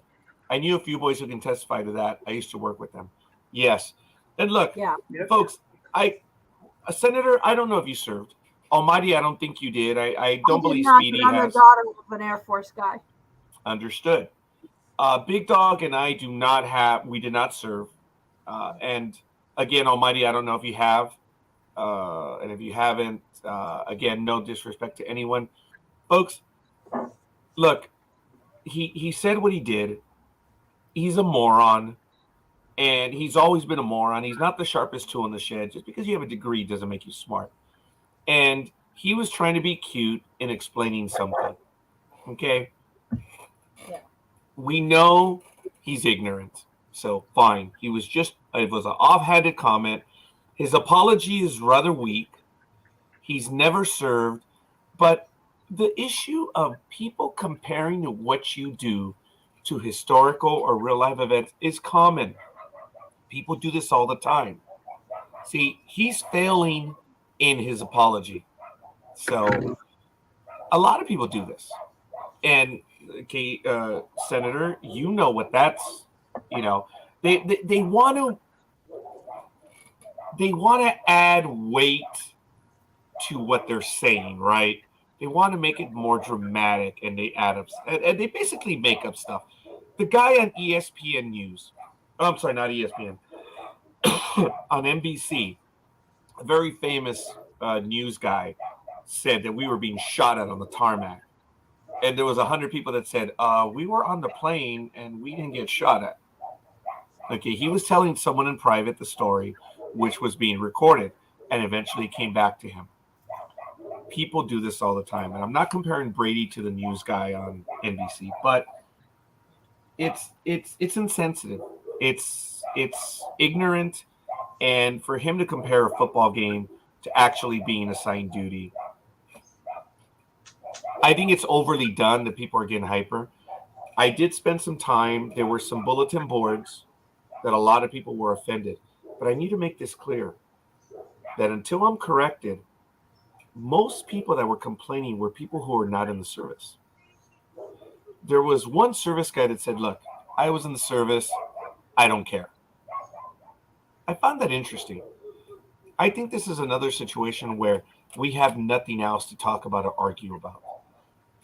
Am I against it? Yes, I am. Even though it was the wrong choice of words, he was basically talking about him being away from his family or people for 6 weeks. But he's not, because he still gets to visit them. It's not like he's in Tampa Bay stuck waiting for a plane to get home or a helicopter to take him anywhere. He's not getting shot at, but it was just a poor, first reason he compared it to that, and it was a poor way to do it. So And I thank you for that, Almighty. It's pretty clear, folks. I think this is genuinely a nothing burger. It really is. Big Dog, I don't know what your thoughts are. I know you haven't been feeling well this week. But no, I'm fine. I don't care. I don't care about Brady. So okay, I appreciate that. He's an idiot. He mouths off and figures since he's the king of football, he can say whatever the hell he wants. And when he gets caught on it, then he's flabbergasted as to why everybody's has their feathers ruffled, and he can't comprehend that he's an idiot.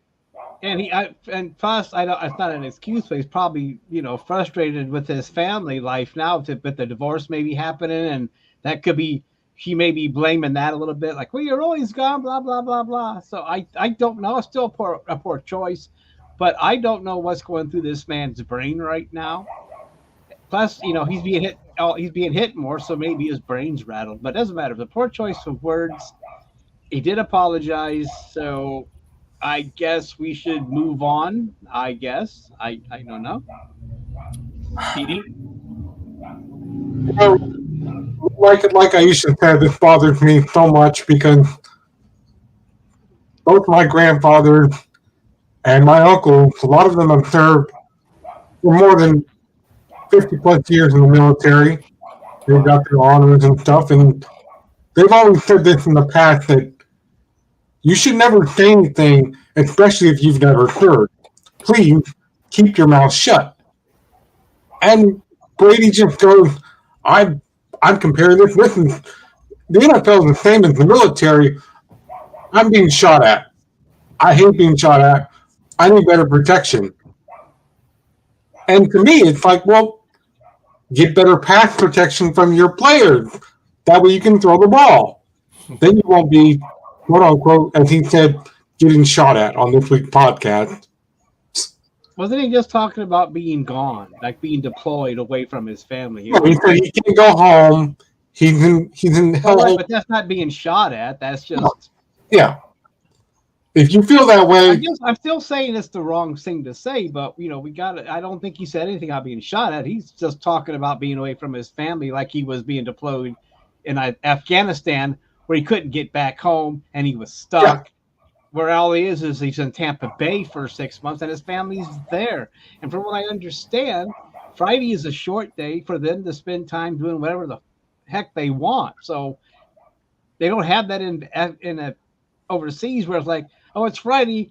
We'll stop the war early so you can go home. No, they don't do so. No. But if he really feels that way, then maybe he should tell the NFL and Roger Goodell, can you send me a send off, a retirement deal, and I can just go away. We would all know. Hey, Speedy, he's tall enough. He'd make a great target, but what do I know?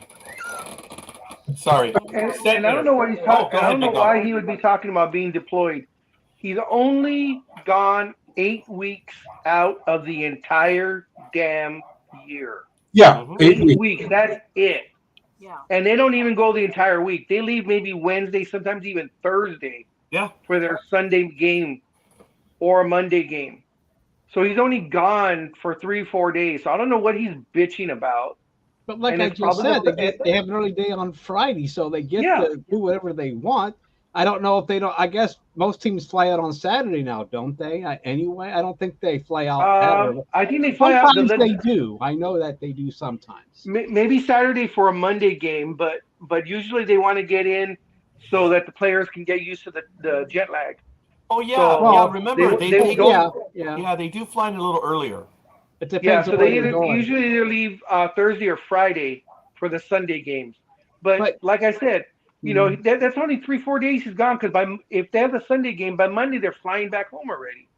Right. So, but he's not the only one that gets that it works for the NFL that has to go places. I mean, think about the crews that have to go to each one of these games, travel to these games, and do setup.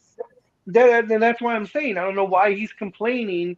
He's making it sound like you said, like he's being deployed, where he's gone 6, 8, 9 months at a time, and he's only gone 3 freaking days, 4 days tops. I mean, look how early Madden had to leave because he didn't want to fly. He was afraid to fly, so he was on a train all the time, or his bus, I guess. Or the private bus. Bus. But see, that's different. That's a different story, though. I mean, he was afraid to fly, so there's a reason for that. Yeah, but still, but anyway. All right, Aisha. Yeah, gentlemen, let me interrupt. Say hi to your mom. Have a good day, Alicia. Say hi to the king. Yeah, and don't curtsy. There's no need. It's all good. I know you will, but don't. Thank you, Aisha. Thank you for spending it with us this morning. Always appreciate it. Senator, your comments. You've been mum on this one. The thing I've got to say about what Tom Brady did, it doesn't merit a huge discussion, but it does merit, in my opinion, a short and important one. Where he went wrong is he's buying somebody else's glory. If what he does isn't by itself a description that's as rough as the military, he doesn't need the military to do that. It means what he does isn't as bad. He needs to shut his pie hole. And that's really it. We realize he didn't compare everything in the military, but it's just not a comparison he needs. Because if that comparison is valid, use the damn comparison that's happening. Just say, oh, I'm away from my family and friends. It isn't the same.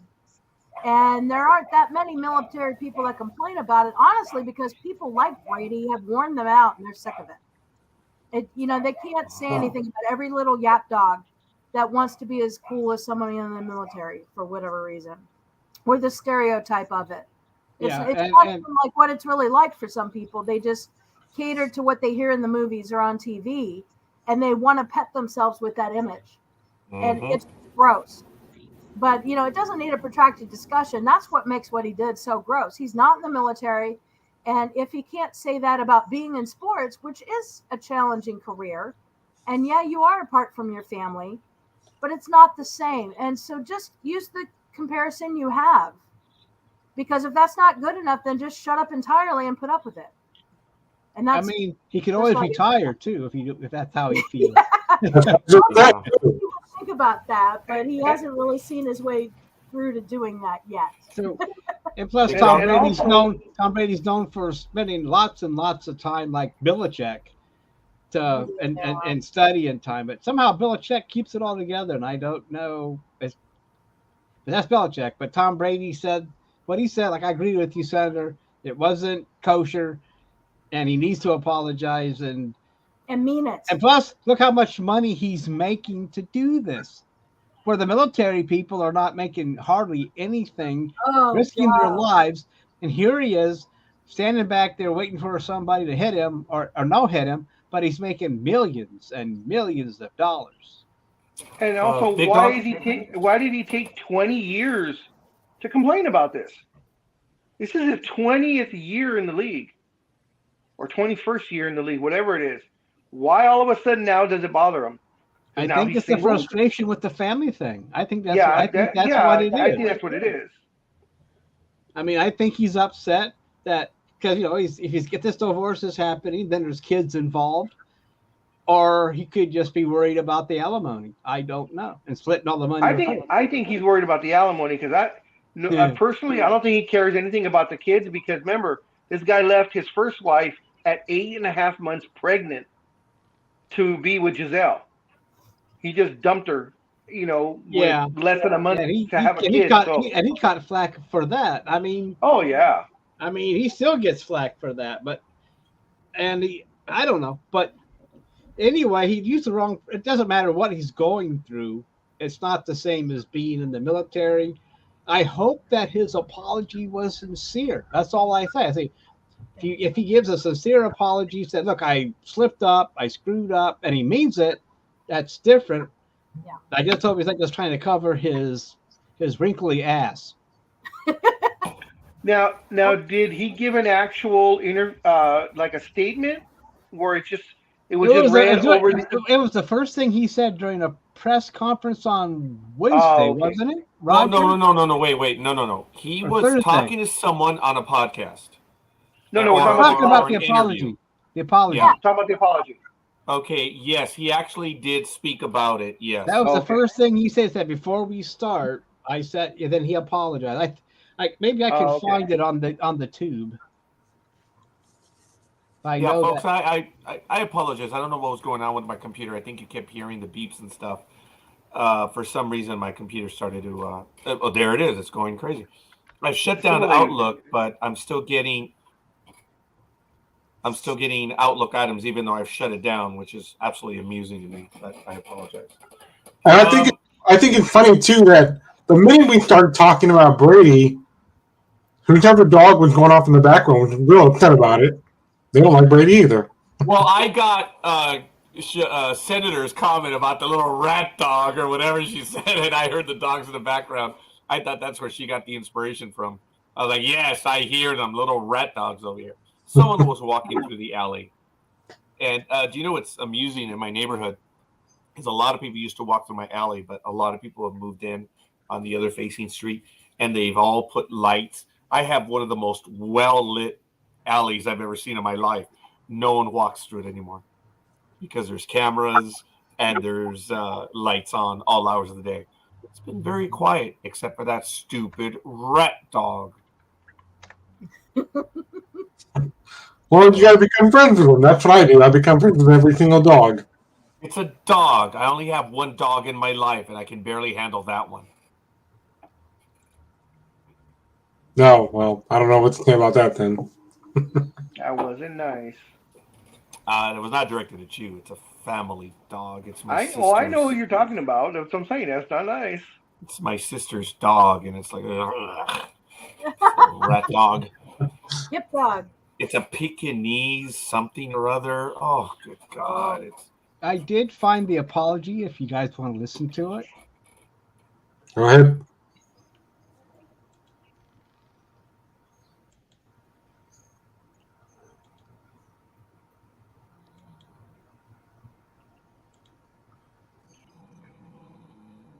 Before we start, I say earlier this week I made a statement about playing football and military, and it was a very poor choice of words.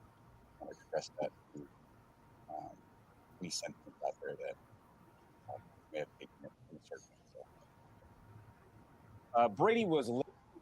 Okay, here it is again, damage control. I've talked about this, and I'm sorry to cut you off, Almighty. Folks, this is how you put an end to it. He was close. He says, look, I said something earlier, it was a poor choice of words. I'm sorry. He didn't even say I'm sorry. Look, What is it with America that you can't even say that anymore? You want to end it? It's just very simple. Look, guys, I was cop in the moment. I got it wrong. I obviously I hurt a lot of people's feelings. It's not my intent. I'm sorry. That's it. Move on. And he still couldn't even say he was sorry. That's why I said earlier it's a poor apology. He's not even apologizing. So No. we are, as I said, I think he was wearing like a a camouflage hat. Yeah, what we call that? And his hair looked, well, then again. Well, it's during the week. It's during practice. Well, I know, but he's apologizing for saying what he did, but he still has. But it doesn't matter. But he had a military camouflage? Yeah. Yeah. That military camouflage. Yeah, he I don't know why he did. Thank you, Coffee. Never apologize for anything. It's a sign of weakness. Just own what you say. See what he is. Yeah, he has a military Tampa Bay camouflage cap. Yeah. See, that's what he's wearing. But then again, that could be what he just think. But everybody wears those things anyway. Doesn't matter. Well, I think he kind of did, Senator. It was really a non-apology. Senator, one thing that you'll know, and all of us here are tired of it. You will eventually as well, because in the sports world, we see this all the time, and it's beyond old. It's beyond a waste of time. My God, Big Dog, how much time have you and I wasted over people that just do not apologize?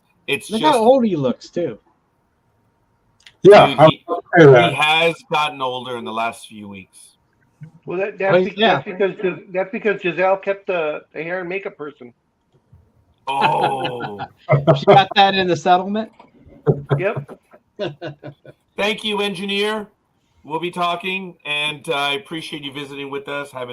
We're having a good time, and thank you, sir, for being with us. It was really good. Yes, thanks for joining us. One day, Jay. And your picks. We're going to change your sign, Jay. One day it's going to say Raiders for life. Okay? Oh, I don't know. I think he's a 49er, right? Mm-hmm. Yes. Oh, yeah. Raiders for life. I don't know.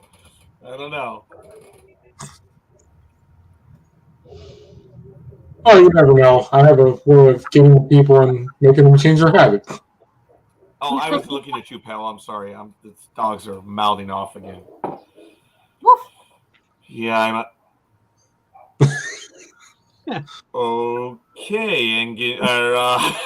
Senator. All right, folks. It's really good stuff. We're now entering our fourth and final hour here on Sports Talk with the Guys. Really good stuff. We're going to take a moment. I know that Speedy probably has a little bit of news that he wants to get to, and he unfortunately always waits till the very end. It's not fair. What are some of the stuff that you have right now? That way I can go quiet, because there's a lot of activity in the alley right now. Well, first of all, can you guys see that? That's what came up on my phone after all the games. And I'm like, what the heck are they talking about? And they're like, it's Tua playing right now. I'm like, well, the game's over. What are you talking about? All these websites, including wrestling, they're like, we have to go back. We're talking about this pay-per-view that happened. I'm like, no, these are upcoming pay-per-views, upcoming shows. And then they go and do this. That's the first thing that came up on my phone after Sunday's game. Is Tua playing today? We'll find out. Like, all these games are over. So I don't know what mongrel and scorekeeper, I can say, the jackassity of who they're hiring for their websites now. What is the did we, scorekeeper, break the internet intentionally? We probably did, because after Sunday they're like, what's going on with this game? What happened with this game? Did these two teams actually beat each other in the same week? And I'm like, it's like 11:30 at night. The games are already over. Tomorrow's Monday. Like I said, same thing with wrestling. This and this happened already on Raw. Well, that was last week. You're like a week and a half behind. These things have already happened in almost every sport. So I don't know who's journaling what, and maybe they need to hire one of us as their full-time analyst. Okay. Did that show up on your Facebook page notifications or what? No, that came from Google. That's why you saw Google and the link to it to click on if 2-0 was actually playing. But that came in late Sunday night. Like, well, all the games are already over. Did you check the timestamp on when the article was written? Because you might just be getting notifications late, like the way they do on Facebook. There's been stuff where like stuff that you post, Matt, like when you go to a wrestling event, and I'll get it like 3 days later, a notification that Matt just posted, and I look at it, I'm like, well, it says Matt posted 3 days ago, shit, and I'm barely getting the notification now. So, so you know, like you said, will he play today? You might check the timestamp on it because it could have been written just before the game, but the notification didn't come into you till later. Yeah, boy, have we learned about timestamps on this program. Yeah, we watch them, yes. We've been burned big time. If it happens again tomorrow, I will be sure to timestamp it and check the website itself. Yeah.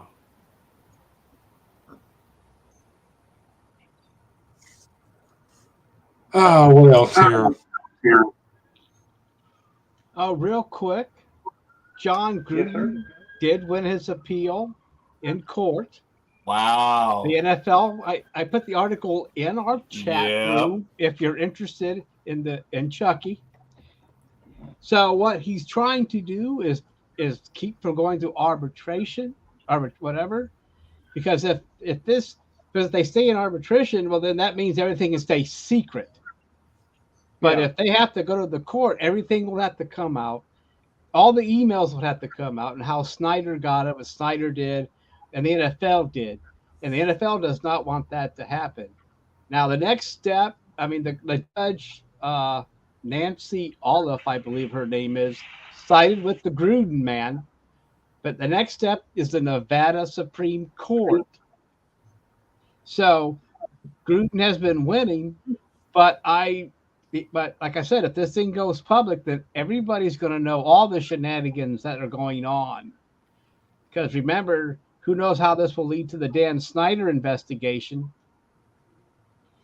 That, I've heard things that the owners are afraid to do something to Dan Snyder because he has so much dirt that if they tried to kick him out, he could really start a storm, even though he's accused of misconduct, and he's no longer like the owner. I mean, he's there, but he's not there. Is that as my understanding, right? Well, no, they came out on Wednesday and they said that, well, only 29 of the 32 teams have actually filed appeals against Snyder, so they can't actually kick him out of the league as an owner. Well, wait a minute. If they get enough votes, they can. Yeah, but they only have 29 of the 32 owners that voted. Hold on a minute. Wait. But you're saying that appealed. No, wait. Hold on a minute. Speedy, you have 29 of 32 owners that want to get rid of him? Yeah, that's you need 3/4. Yeah. I don't mean to be an a-hole, but 29 divided by 32 is 90%. So but they haven't taken the vote for removal. That's why I want to know what was this just a reprimand vote? They're afraid to remove him because they're afraid he'll spill his guts. Yeah, so he's got dude. That's why they want the arbitration, and they want to keep it in house. Yeah. Because they come out. They're trying to keep it under wraps. Yeah, and you're right, Speedy. These people, I do, but I think they're scared. And I think all of the NFL is in on the appeal. I don't think it's just a certain amount of teams. Okay, now, folks, on a legal perspective, I wish Legal Eagle, and since he comments on a lot of political stuff, I hope he would comment on this case for the Gruden one. But, folks, Here's why, one of the major reasons why he won the appeal. It's because the NFL basically stuck its nose in on this. Had it been the team fired him. But his argument is, this wasn't a team thing. The NFL did me wrong. And the way it is structured, you have to remember the way it works. He's like, no. It's not between the team and I. I'm suing the league now because you guys are the ones that did the damage. And the arbitration clause may not apply because I haven't seen the deal. Because again, the contract is with the Raiders and him. His thing is, well, this doesn't. I get to sue the NFL because they're the one that did it, not the team. Because it was Dan Snyder's emails, right? Well, some of them, yes. But But the NFL saying, did release a whole. But well, okay, sorry, I didn't mean that. To the litigious gods, I did not mean that. A lot of emails did make it to the public realm and were reported on, and they were almost all exclusively Gruden's. Remember that, Big Dog, when we were talking about that? Funny how a bunch of emails made it out, and almost all of them were Gruden only. So, look, Gruden's a pig, okay? He's racist. There's no doubt about it. The shit that he wrote in those emails, you're never going to take it back. But that's it. Racist.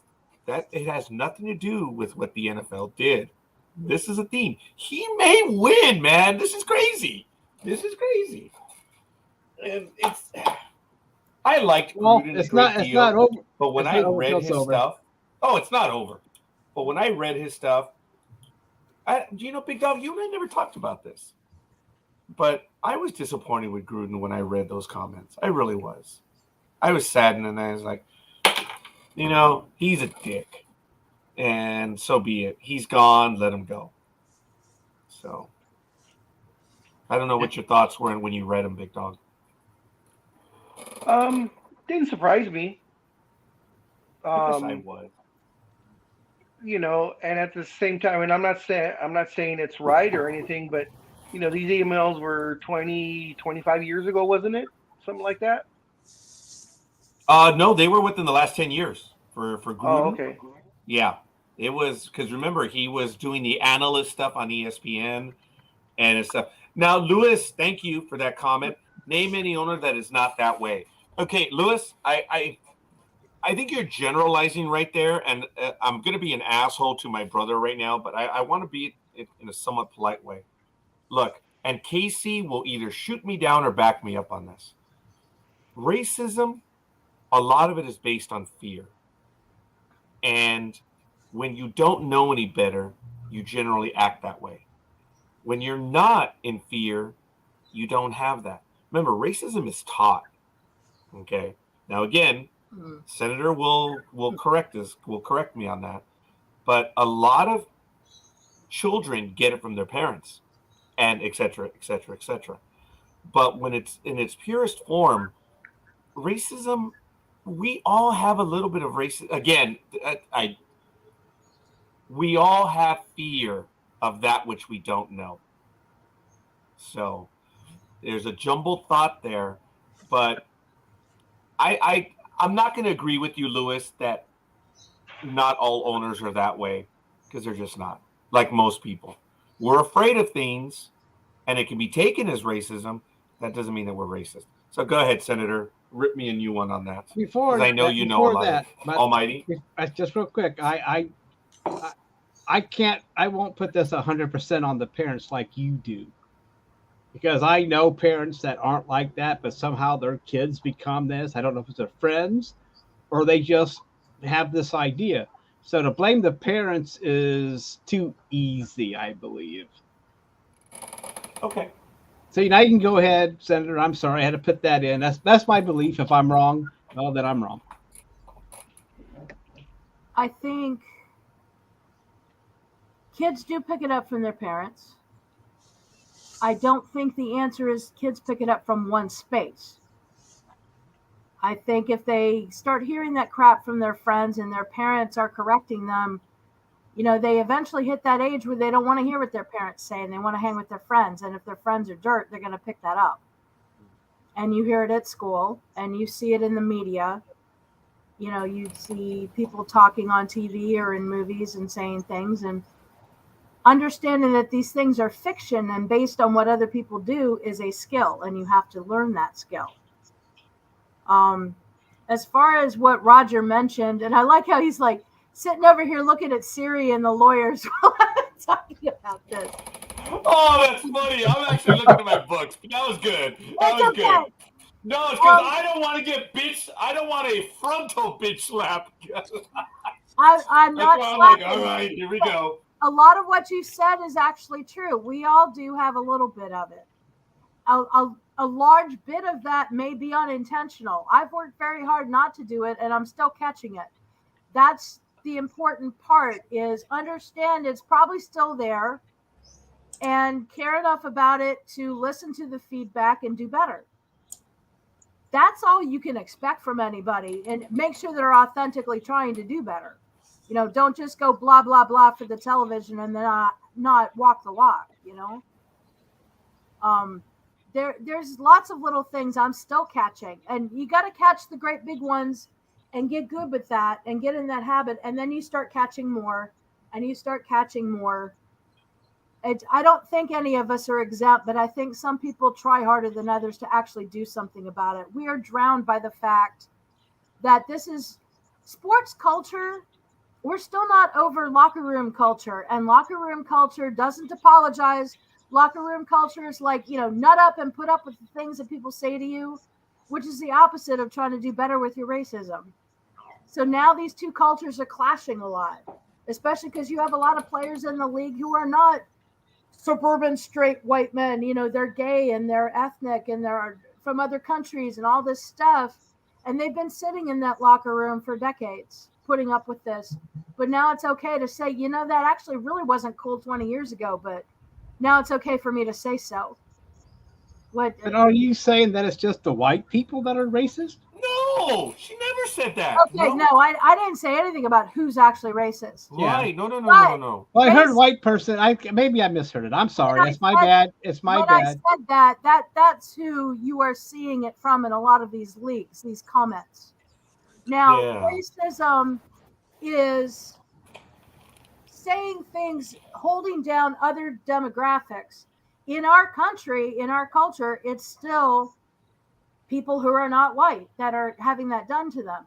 If you're in another country or another area entirely, it could be different races. But right now, who still has the power? Who has the corporations? Who are the owners? Who has the money? Yeah. It's still majority white. So until you see enough people of other demographics having the same advantages, the racism is still happening in that direction. You know, you can't really say it's gone if these things are still systemic, even if individual people are better. Casey, the concept, and I'm not putting you down in any way whatsoever. This is just so I can make my point. Sure. The concept of power has been eluded by many. Is you cannot be racist unless you have power. And that is not something that we're going to talk about right now. That was probably not even implied or anything, but I do want to make that clear. Casey, you did talk about, I think you did talk about it tangentially, so maybe I just want to make that comment. I'm not so certain that I'm prepared to even agree with that either, because racism is hatred in any form. But you have to have power, and I appreciate what you said, Senator. So I don't think I'm arguing with you. I just wanted to make that comment. I do want to say this, Lewis. Oh, yeah, that is correct. It's always called the locker room talk. That is a whole world in and of itself. And Lewis, my brother, I hope I'm not shitting you down. I don't generalize. That's it. But is it endemic? Yes, it is. What happened in Los Angeles recently with Nuri Martinez, folks, I was disgusted to my core because that actually hit home with me. The LA County Fed, Mr. Herrera, that was he in charge of. I've been there. I've worked there. I have walked out of that place to walk in neighborhoods that are, forgive me, white, black, brown, yellow. And I walked out of that building. I was abhorrent. I was disgusted. I was angry. I said, that woman's got to go.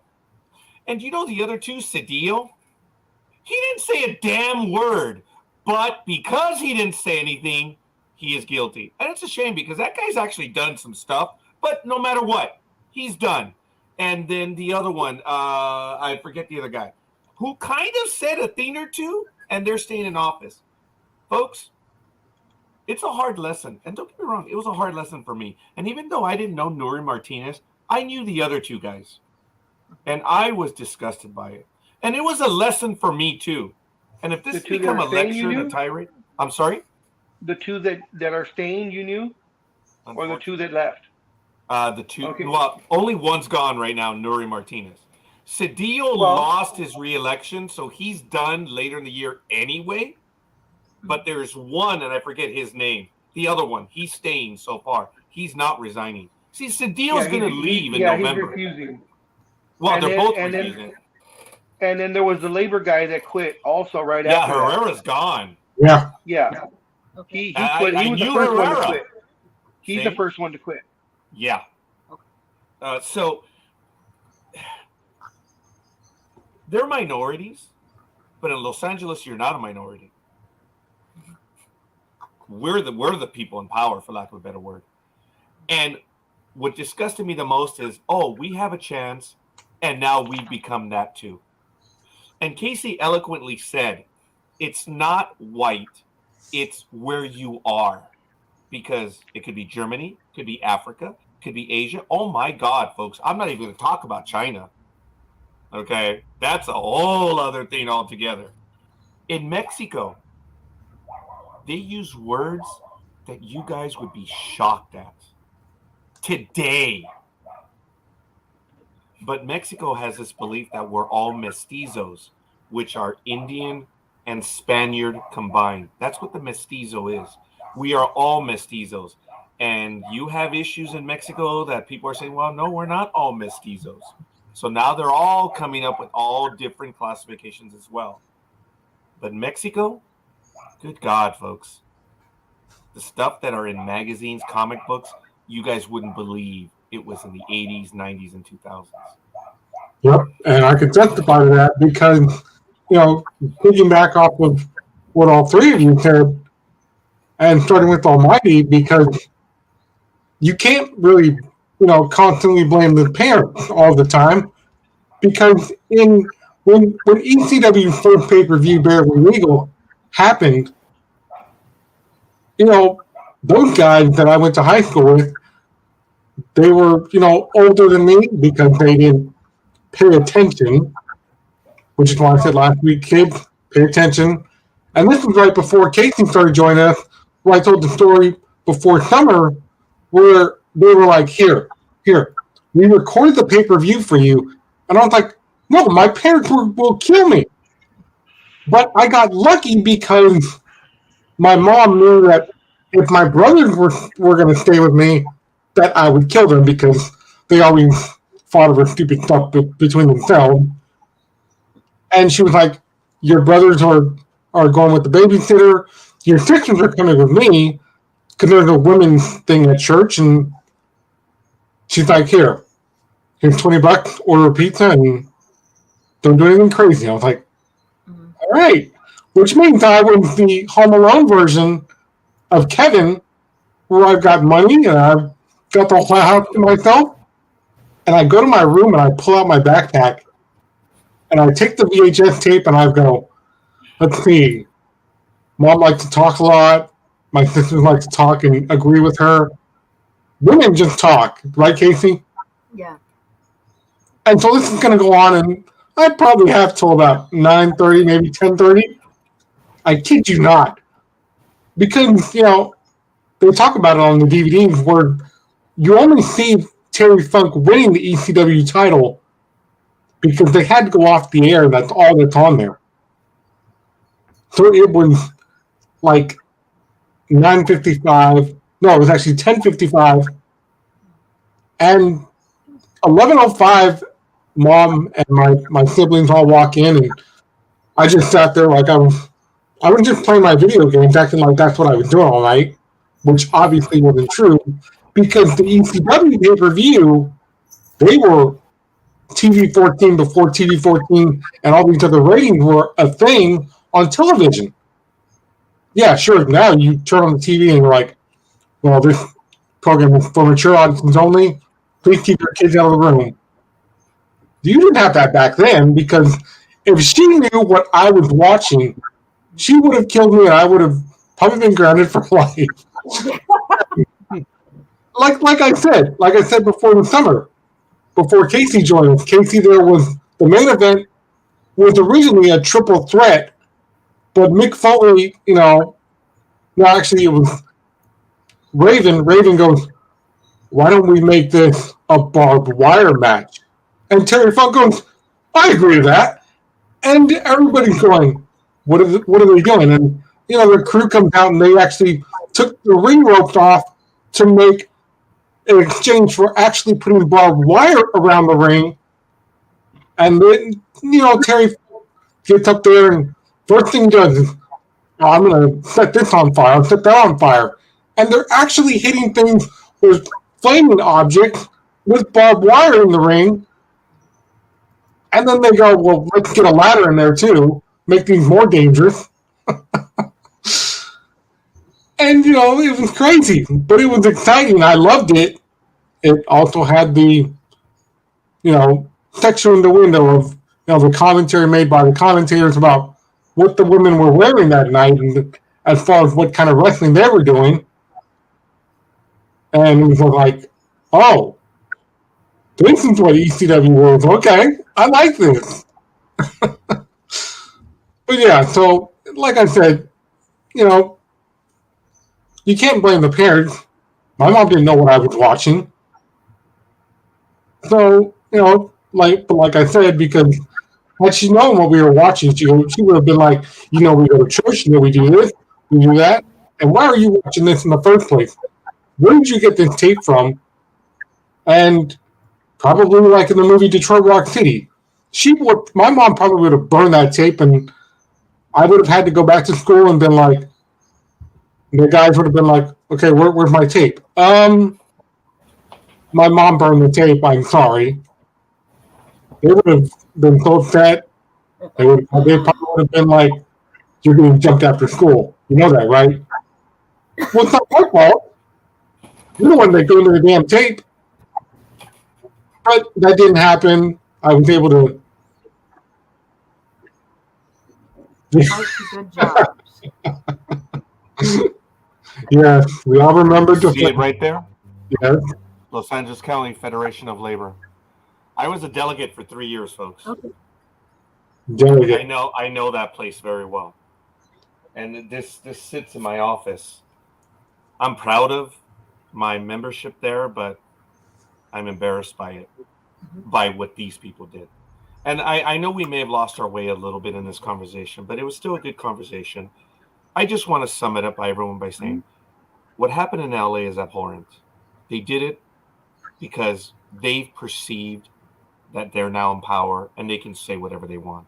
Folks, they have to go. They have to go. That's it. We're way beyond it, and we have to move beyond it. So, related to John Gruden, he said some stuff that was pretty awful. It speaks for itself. Now, legally, he has a case. And wouldn't it be the ironic thing that he may win his case because of how it was handled? I'm not going to say it was the right thing, it was the wrong thing. There's a lot more, and we're going to have more time to talk about that. So we will talk about that in the future. I just want to close it at this point and move forward. Folks, look at who's here, guys. Look at this. We cross every barrier. We cross every culture. Everyone who's been on this program. Dreem's not here with us right now, but his family is quite a bit Asian. I mean, there's a lot there. Look at who we've had in the chat room. Folks, I'm happy to be here, and I like that everyone can come here and share their opinion. Sometimes we get it right, sometimes we get it wrong. But you know what? We're trying. And we're trying because we all try to get along here, and we enjoy each other's company. Not going to say we're enlightened. All I can say is that we're in that struggle.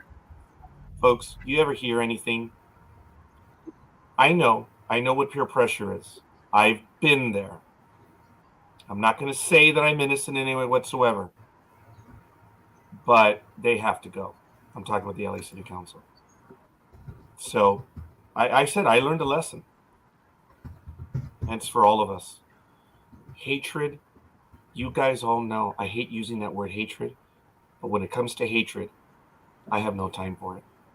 And the minute I detect it as a friend on Facebook, I've said they're gone. If there's someone that expresses hatred on the internet, they're gone. I don't have time for it. And all I can say is that we're working. All of us are.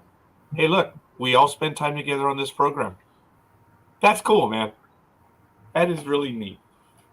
We've crossed the barrier, but we all still have to work on it. And I mean that in general. So I don't want to belabor it. I respect, admire, and love everyone that's here because of your opinions. And we don't all agree. And coffee is coffee. I posted this earlier, so I couldn't care less what your race is. Just give me good food and we won't have a problem. Hey, coffee. Sometimes you're just right on those things. So, folks, coffee can fly down and visit you, and Scorekeeper will take you to the famous place called Tommy. Oh, and King Taco and a few others. But coffee could actually live in LA because there are communities that serve his favorite types of food, which is really fun. But all right, we're good.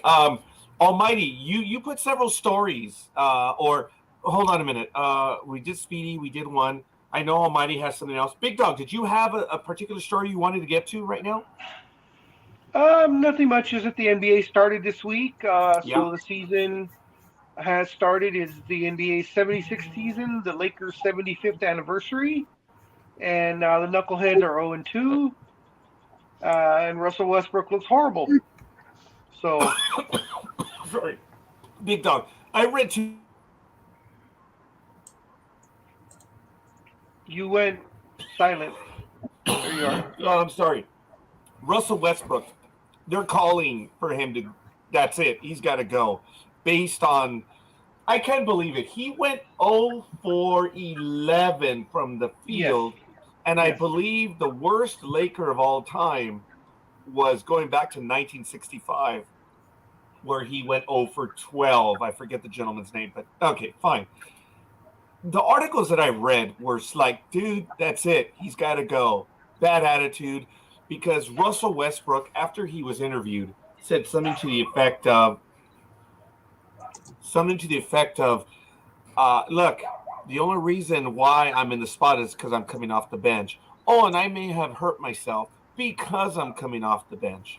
I'm bastardizing it. I'm paraphrasing. And that's 100% wrong. I don't know where you're reading that at. He is not coming off the bench. He has yet to ever come off the bench. He's been starting, even in the preseason, because of the injuries in the guards. Dennis Schroeder is out with thumb surgery, and a couple other guys have been hurt. So Russ has not come off the bench yet. His 0 for 11 game after that, he gave an interview saying, I think I had a good game. I think I played pretty well, even though he was 0 for 11, and we only lost by 6. So of this $47.5 million future Hall of Famer could have just made 3 damn baskets, we would have had a chance. So, I don't know where you're reading about him coming off the bench. He has yet to come off the bench. That was the rumor, but with injuries, he hasn't yet.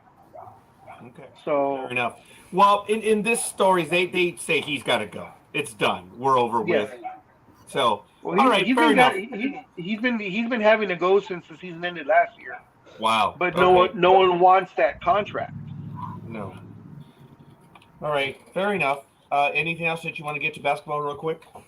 Nothing really. Just it's starting out. It's going to be a great season, and there should be some pretty good games. So we'll see how it goes. Appreciate it. Almighty, you wanted to get to something? Yes, I do. I want to apologize to the senator for misunderstanding her. I did not mean to do that. I'm sorry. So I apologize for what. On which part were we talking about? Well, I thought you were talking about white guys being racist, and all I heard was white guys because, well, I'm a white guy, so I'm sorry. That might have been a little bit of my racism. Okay, wait, what?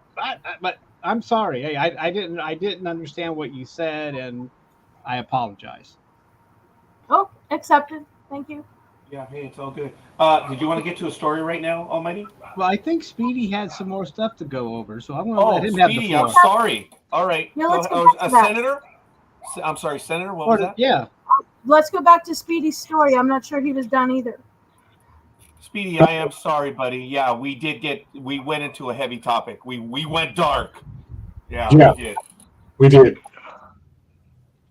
So, I'm sure Almighty and I'm sure you, Big Dog, have seen this, where Bray Wyatt's return at Extreme Rules was, an astronomical moment. It's already drawing big numbers for WWE Online, because in the closing moments of the show was confirmed Bray Wyatt was the one behind the White Rabbit teaser we've been seeing for a while, and so I'm like, well, good. I'm glad Triple H gave him that freedom. Also, WWE is considering replacing the Day 1 pay-per-view using one of their past 3 names. I wonder what that could be. The day one pay-per-view is off the books. They're not going to have it. I know, that's one. Yeah, but I didn't read about them wanting to rename it. They just took it off the books because it made no money. Well, that's why they're talking about bringing back an original pay-per-view. They need to bring back King of the Ring. That's what I think. Which one? I think they need to bring back King of the Ring. Yeah. Rather than do it on a weekly thing the way they do it. Yeah, I agree. Or they need to bring back No Mercy. That was a good pay-per-view. Something from the original. I don't know which one they're thinking of, but, Becky Lynch was the injured wrestler with a shoulder injury, so she'll be back soon. Many sites have said that it's due to, new starts because, again, wrestling sites have been following on with what I said earlier about is Tua playing. They're all listing, Io Sky and Bianca Belair and Mandy Rose as new talent that's never been on TV, not true. That's never wrestled, that's also not true. Becky's faced off against Mandy Rose before, so that's nothing new. So when Becky comes back, I know things will get crazy. People will cheer. Triple H wants to be a compelling success more than anything, but CM Punk is causing problems for both WWE and AEW. But nobody wants it to be a full-time deal because of exactly what is happening in AEW. That's not even as an interest because he could get a buyout, but AEW is like, whoa, hang on. They're taking a page out of WWE's playbook. You can't actually work for WWE just yet. You're still in a contract with us, pal. So Tony Khan and CM Punk have not confirmed any buyout news, so we'll see what CM Punk's future holds. Big Dog, what are your thoughts on this? I think CM Punk went back to his old ways and thought he was, that he was the king of everything and he could run it the way he wants. And it was, 7-9 years later, he's that much older. And his matches just have not been as crisp and great as everyone wanted them to be. He was not the CM Punk of WWE. He is still great on the mic. There is no doubt about that. But his wrestling skills in the ring, either he's just too rusty or he just doesn't have it anymore. He can still put on a good match, just not the matches that he was putting on in WWE. And the attitude that he was having and causing problems, he always talks about being, I'm just one of the boys. That's a bunch of BS. Because he's the one that had to have his own locker room.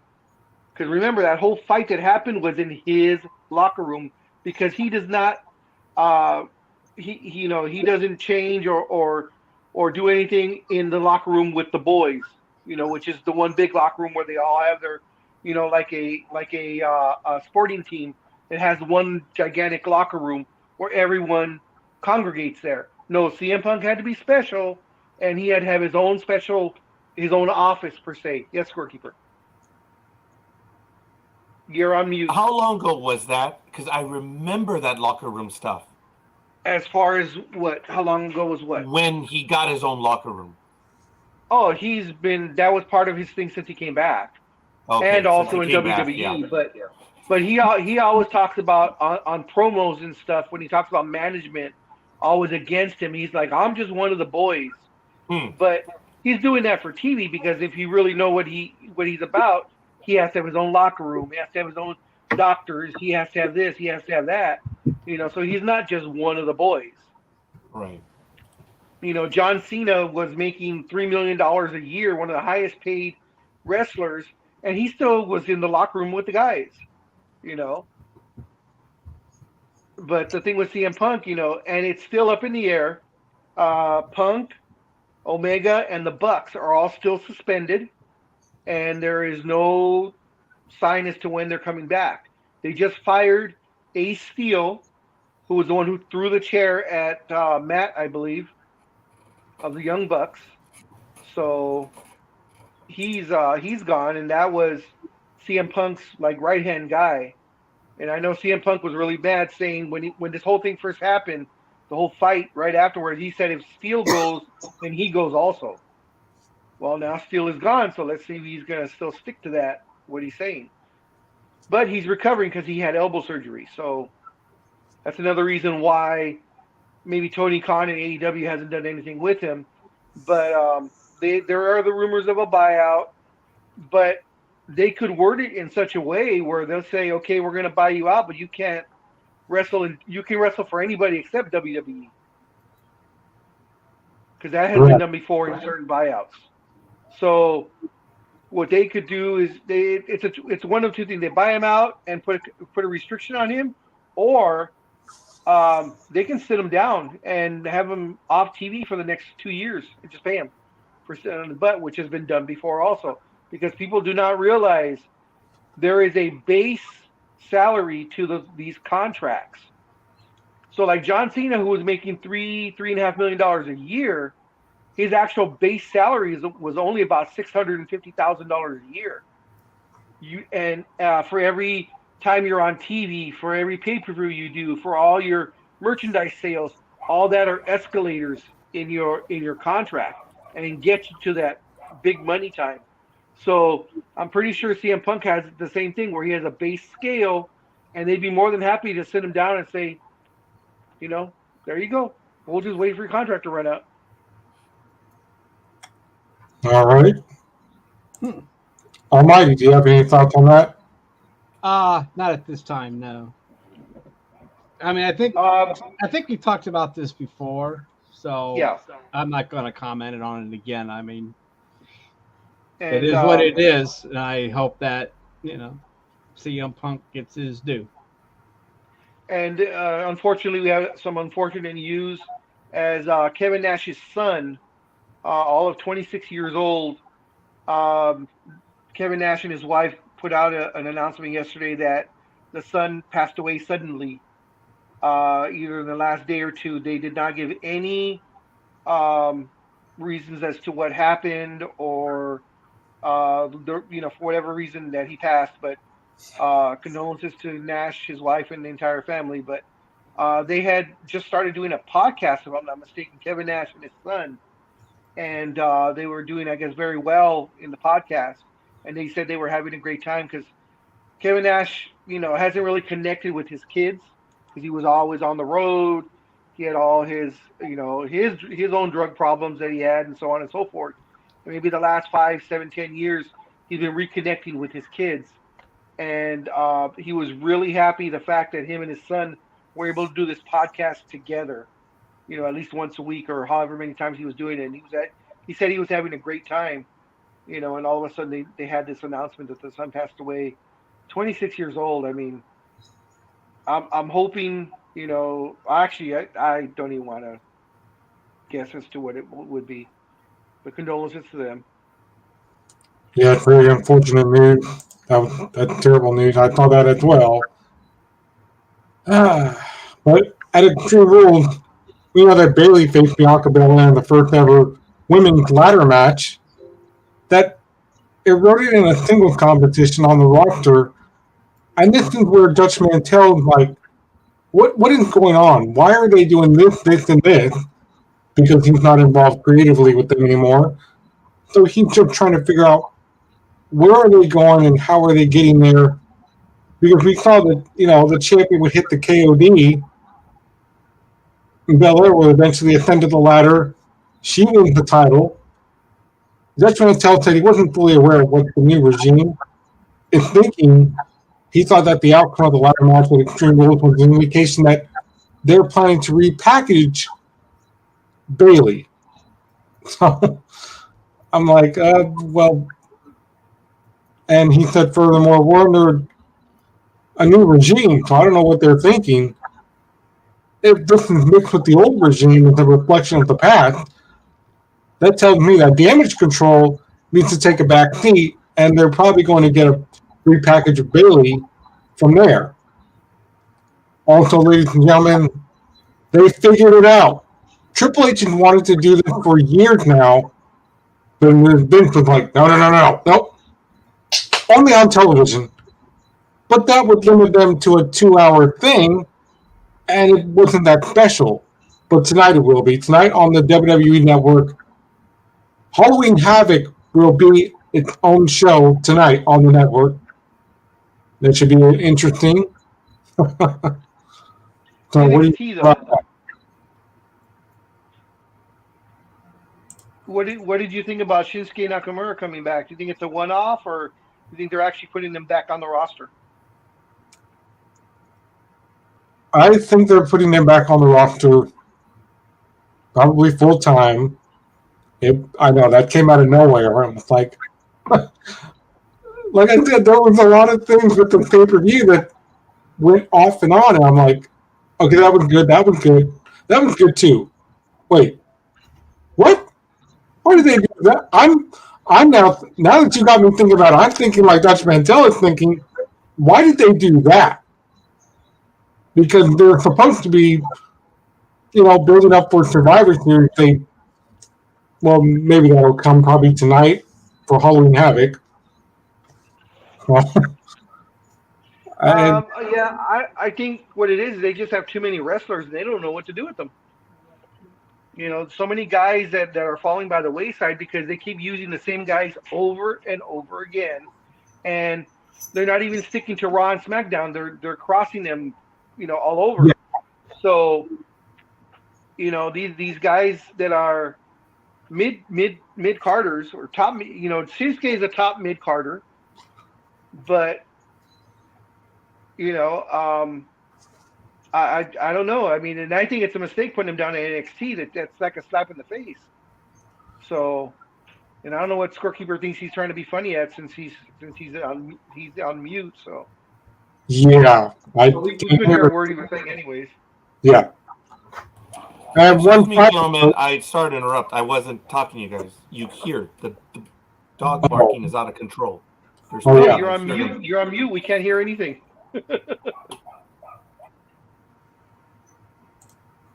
No, he said he was on mute because of the dog. He was yelling at the dog.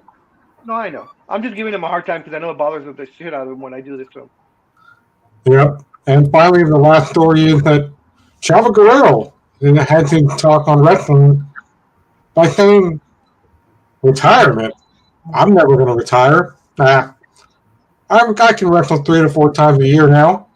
Not as big as WrestleMania matches. I know where I'm at physically. I'll keep myself in shape just in case they come calling at any time so that I can have a match at any time with any one guy and say, well, dude, you're working the hell out of all of us. Let's go. Where is he? Who's he associated with right now? Anybody, or is he just indie wrestling 3 times a year or something, or what? I think he's just taking a back seat right now. I mean, remember the last place we saw him was at Lucha Underground, and he only did that for 2 years, and then they bellowed up. Years ago, though. I think the last time, no, didn't we see him? Didn't he show up at AEW early on as like a manager? Yeah. He did That's what we saw last. But he's talking about that, he's always going to stay in shape and he's never going to retire. Well, yeah, I mean, he's a legacy. He's a Guerrero. Those guys don't retire. I mean, no, they don't. We saw Chavo Senior wrestled till I think just before he died, and I think Hector Guerrero still wrestles. Hector's in his 60s. So those guys, the Mexican wrestlers, they just get that big old barrel chest. Yeah. And they look like they all start looking like Super Porky. Well, it's like what Casey said earlier, where it wasn't a thing back then where it is now. I mean, my friend Manny at my church, he played drums until he was 90. He still probably can do it. Wow. Yeah, but that's a little bit different playing the drums than taking bumps when you're in your 60s. Or Ric Flair, doing that last match when he was in his 70s. Yeah. Or, we might have a Babe Ruth in our hand in our lifetime. You never know. So in about 20 years, we're gonna drag Scorekeeper out to the field, and he's gonna pitch. I didn't say it. Yes. He's gonna throw that split fingered fastball and have it travel 48 miles an hour. You're gonna be in your 70s though, so don't forget. So 70 miles an hour, I think is pretty damn good for a 70-year-old. Provided that the wind is at my back. That way, when I throw the pitch, the wind will carry it. I was reading somewhere that Nolan Ryan threw a ball out like 2-3 years ago, so he would have been in his mid to late 60s, and he still threw it like 85 miles an hour. Yeah. Yeah, exactly. But that could happen. That could very well happen, Scorekeeper. No, I don't think I throw that hard. Well, yeah, that's probably true. But a few years ago, remember the picture that I posted of Willie Mays when they helped him on the field, and he threw out a pitch during the 7th inning, but they helped him out, and of course, he didn't need his wheelchair that night. It was a miracle. Willie Mays almost always needs his wheelchair, but that night he didn't. He walked out there and he did the 7th inning pitch, and he had fun. Actually, before we go, I know it's almost 10 o'clock, so I do want to ask the Scorekeeper this question. Since the season is over in baseball, the regular season is over, is Aaron Judge the American League MVP? Oh, you stupid, silly son of a... I didn't do a program this year for that very reason, because I am in a quandary over what Shohei Ohtani did this year. Oh, okay. So you think Shohei might be a back-to-back, huh? Wow. Back-to-back. He was MVP last year? Yes, he was. Yeah. But his numbers are better this year than it was last year. Yeah, remember, last year he was just a home run hitting maven, and he hit 40-some home runs. Look, Aaron Judge broke the American League record. Oh, and by the way, I want to give a shout-out to all the Barry Bonds fans, because they're all pissed off and saying, well, Barry Bonds did this. I'm like, dude, let it go. He holds the record that he does, and that's it. Just let it go. Obviously, you guys are still butthurt over it. The only thing that Aaron Judge did was break the American League record. And the way you're pissed off is because the way it was said, Babe Ruth held the record, Roger Maris held the record, and now Aaron Judge has broken the record. So 3 consecutive Yankees are the record holders since since before 1927. But that's the year he had 60 home runs. And it's the Yankees have held the record in the American League. That's an injustice to baseball. Yes. And yes, Aaron Judge he just was short of the Triple Crown, but Shohei Ohtani, he did it on both sides of the plate. Only 2 people have done that. But I do want to say something. Answering my brother, my seminarian brother, who thinks that Shohei Ohtani is the greatest player on earth in the history of baseball. No, he is not. No. He is really good at what he does, but he is not. All I want to remind some people is that Barry Bonds hit 762 home runs in 9,847 at-bats. Hank Aaron hit 755 in 12,364. Albert Pujols hit 703 with 11,421. Alex Rodriguez hit 696 at 10,566. Folks, Babe Ruth hit 714 home runs and 8,399 total at-bats. Now, to end the show, I have a very very important question for all of you. Uh-oh. I know. If your team is not going to the World Series, but they do have a Friday and Saturday game next weekend, would you attend that game? I'm thinking about going to the Giants game. Say ho? What? The Giants? Who the hell are they playing? I have to look at it again. They're playing? Yeah. Oh, yeah, you should go play with them. Yeah, go. I mean, visit or watch. Is it some sort of exhibition, something against some foreign team or something, or what? Thank you, Coffee. Oakland didn't make the playoffs, Matt. No coffee. Oh my God, folks! Over on Blog Talk Radio, whenever Matt was late or wasn't able to make his program, Coffee was like, "Dude, where's the Oakland Athletics guy? He needs to do his program on Fridays."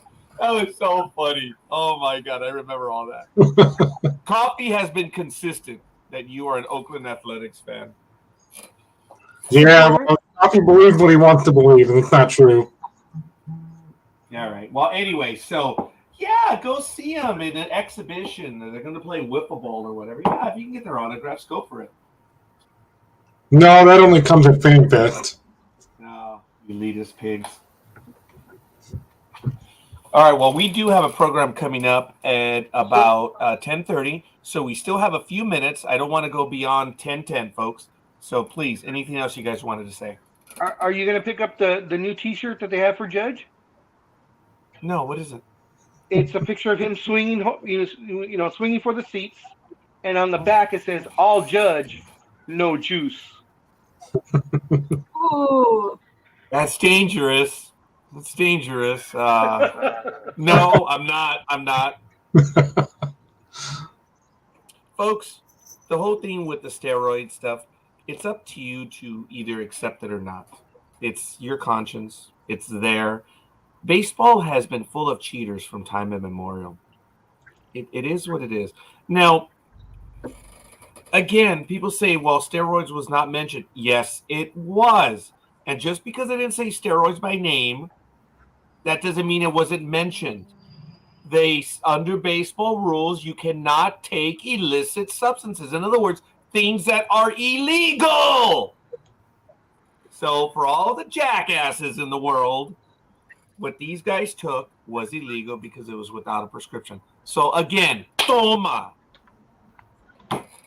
So anyway, sorry.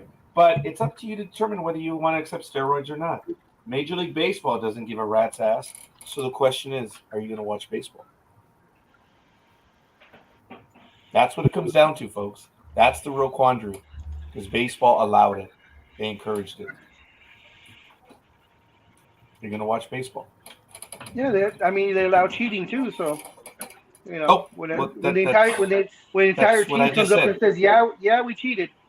Oh, that was bullshit, dude. That was the commit. Oh man.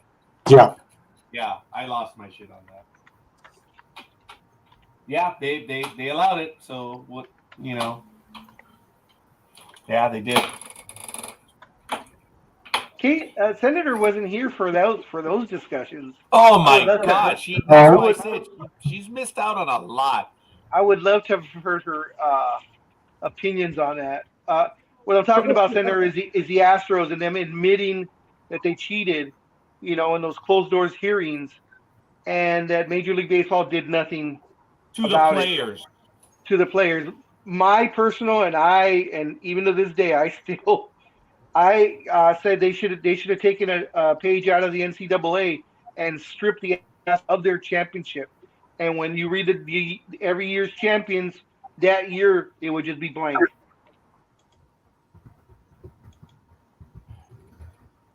Yeah, it's bad.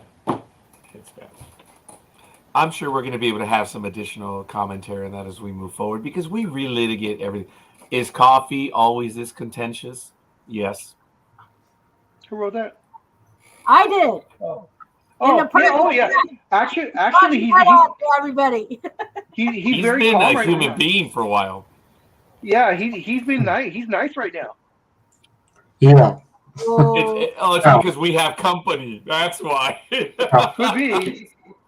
Yeah, he is. He's much better when there are females in the chat room. So it's all good. Or not the chat room, but on the program. Speaking of Coffee, you females in the missed chat Double room. D, who was here earlier. Yes. Did she leave? Because I noticed there was no pics from her. Did she just leave or? Yeah, I may have. Dude, I said something wrong when I got caught up and I said about Applebee's. I mentioned the name of someone. Oh. She was gone right after that. I'm like, Yeah, she left right after that. So, Okay, I'll reach out to her on Facebook, see if I can get some pics from her. Yeah, the minute I said the name, I was like, oh, I messed up. I messed up, but it's okay. He's all right. Oh, yes. Hood speak. Not hood spa, but hood speak. Yeah, that's different. Yes, that is. So, did I get the pronunciation more or less? Was it close? Chutzpah? Yeah. Okay. I'm married in. I'm Irish United Methodist. Don't look at me. Mark is a stunt Jew. Well, that's why, and that's why I asked. I said, did I at least get close to it? It's close enough. Yeah. All right. Fair enough. Kind of like my Spanish rock Spanish. Yeah. It was good though. It was good. What was that, Almighty? Did you say something? Oh, I thought you said Spanish fly. No, I don't have anything with that. Well, I wasn't paying. Never mind. I should have known better. You always have to pay attention to the worst parts if that's something I'm saying. I know. Oh, that's baloney. He knows. He That's just knows. what he says. Almighty was looking for a Spanish fly so that he could do the shocker after. Jesus. Oh, mother. Oh my God. all right. Ladies and Dog, gentlemen, oh. all right. Well, that's Speedy. You That's know the better than to give me the setup, That's Almighty. Almighty. Yeah. And that's the big dog. Folks, this is Sports Talk with the Guys, home of the Monday Morning Quarterbacks on Saturday. Had a lot of fun. Everyone new is following us in about 22 to 23 minutes. Folks, check them out, of course. And then this Sunday, we will have, it looks like the season finale to House of the Drag. Oh, I'm sorry. At 5:30 p.m., we have Casey Shapiro's The Walking Dead. I wonder who that could be. So that one is at 5:30, goes to about 7:30, and then we're on the air immediately thereafter. The Trekking Across the Universe, we're going to be covering the season finale of the House of the Dragon, Star Wars Andor, and Star Trek Lower Decks, and the first episode of Star Trek Prodigy. So, oh no, that's the week after. Yeah, so, but it's all good.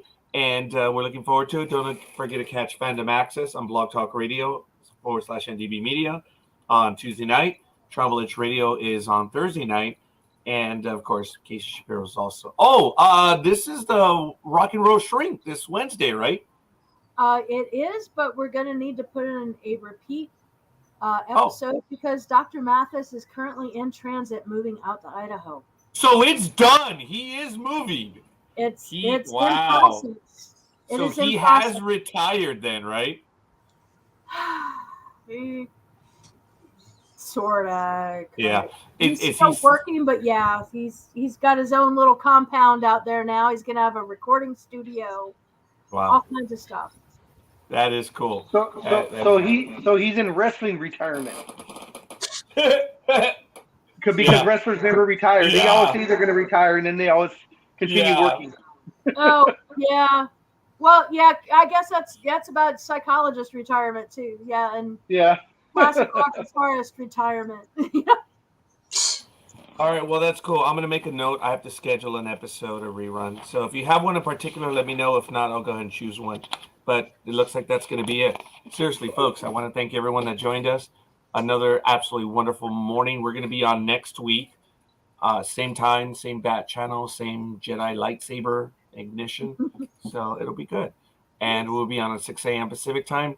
The schedule change for the it actually will still not be. It'll be after the November 5th episode. I believe that's when the time changes.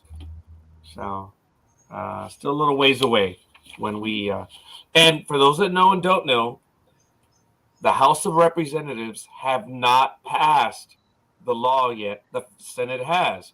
So if they do, it will most likely it would go before the president, and daylight savings time as we know it, yes, will be over. But over in the sense that we will not be making changes to regular time. We will remain on daylight savings. I'm Senator. I'm not trying to be argumentative. It's that's why they're talking about that. They were hoping that they're going in the wrong direction. Yeah, they want to keep daylight savings time. Yeah. Stab face. From what I've heard, DeSantis won't change anyway. Well, if it's federal, no one's asking. Yeah. He says he's not going to do it. Good luck. Well, it's not his choice. Oh, him and his private army, they'll take care of it. Well, our governor keeps saying that we're supposed to get the gas rebate check. Have you guys got one? Yes. My daughter got hers. Yes. They won't give me one because I'm on SSI. Wow, really? And they won't give me one because they just won't give me one. Because you're a tax dude. I have no. Yeah, that might be it. California and I have an adversarial relationship. Ah. Actually, no, things are pretty. Oh, no. Yeah, it is. California and I are adversarial. Yeah, it's every other state I get along with except for California. So we're good. All right, folks, seriously. Why do you need a rebate check? Because gas is it's free money. Because gas has always been $7 in California. That's an exaggeration. It's usually about $6.90. Well, the president said it, so it has to be right. Oh. Yeah, it's because he checks the prices in Westwood and Hollywood. He doesn't come out here to the boonies. Yeah, exactly. But Biden said it's always been $7 in California. There is an intersection somewhere between Westwood and Beverly Hills that is in the $7 to $8 range. Mm-hmm. There's also there's another gas station. I'm sorry. It's in Westwood Village. It's a 76 station, and then there's a Chevron station about a block or two away. And then there's another one right in downtown Los Angeles, just north of Union Station, that also is ridiculous. Yep. Like, hey, they're still in business. So knowing that they have enough gas, we have enough gas. Big Dog? We can go around the horn real quick. Almighty, how much is gas where you're at? It's ranging between $3.79 and $3.85. God, I hate you. Senator, how much is gas for you? $3.29. Oh, you can go to I live out in the boonies. So locally, for me, I'm in Riverside. I'm about 15 miles away from Scorekeeper. I'm further east. Yeah. It's averaging about $5.19, and Costco just finally hit $4.99 yesterday. Wow. Speedy, where are you at? It's been a long time. Yeah. Remember, I'm on a main thoroughfare here, East 14th Street. So it's like $6.70. Really? Wow. Hopefully you're not paying that. No. I go to the real gas station, not the there you go. What does that mean, a real gas station? Not the ones that take advantage of people just passing through, and they'll pay whatever. You just want to pull over and do it. Yep. But Gavin Newsom said that we're all Californians are going to get them. Like I said, I haven't got one in the mail. Okay, well, I can. There's one that's $5.19 and about $5.79. Well, you know what? I'm between $5.19 and $5.45. What's Costco for you? I don't have the Costco right around, but it's probably about the same price as you. I don't have Costco in the area right here. It's a little far for the moment. It's $4.99. Oh, okay. There you So go. yeah. All right, folks. Okay. All right. Yeah, seriously, we do have to go now. All right, guys, we'll see you guys on the other side. And look, he says it's 3:47 up there in Minnesota. You can go to hell. Yeah. Have fun at your wedding. Big Dog. Oh, yes. Enjoy your wedding, Senator. Thank you. Yes. And the one you're going to. Big Dog, take us away, please. All right, guys. Enjoy your sports. Have a fun and safe weekend. Don't drink and drive. If you decide to drink, call a friend, call an Uber, call somebody. Just don't get behind that wheel. Be safe. Yep. Take care. Peace. Peace.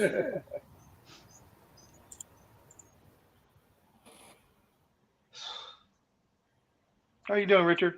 Fine.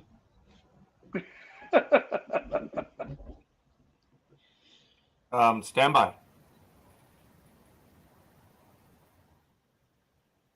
Does it show that we're still live on your end?